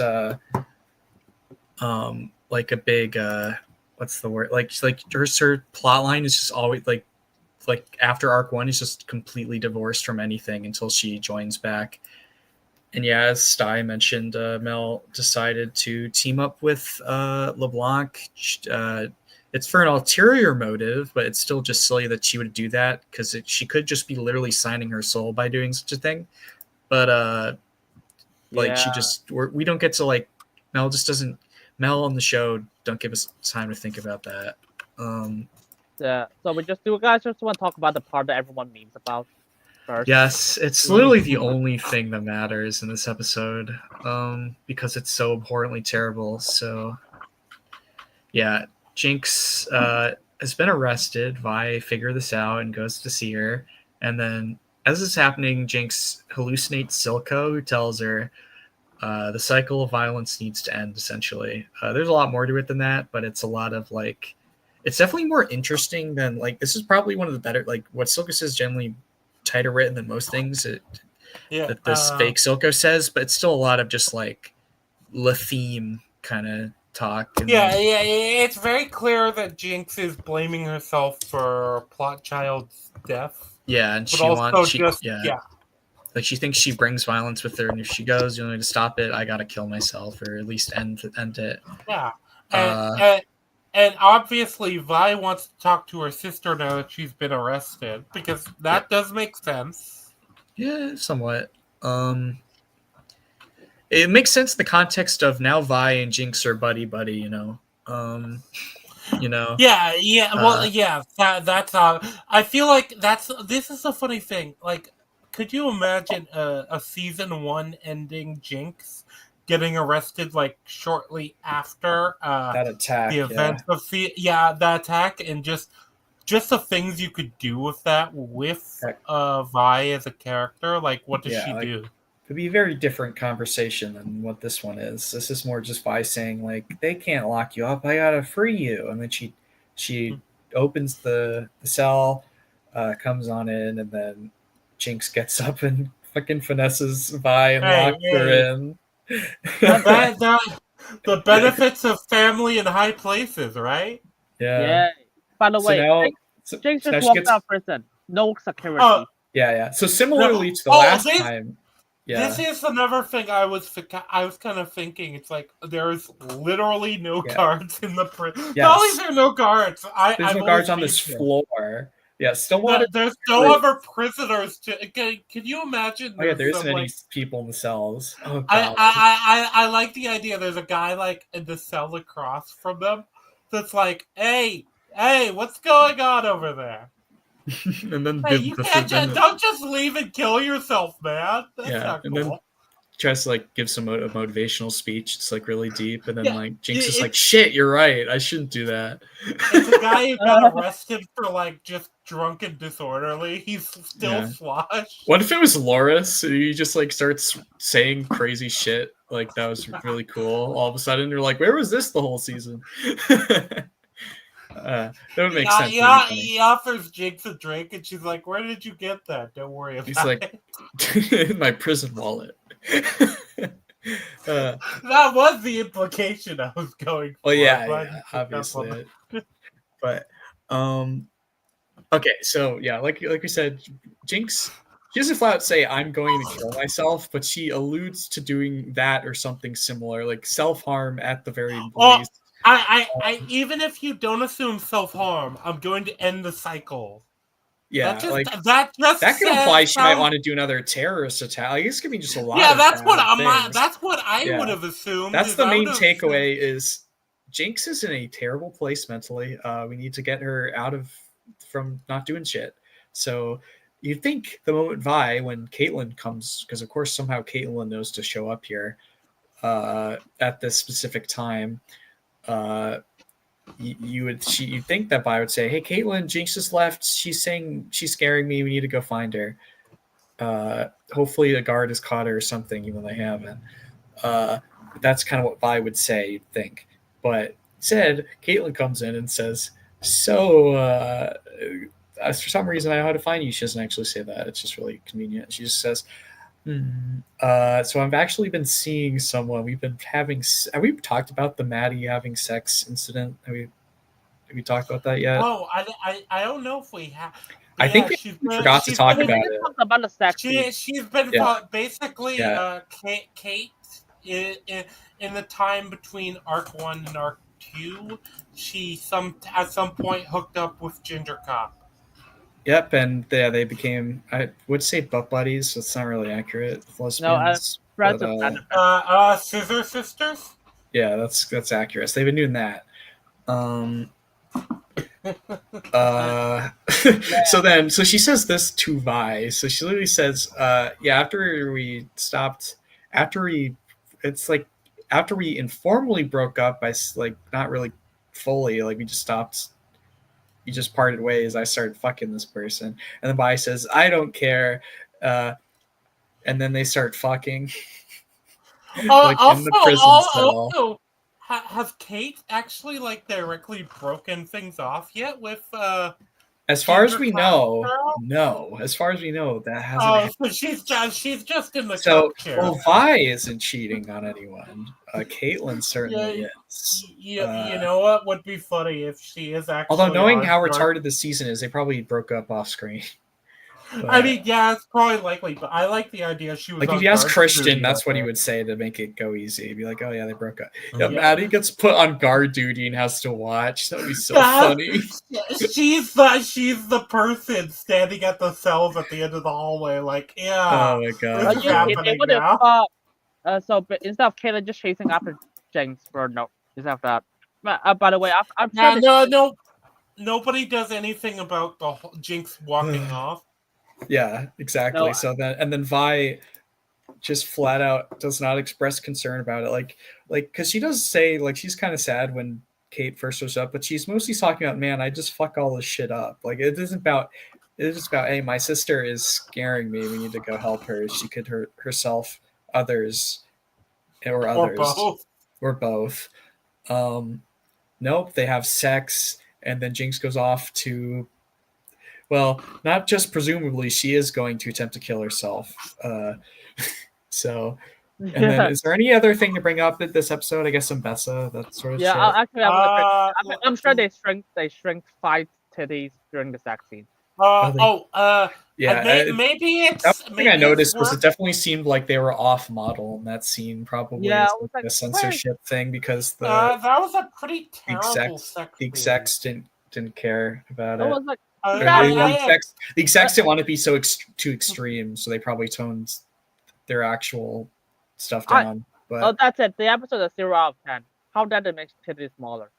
It's definitely really bad. I would say it's about a 2, but yeah. I was gonna say I am pro small titties. I actually like them a bit smaller, but also just the scene in general was so terrible. I was laughing throughout the whole sex thing. Actually, Falcon, you were in the call with me. Yeah, we were all dying. Laughing. Yeah, it was really funny. Yeah, I mean, because we were like, well, I think the joke I said was there's literally the prisoner across the row, and he's like watching. He's like stuck watching, and he's like, hey. Can you guys get a room? And the music is just terrible, and like. Their faces, like it's just like textbook comedy. That's what it is. Yeah. Well, also, this is the peak moment of like.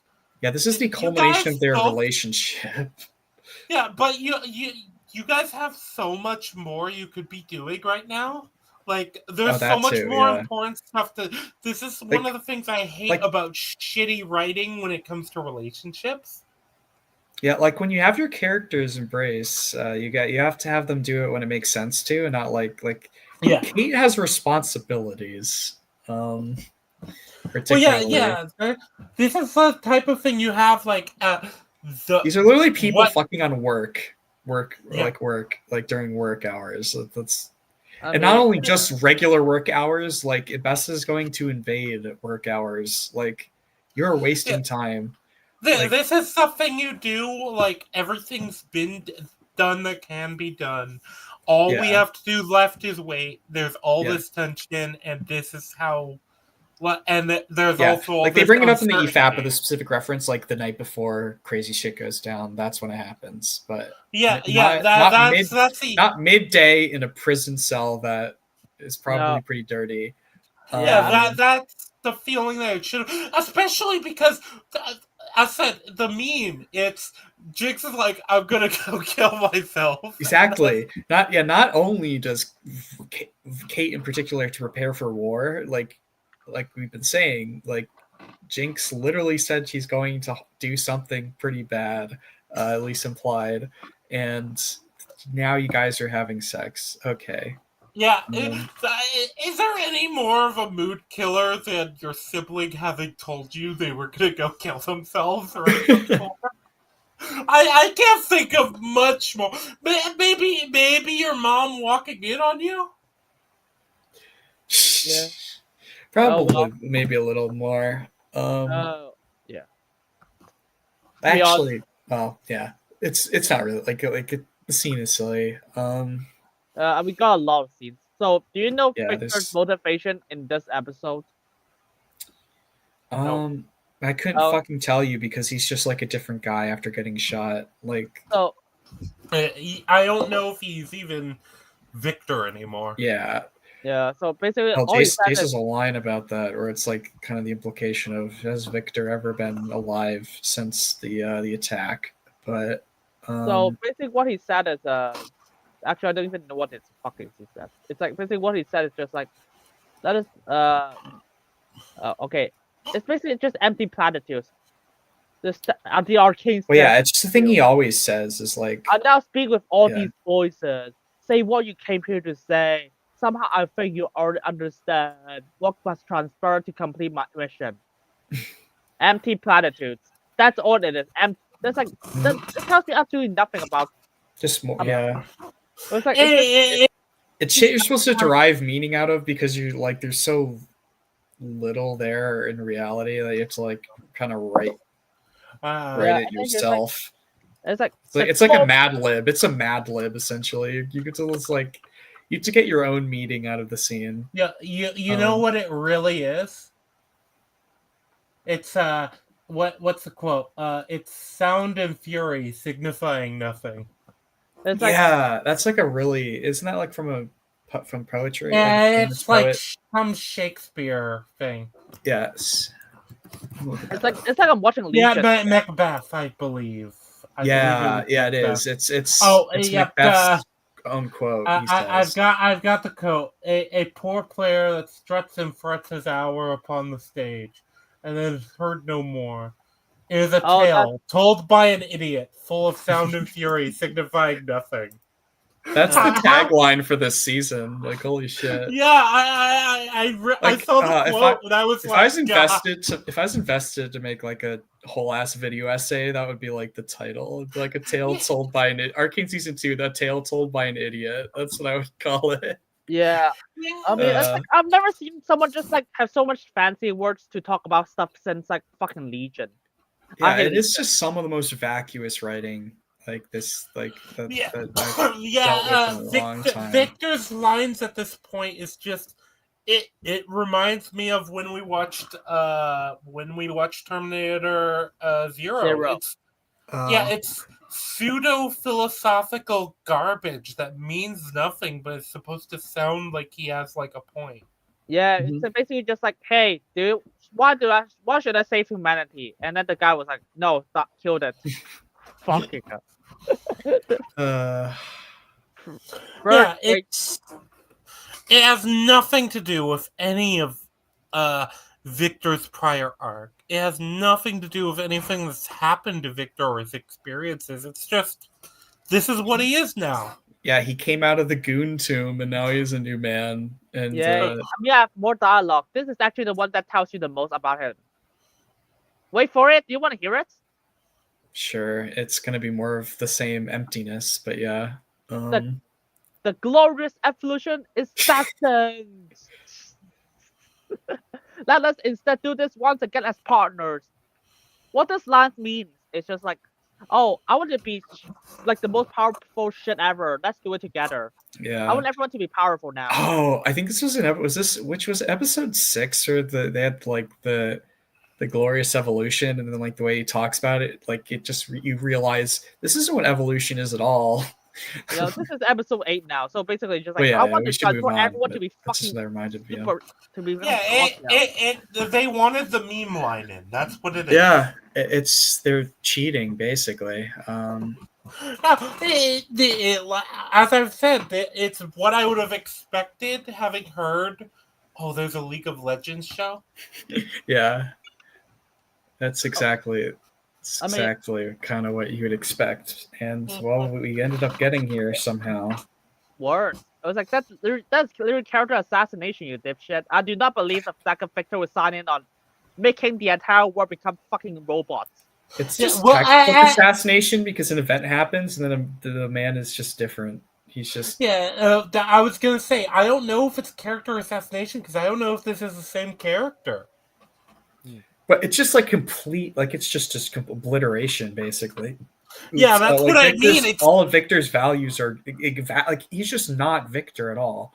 Like the only benefit Victor gets is the fact that that you have that barrier between like, is this the same guy or is this like you just have the cope of has the heck, and like what Jace says, it has the hex. Did Hex Court just subvert Victor after Jace revived him? Like you just have that question. Yeah, that's like the only thing is, if that's true, that's just so lame. It's such a lame twist. It is lame, but it's the only thing I can think of because this is not like, Victor. But that's what you did to Victor. You made him. Like, if that's what they wanted, you killed Victor at the beginning of the show, and then you taunted us that he was alive and he was going to do things that were interesting. And Victor now he's wanted evil to villain. Uplift the average man. That was like his thing. He wanted to help people. And Victor, by the time of the commune, should be aware that he was going way beyond that. He could hear people's thoughts. He could speak through them. Like, Season 1 Victor would be horrified if he woke up with those powers. Like, Season 1 Victor would be horrified, and then he'd be like, "Okay, well, what's the most ethical way to do this?" Kill himself. Well, the most ethical way he would do this is try to engage with it as little as possible. Like, that's I feel like he'd still be like, "Okay, well, this guy is crippled and is probably better." Well, yeah, he would be like, "I should heal him, but like, I should try to." Have his little, like, even if I maybe he's always interfaced, even though he does this, he's like, no, I'm always interfaced, I should just try to tone it out the best I can, even if it's hard to do and kind of hurts me mentally even trying to do it. Like, that would be a character conflict, like, and it would stem with who he is, but no. Oh well. That's all we got from this in. So Victor summons a robot to fight Jace and now we're getting episode 9 stuff there. I mean, no. He's talking about the assassination attempt. So, is that episode 8? Yeah, that's episode 8. Oh, I guess it was. Sorry, episode 8 just such a blur. It just feels like nothing happened. Yeah, episode 9, I believe, is mostly the battle in general. No, maybe it is. Okay. Let me just speed run a few things. I think it's a suicide attempt, and then the battle is episode 9. So after Jace and Mel destroy the robot, because Victor is a god now, so he can easily send more robots. But no, he's just like, oh no, I'm scared. Go. Well, had Victor made more robots by then, or had he just made the one? No, Ambessa had. I think either Ambessa commits people after this scene, or Ambessa I thought he only was able to send the one at that point. I think the idea is Ambessa is actively making more robots at this time. Okay, well, so we don't know. The only question is, how long does it take Victor to make one of the? Once he gets to the battle, we'll have like the big question about the robots. Like the moment the battle starts, because like the battle is just so silly because of this. Yeah. I don't even know what the fuck the ambassador wants. He's just like, I want to allow with God to do shit. Yeah. The idea that Ambessa would like surrender like basically her agency over to this god to like help her win. Like she wouldn't do that. No, in fact, I feel like she would look down on somebody who would. She would just be like, "You did like, I this, feel and therefore it became a pod." Yeah, like you could just fix a lot of the problems with like Jace in particular if Mbessa was the one that killed Victor. Like she found out his deal and was like, "You're a god, and like you have so much magic in you. You're doing all this crazy shit. You're cheating to me. I hate everything you stand for," and she just kills him. Like that would be like something that would actually facilitate, because like once we find out what Jace knows about Victor, like Jace killing him at all is stupid. And yeah, that's all I got. So actually the only thing I got is like instead of because Jace is a really smart ass, so there's like here arm everything to protect the city. I was like, so what do they have? Some guy with a gun. Oh well, that's the best defense of Piltover, I guess. There's no army, robots, or high-tech hex-tech equipment. Well, yeah. The thing is, we don't know how much time they really have. So like, Jace wouldn't really have. We don't know how much time Jace would have to weaponize shit. So like that's something I'd give the show leeway on, but it's one of those things though that's like the other thing is we don't know because it took them years in season 1 to get like to the point of making like the gauntlet and the gauntlet and the claws. Yeah, it took like a long time. That's why I'm each of those weapons took like dev time to create. Like like they were probably iterative designs too. Like Jace probably had to do extensive testing to get the fingers to work properly on the gauntlets, or the hammer's like beam functions and how it extends in the way it does. Like and you can assume these were because the gauntlets, at least we know, were made to serve a different purpose than just violence. But the gun, like you can't justify that he had like prior work on the gun, and the gun was done in like a weekend. Yeah, and then like true. they have turrets. I hated that. Don't they have turrets? Well, they have that, and then they also found out how to do like this shipping container machine, like railgun, and they somehow figured that out in probably a few days. It's just so it's definitely annoying. all over the place with like they're like how much Jace can create and how much he can't. It's Schrodinger's inventor. He can make whatever makes it most interesting at the time. Especially given like all of the inventors seem to have taken like a lot of time and had a lot of a fixation with their like focus before now. And now it's just like no, they can just do whatever the plot needs within whatever time the plot needs it. Did I miss anything? You missed the sex scene. Oh, good. Yeah, no, because it's good because it's not between me and Haley Steinfeld. I don't know if you guys know about this, but I mean you probably do. But the sex scene was half the length that they originally made. Well, yeah, apparently it was like this really gratuitous thing, and then the Netflix probably said no. But here's the thing: the full scene recently leaked onto the internet. Oh no! Now it's kind of hard to find because Netflix has been cracking down on it really hard. Only a few seem to have it right now. Oh, I guarantee you there's people who have it downloaded on hard drives just waiting for Netflix to stop paying attention. Looks that way. But yeah, I guess that scene just had so many issues. We were talking about it for a while. We also do get the most generic rallying speech of all time. Oh yeah. This is when Jace has his like literal. We all, and for some reason the Zon leadership, I guess whatever's left of them, did show up. Come over, yeah. Savika showed up, didn't she? She did, but she didn't get to say it. Could Yeah, you she didn't imagine? say a word. She doesn't say a single word for the rest of the show. Also, think about it. I feel like Savika would absolutely use this to her advantage. She'd be like, she'd probably chew out Jace for saying this. Well, no. Think about it. You can be like, okay, so that's fine. We will fight to save both of us.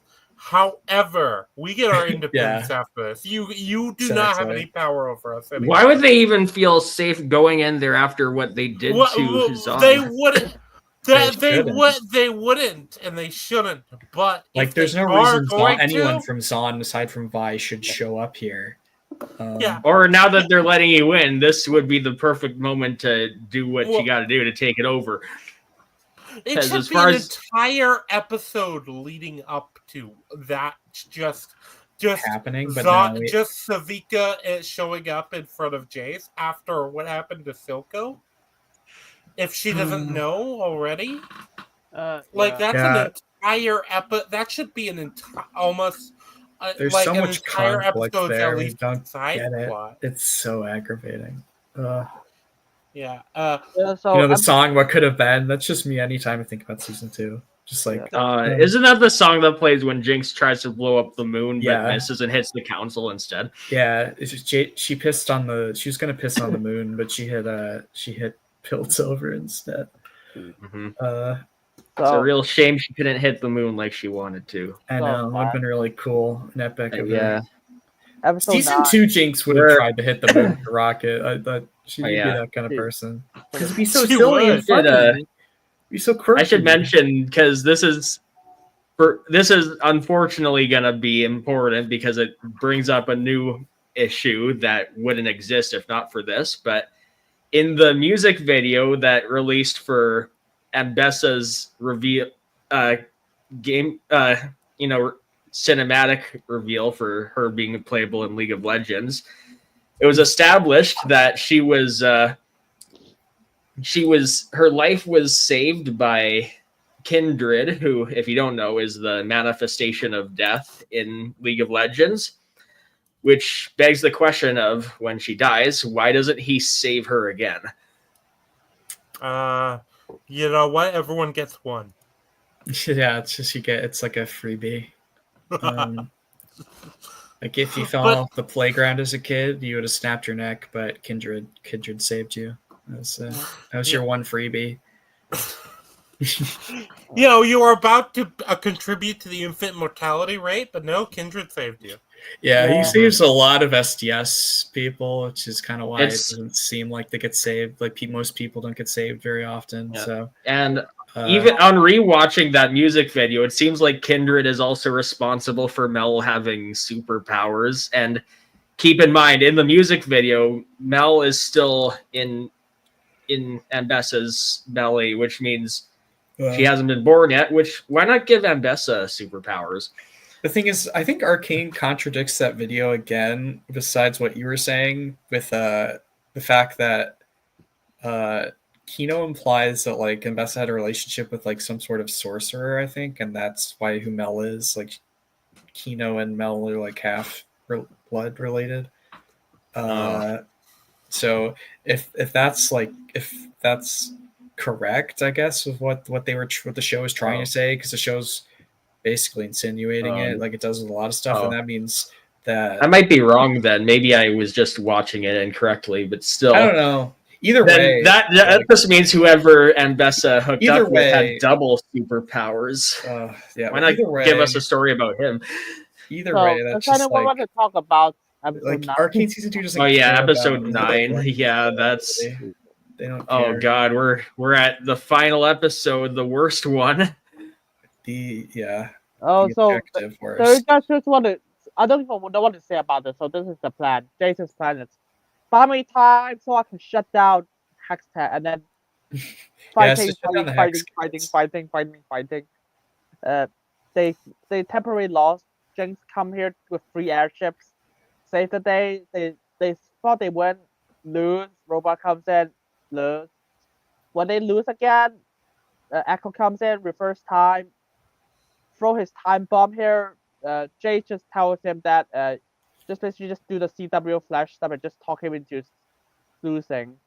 And they both Jay says being that. crippled is cool. Actually, that's what Jay says. Yeah. Also, did we cover the suicide thing? Not yet. Echo. Okay, Echo tells Jinx to just don't commit suicide. And okay, I'm just gonna skip to the end because it's so funny. Because of how to describe it. It's so funny. And then because what's it called?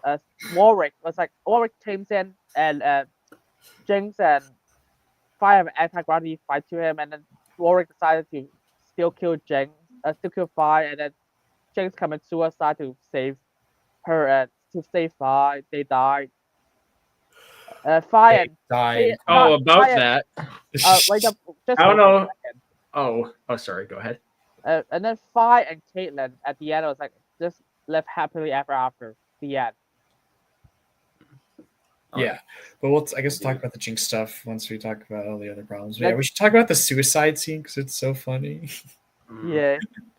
Yeah, it's like the opening of the episode, and it's also like the framing device where they have the song about Jinx killing herself, and then she does it again at the end of the episode, and they play the song. It's like poetry, it rhymes. Wow.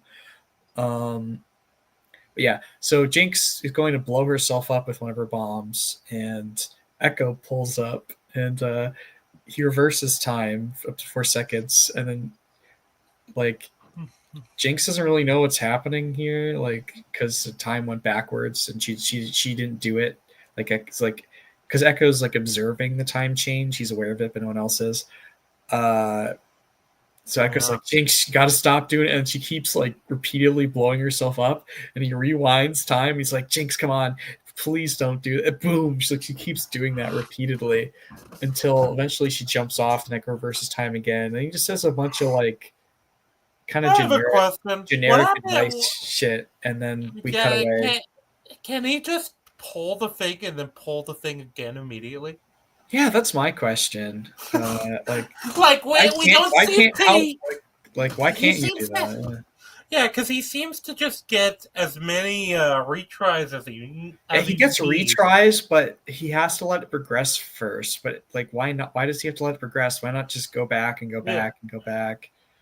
Like the rules aren't very well established. Like all we know is if he goes back more than 4 seconds, Heimerdinger's head explodes. But what's stopping him from going back in 4-second intervals? Would Heimerdinger's head also explode again? Yeah, just imagine him in Vandal. Just imagine him in Vandal City with Smeech, and just out of nowhere his head explodes, and Smeech is like, "What the hell?" Every time Echo travels wrong, a random Heimerdinger in a random universe dies. That's my no. But is it exclusively Heimerdinger, or is it just the nearest? I like that it's only Heimerdinger. I just like it's just so personally funny to me. Like fuck this guy in particular. Boom. There's some Heimerdinger in the universe where Jason Victor kept their ambitions in check, and he's like looking over proudly at his. I'm so happy. Boom. Then he has to spend a whole month hiking back from Bandit City. It's like I even like the idea they maybe have like invented like a hex tech phone basically, so he explodes and then they get the call and they were like, it's like, what the fuck did you guys do? Also, what I don't understand is why Smeech's blood was green but Heimer's is red. Drugs. Oh yeah, it's probably Shimmer actually. No, Shimmer's purple. Well, it's possible. Hey, I didn't say Shimmer. I said drugs. Well, it's possible that Shimmer interfacing with red blood makes it green somehow. Who knows? It's kind of whatever. It's fine. Right, of course. Yeah. What else is there to talk about? Oh yeah, the band. The fight scene. Oh yeah. Yeah. The suicide scene was it felt very inappropriate. Yeah. It was very tone deaf. There's a lot of things were in the season because you're really gonna play a character killing themselves over and over again. Like that's and this was probably the most inappropriate scene in the whole show. The only one that's close is what Jay says to Victor at the end. I think that was very like, and maybe the sex scene between. Those are like the top 3 of like, what the fuck were you thinking? But this is definitely the one that's the most tonally not even tonally inappropriate, just kind of the most personally offensive. I could see a lot like personally, I haven't had experienced anything like that, but I could see so many people hating it. I know people who have or rather I know people who have relatives who have, and that's kind of where I'm like, oh, if I had a relative that continue. If I had a relative who have, and I know people who have attempted, I know people who have been suicidal, like personally, and so that's kind of where it kind of hits me. It's like, oh, this is you are not treating this issue in like a Most people on Earth will have experience with this in some way or another. So you have to treat it with the respect it deserves, and it's very much. And you a rewinding in a satirical way. Yeah, you can. I'm not saying you can't, but like in a show that is otherwise serious and that in the past explored very deep topics, you can't do it this way because it's very disrespectful to have something as heavy as a suicide scene get rewinded multiple times. Yeah, rewound. Yeah, rewound. Yeah, and have a bunch of like jokes written in. You have to either have a really good writer, or you have to be something that was like, if Rick and Morty did this joke, I would be like, okay, well, it's Rick and Morty. This is a Rick and Morty joke. Like, that's why it came to mind. It's like, this feels very Rick and Morty to me. There's. But also, with the time that he has to try to convince Jinx to not kill herself, you won't be able to convince her because you'd have to take more than just a few seconds to convince her not to kill herself. Like what Echo's and you'll have to know exactly what to say. You have to know exactly what to say to convince her to not do that because he's dead set on doing it right now. Like if you 4 seconds, Echo has to just literally tackle her, which is what people do to stop. Like if the cops are called on someone who's like in the middle of actively doing a suicide attempt, and they're in a position to do it, they will just tackle the person flat out to stop them. Like they just have to do that. Well, because that's a big thing too. No, to be fair, if Echo tried to, he probably wouldn't succeed because Jinx has super speed. Possibly. She's literally got the thing at the ready at this. Yeah, it's true. But think of that's the big thing. It's just like the fact that the fact that his ploy works is just crazy with how the scene is set up. But like I said, it felt not only did it feel very inappropriate, but like the jokey nature of the way they do it, where it's where it's like you see it over and over again, and it's almost like he gets exasperated about her. Exactly. Yeah, he gets kind of exhausted about it, literally. And I remember I was watching this. I was like, are they really doing this? Yeah, the first time it was happening, I'm like how many times are you gonna do this? And then the second time I watched it in our call, I was actually just like laughing hysterically because it was just like it already been in my mind of how like weird it was, and then it's a clown show. There's like side context for the Maddie incident, so it's just like I I just have to laugh at all of this now. It's too silly. Imagine that you could even do this, like him having to rewind it repeatedly in a serious way. Because think about it, like the like in an emotionally serious way, where it's like thinking about like he has 4 seconds to say something to stop her, like that. Yeah, he has 4 seconds to say something so meaningful. Like he could do it hundreds of times and mess it up. Like that could be pretty cool. But it'd be something you couldn't. do is, as like I said, he'd be doing a lot, but it would be in a way that's like not treated like a bit. Part of me thinks he should say something that almost like baffles her out of it. Possibly, yeah. It could be like the thing you least expected was what caused her to stop. Well, yeah, like that would be actually interesting because then you could have like that a bit more comedic, it could have levity to it, yeah, and it could represent the intense moment cooling down, you know. Yeah. It's instead of the whole scene being kind of jokey in its nature. Yeah, but you need a really good writer to do that. Yeah, almost like whoever wrote these scenes for Tax. Yeah, we've been harping on this one scene for very long. Holy shit. Yeah. It's just it's a really bad scene. I was gonna say we are at the 5-hour mark. Let's wrap up also.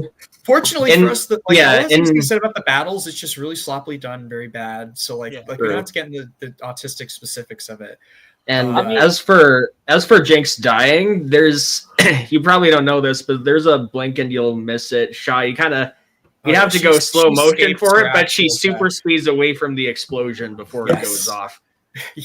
Yeah, and there's even like in the ending when the airship's flying away, like it's implied Jinx is in the airship, and then it has like the Jinx for like a split second, it has her letters glitching on the screen.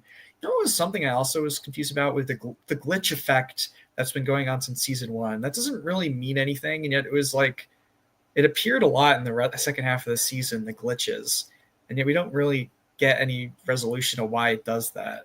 Like, I mean the fucking okay. Here's the thing I want to say is the about suicide. Do you know the line that convinced her to stop committing suicide? It's like, I learned from someone from the alternate universe that no matter what you did in the past, not too late to build a new one. Thank you. I'm sure she never thought of that in her entire life. Yeah. But sure, that works. And then here you got a battle. So who wants to talk about that? The plan is for them to just like distract, to block like ambassadors' forces long enough so that Jace can shut down the machine. Whatever. Well, yeah, just the big question is, why didn't Jace like get a bunch of people when they were doing all the prep work in the previous episode to go and dismantle the hex gate and literally break it to pieces so that it can't be used? Like, why wouldn't you do that? And he was already in there. He could have done it all on his own. Yeah, Jace like says, I'm going to go do this, and then disappears for a while, and then he was just doing it on his own incredibly slowly.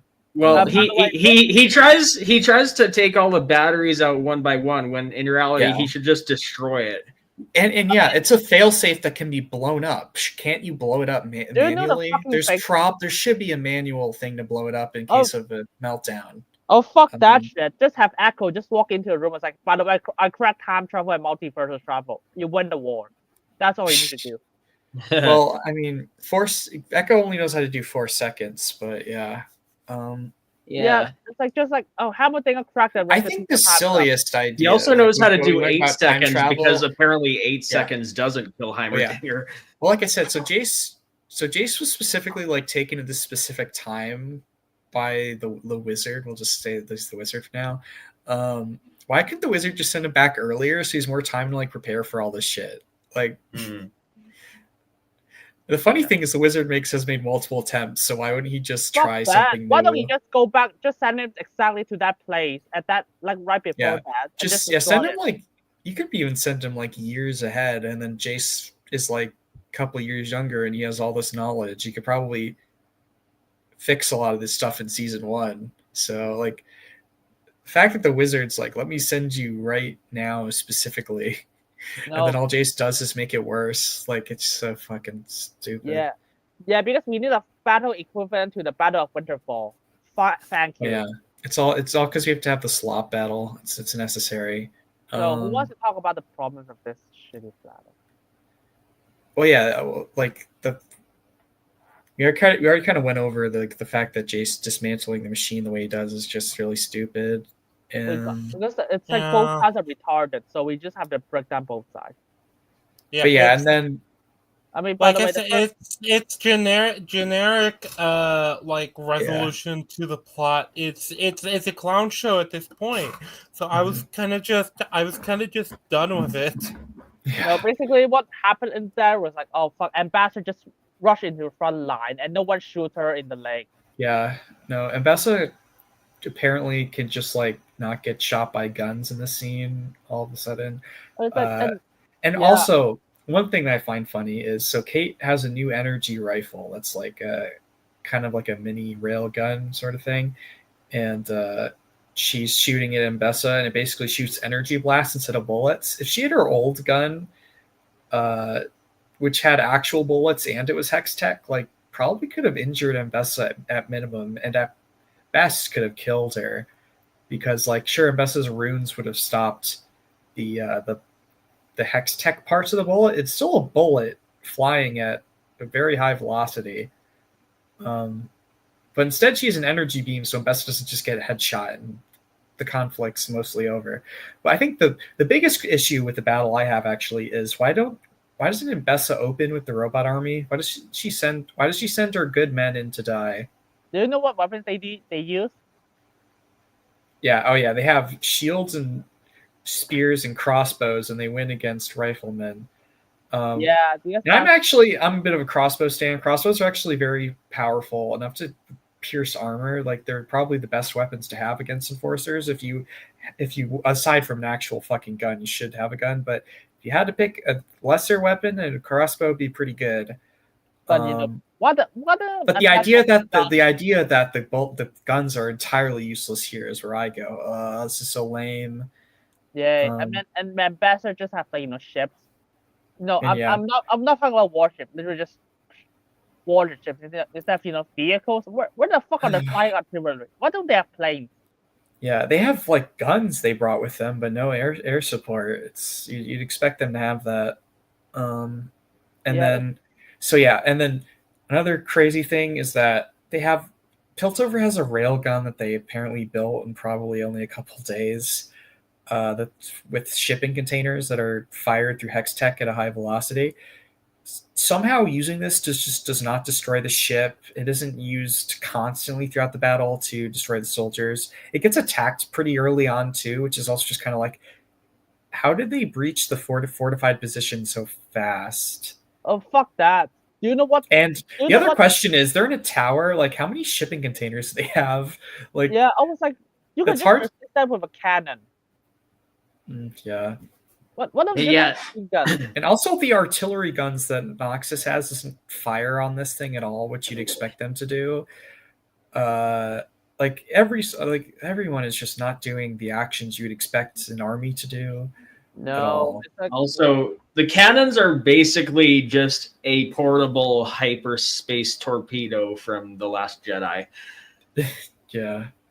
Those cannons they have are like World War II artillery. That would fuck all of Piltover up pretty easily. Yeah. If you can fire something at the speed of light, just at anything, you've effectively won the war just like that. Yeah. Yeah. But Caitlyn in general, Caitlyn, she's a sniper with a very powerful weapon. Once she gets shot at by the Noxian cannon and has to like go elsewhere, instead of going to another tower and continuing to shoot, she decides to join the ground troops and attacking Victor's egg, which is like, Kate, you could have had the high ground and killed a bunch of soldiers and backed up your team who's going to assault the bomb or the egg. Like, why? But the reason why is so we can put Kate into this boss battle with Ambessa. That's why she does it. It's not because she's doing something her character would want to do with her talent as a sharpshooter. It's so she can have a boss fight. No, it's a real shame. Oh, sorry. Go ahead. So we just got Warwick was like, hey, we got to pull this thing that is apparently a decoy, by the way. And it just the egg is a decoy the whole time, which is really funny. All right, gentlemen, I'm gonna dip. Yeah, I'm probably gonna go pretty soon too myself. I have to eat. I haven't eaten yet. That's glad you could join us. Yeah. Have a nice night, gentlemen. You too. I'm talking to you. Yeah. But so we can just speed run because a lot of the battles can just be surprised how dumb it is, and then they just throw gas at each other. Yeah, well, they used the gray, and then like with that, they assumingly canistered. It kind of backfires on them because they get beaten the fuck up by Noxians, I guess, and their masks start falling off and everything. And then Jinx comes in with a free airship. Like there's a hot air balloon. Oh yeah, And Jinx only built that in probably like a few hours with how the timeline of the show is going, which is really stupid. I should also mention her machine gun was she built it so that her machine gun and her Fishbones rocket launcher are one. This was established in the Jinx Fixes Everything minigame in League of Legends, and you can see it in the show. Yeah, because because Jinx is actually the only smart person here, so she has like guns. Mm-hmm. But also Savika and Zon show up and they like immediately get gonked by the robots, which I thought was funny. Right. What are some other miscellaneous stuff? Oh yeah, Maddie. You want to talk about Maddie? We have to talk about her. It's so funny. It's she died a hero. She's trying to rid us of cringe. Maddie is so. I guess we talked about the earlier scene where Maddie's like having sex with Caitlyn, where she's trying to like get Caitlyn to be more chill when she's in her like Caitlyn persona. She's like, all right, you should probably think about ending the war and maybe we can like ease up on Zon. And now in this scene, she then betrays Piltover for Noxus and gets to assassinate Caitlyn. Like this is she's just suddenly this. So we can have this cool moment where Mel gets a cool entrance where she, behind a door, blocks Caitlyn, or not Caitlyn, she blocks Maddie's bullet and then spends some time bouncing it around until it hits Maddie in the forehead and she dies. Poor Maddie, you died before you could have rid the world of cringe. It's sad. I have no idea why the fuck is like what's it called? Mel is in the back line. I was like, dude, you Mel. This is Mel. This is the first time Mel has joined the fight. Like, why couldn't she just like get to a vantage point and use her shields then, or just actually join the battle? Same with like, why don't they leave the robots? Like, why don't they have Mel at all helping until now? Why does she need to do this cool entrance? And then to speed along, then they have a boss fight. Kate versus. What did the bomb do back? Why didn't the bomb work? That's a thing. The bomb. I know why the bomb doesn't work. Actually, it's something most people don't miss. It's kind of silly. So Maddie is the one who gives the bomb to Fish Guy. So Maddie sabotages it by putting a nail in, or whatever. But the thing is, I find this like that is what happens. But I also find it silly that Maddie does this at all because the egg is fake.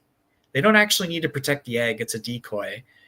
I know the point is to get it going as long as possible, but like as far like you probably bought enough time as it is with how long this battle's gone on. So in fact, Maddie could probably use a distraction, the explosion, to like probably kill a couple soldiers with their like enforcers with their rifle, like, and try to get like break their line a bit instead of what she does. Or even manufacture the bomb to like blow up as Steb, the fish guy, is carrying it. But like she could blow it up, kill Maddie, not kill Maddie. She want to kill herself, but she could get away, then remote detonate it so it kills Kate, fish guy, and a bunch of enforcers. They're dead, and the fake egg is still alive at this point. Like there's a lot of better options she could have done. And this is just particularly egregious because the choice she does make isn't just suboptimal. It's just like silly. Like she doesn't have to do it at all. So I guess I want to wrap this up. So it's a boss battle, and in general, kind of bad dialogue. They just destroy the shipping company, and then they just like destroy the egg, and a decoy. Yeah, they destroy the egg and they find out it's a fake. Then Victor is now basically he snuck in somehow, and now the robots are simulating people. And as this is happening, like Kate, Mel are fighting Mbessa, and then basically Vi, or not Vi, keep mixing up Vi and Kate. Funny thing is, Kate is such a non-issue in this battle. Vi is such a non-issue in this battle that we haven't even mentioned her. What she does. She did nothing in this. Like she has just no agency whatsoever. But Kate specifically decides to get stabbed in the eye to stab Mbessa, and like she didn't have to do it that specific way. Like she could have at least tried to get out to dodge or move her head literally. But because and then Mel, because she foolishly accepted the Black Rose necklace, she decides to activate it to send Mbessa to the Shadow Realm, and then Black Rose kills Mel, or not Mel. That would do us a favor. Mbessa, and Mbessa dies, and there's a silly line where she says, "You are the wolf" to Mel, which is like kind of a running theme of the first season. But like the thing I find funny about this is earlier she says wolves don't show mercy, and Mel specifically spares Mbessa here. Even if she dies, she still spared her from getting like fully tortured to death by Black Rose. So as far as Mbessa's aware, Mel hasn't done anything that's very wolf-like, especially because she did stuff pretty, like she snuck up with that play too. It wasn't like, it was very Fox-like, like in the first season. We just got that's it. And that's their scenes. It's kind of silly. Kate loses a knife for no reason, and then fight, and they get assimilated. Then fight Jinxers like fights Warwick. That's it. They start to fight Warwick, who has some opportunities to kill them, and he doesn't until the very end. And then as this is happening, Ambassador is able to stab through a shield.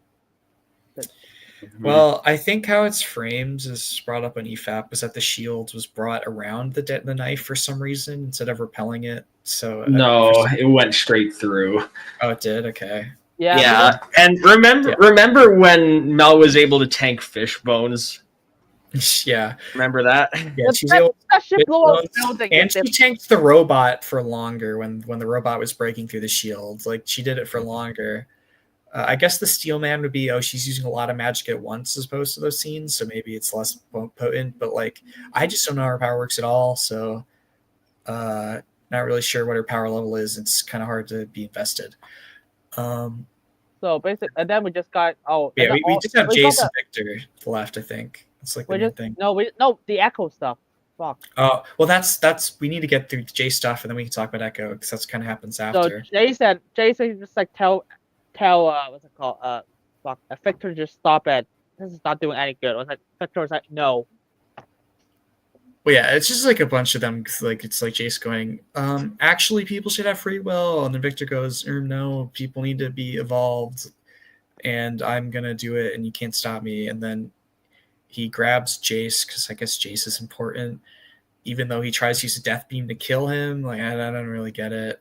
What like Victor Victor doesn't need Jace for what he needs to do. He should just leave him in the dust and have his robots attack him and assimilate him separately. No, this entire argument is like humans are bad. Humans are diseased. Stop. Yeah, it's like the classic kind of edgelord, like kind of villain thing. It's like everyone's imperfect. I gotta make things perfect, that sort of thing. And then we got the Echoes.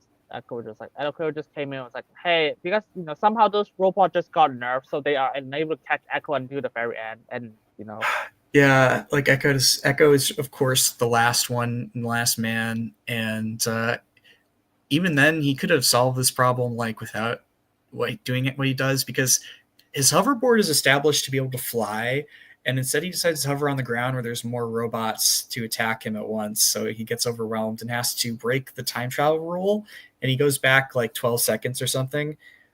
which previously, going back more than 4 seconds, killed someone, specifically Heimerdinger. It doesn't this time. It's like, Zack Snyder's Justice League, where the Flash breaks the time travel rules they set up and it works. No consequences. It's just like that. And then I was so confused. Like, what the fuck? They throwing this thing? Throwing a time machine is so silly. Like, the best Steelman I have is showing Victor the anomaly at that time managed to do. I don't even know. It's stupid. It's dumb. There's no defending it. It's the worst. And as this happens, then Jace tells Victor, actually, your imperfections and all that it's actually what made you special and unique and shit like that. We're like God, imagine telling it to season 1 Victor. Victor's like, fuck you, I'm gonna repair my legs. No, I mean, what you should be saying is like, oh, by the way, it's like, no, it doesn't matter how you look or how you feel. It's like, I miss the guy who's like nice, caring, kind, and whatever. Like, you should say things to Victor in this case. Just don't say what Jace would say. But yeah, and so this manages to convince Victor though, and then he pulls up to Jace and then Jace is like, we need to finish this together, and he gives Victor his crystal that he's had since the beginning of the show, and they do something, and they both like basically implode, and then all the robots deactivate except for 2. One of them is Warwick, who tries to kill Jinx, which is what we mentioned earlier. Jinx and Vi, and then Jinx fakes her own death and presumably kills Warwick, or they're together now, and that might be their gimmick in the new shows, is Jinx and Warwick are like fighting people. By the way, we got revealed the fact that the mysterious person is future Victor. That's another big thing. Like, that gets revealed around now, and so basically, this Victor, after destroying the world, is just like, shit, I gotta undo this. So he started going back in time and giving Jace Hex Tech, which doesn't make sense. That's like a time paradox, because Jace was given Hex Tech is why this all happened in the first place. So how does giving him Hex Tech again cause a new loop and things will be different? It doesn't make sense. And apparently when he was doing all this, he didn't have the opportunity to just send Jace back earlier than he does in this moment, which is like kind of already said. Like I said, just really stupid. And like, it's just so lame having Victor be the guy that inspires Jace, especially like, I liked when it was just some wizard we didn't need to care about. Yeah, and that's it. And that, yeah, we can just go to the fight scene. The fight, just like, hey, my dad, no. Instead of just all she does is just be sad about shit and react to things. It's just all Vi does. Vi is like really stupid. So instead of using her godness, she just lift Fender and just get away. She was like, she died. Just lift him. But also, if Warwick is still alive and willing to fight, does that mean all of Victor's robots should also continue fighting? They literally they either deactivated or they like flat out despawned, I think is how it was portrayed. I can't comprehend how both Warwick and Oriana, who is Singed's daughter, who was basically made into a robot so Singed could get her back, they should both just not exist anymore because Victor is gone. Those are the rules. The show can't even abide by its own rules. Yay, and that's it. That's a fucking movie. Actually, there's a lot more. Fuck that. We just Is there more? What else is there to say? I guess there's the ending. The Baker is not the person. I'm just gonna go now. I can't take it anymore. It was fun though. Yeah, that's fine. Yeah, have fun wrapping it up. It's all a bunch of nonsense. But yeah. And it's nice meeting you, Sty. We didn't really have a formal introduction because I kind of. Oh yeah, you too. It's though my appearances on a live stream will probably be very few and far between for probably the same social anxiety reasons. Yeah, fair enough. I just I hated this show so much. I'm just like, I'll go on to the live stream. Why not? Because I've literally this is the only time I've ever gone. It's something like makes sense. Of course. So yeah, but yeah, it was nice talking to you. Yeah, you too. Have a good one. Thanks. Bye. So that's the entire. So we just gotta wrap it up. It's gotta be quick. You know, after Jinx committed suicide to save Fi because Fi doesn't know to just lift Vander away, and Jinx just abruptly tackled him for some reason. She just does, and they have the ending. So after some time skip, Safika is on the council. Why? Why did they choose Safika on the council? I have no fucking idea. Echo is alone. Why is Echo with her friends like Fi? I have no idea. Yep. And then what are the other things? Oh, right. Somehow Mel is not in the council. I didn't see Mel in the council at the first. Yep. And then we got and then Kaylin lost an eye. I don't remember when the fuck did she lost an eye, but sure. Because it was because she tried to. She took the knife that Mbessa put in her stomach to then cut those runes off of her arm. And then that was just enough force off the knife from Mbessa's hand away from it to then make it so that Mbessa cuts her eye out. What? Yeah, I wish I was making that up. You know what? I just go. So and then this is the final thing that said. I was like, I'm the dirt under a nail cupcake. Nothing's gonna clean me up. I was like, motherfucker, everyone you know died. Uh-huh. And then it was like, because this is like a bittersweet ending. I was like, Fi should be like really sad after everything. She lost like, she's like, Jace is gone, Jinx is gone, her father died again. Uh-huh. And it's like, I have no idea what the fuck is Fi thinking, and that's basically how the show ends. Exactly. I wish I was looking that up. I was like, what's the conflict between Piltover and the Undercity? Nothing. Exactly. And we League players have to suffer from this being canon to everything. Yeah, I'm so happy for you guys to know that Jinx died. Well, not really. She super sped away from the explosion before it went off. No, she fought off a fucking cliff. I know, but there was a blink and you'll miss it shot. I don't know why though. It would have been better if she died just so that this out of character version of her wouldn't exist anymore. Oh man, this show is this season is terrible. I feel really bad for it though, because when my friend and I were watching the live premiere of episode 1, we were kind of dragged into the hype that stemmed from season 1 being as good as it was. And we had a lot of hope that because season 2 was the final season that they weren't gonna milk it, so to speak. And the result is still something that neither of us have been able to process in full, even now. Yeah, this is like I don't even know what to say at the end. It's like, this is just horrible. Exactly. Like, why do you hate season 1 so much?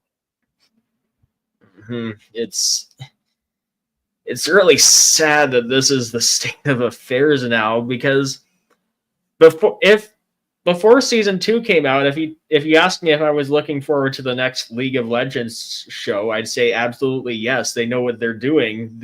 There's no way that they can make anything that isn't super damn good.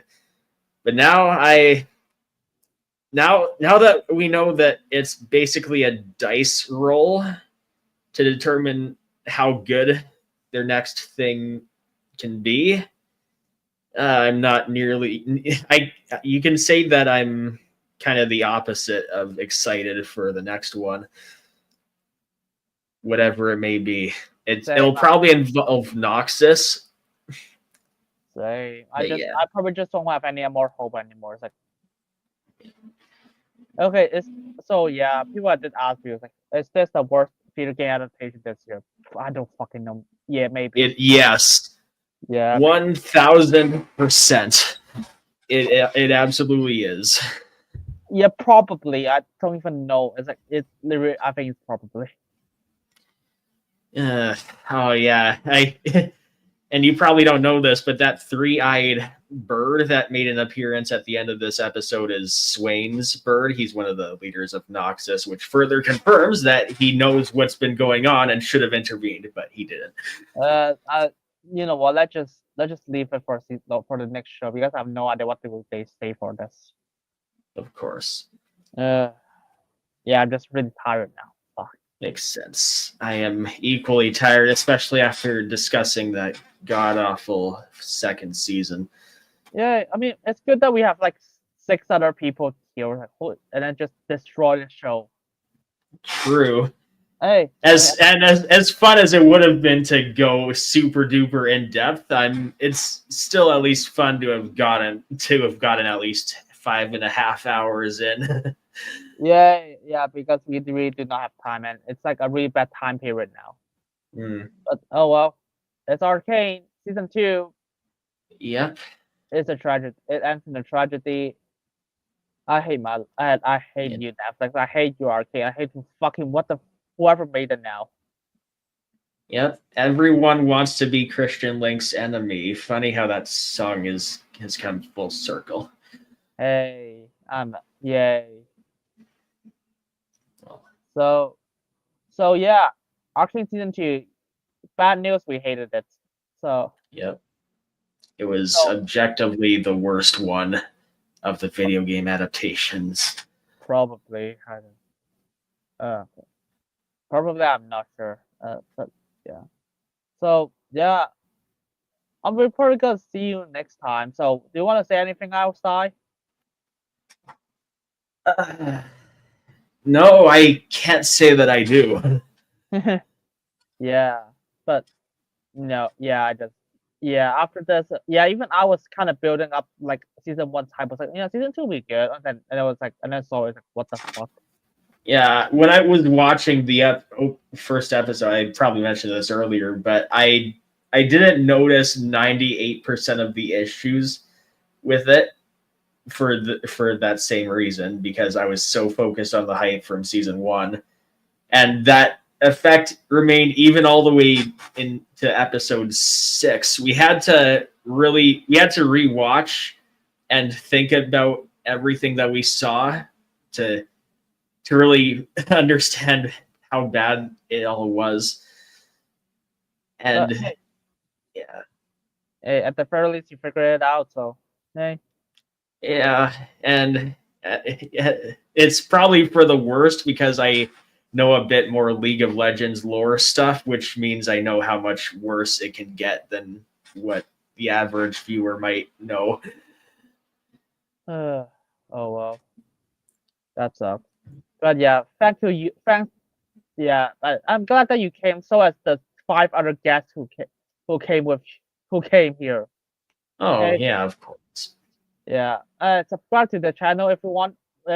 Subscribe to the channel, and but yeah, we gotta leave now. It's really it's the longest stream we did. I mean, the last longest stream is like Tomb Raider show, and that show is horrible as well. But this might actually be worse. Actually, this is worse. Without a doubt. So, but yeah, give me a second. Rangi said, sorry, I had to leave a bit early. That's fine. Yeah, we reached the end. No worries. Hey, subscribe to Rangi's channel. He made a lot of good stream and anime stuff. But yeah, so if there's nothing else, I'll see you next time. Amen.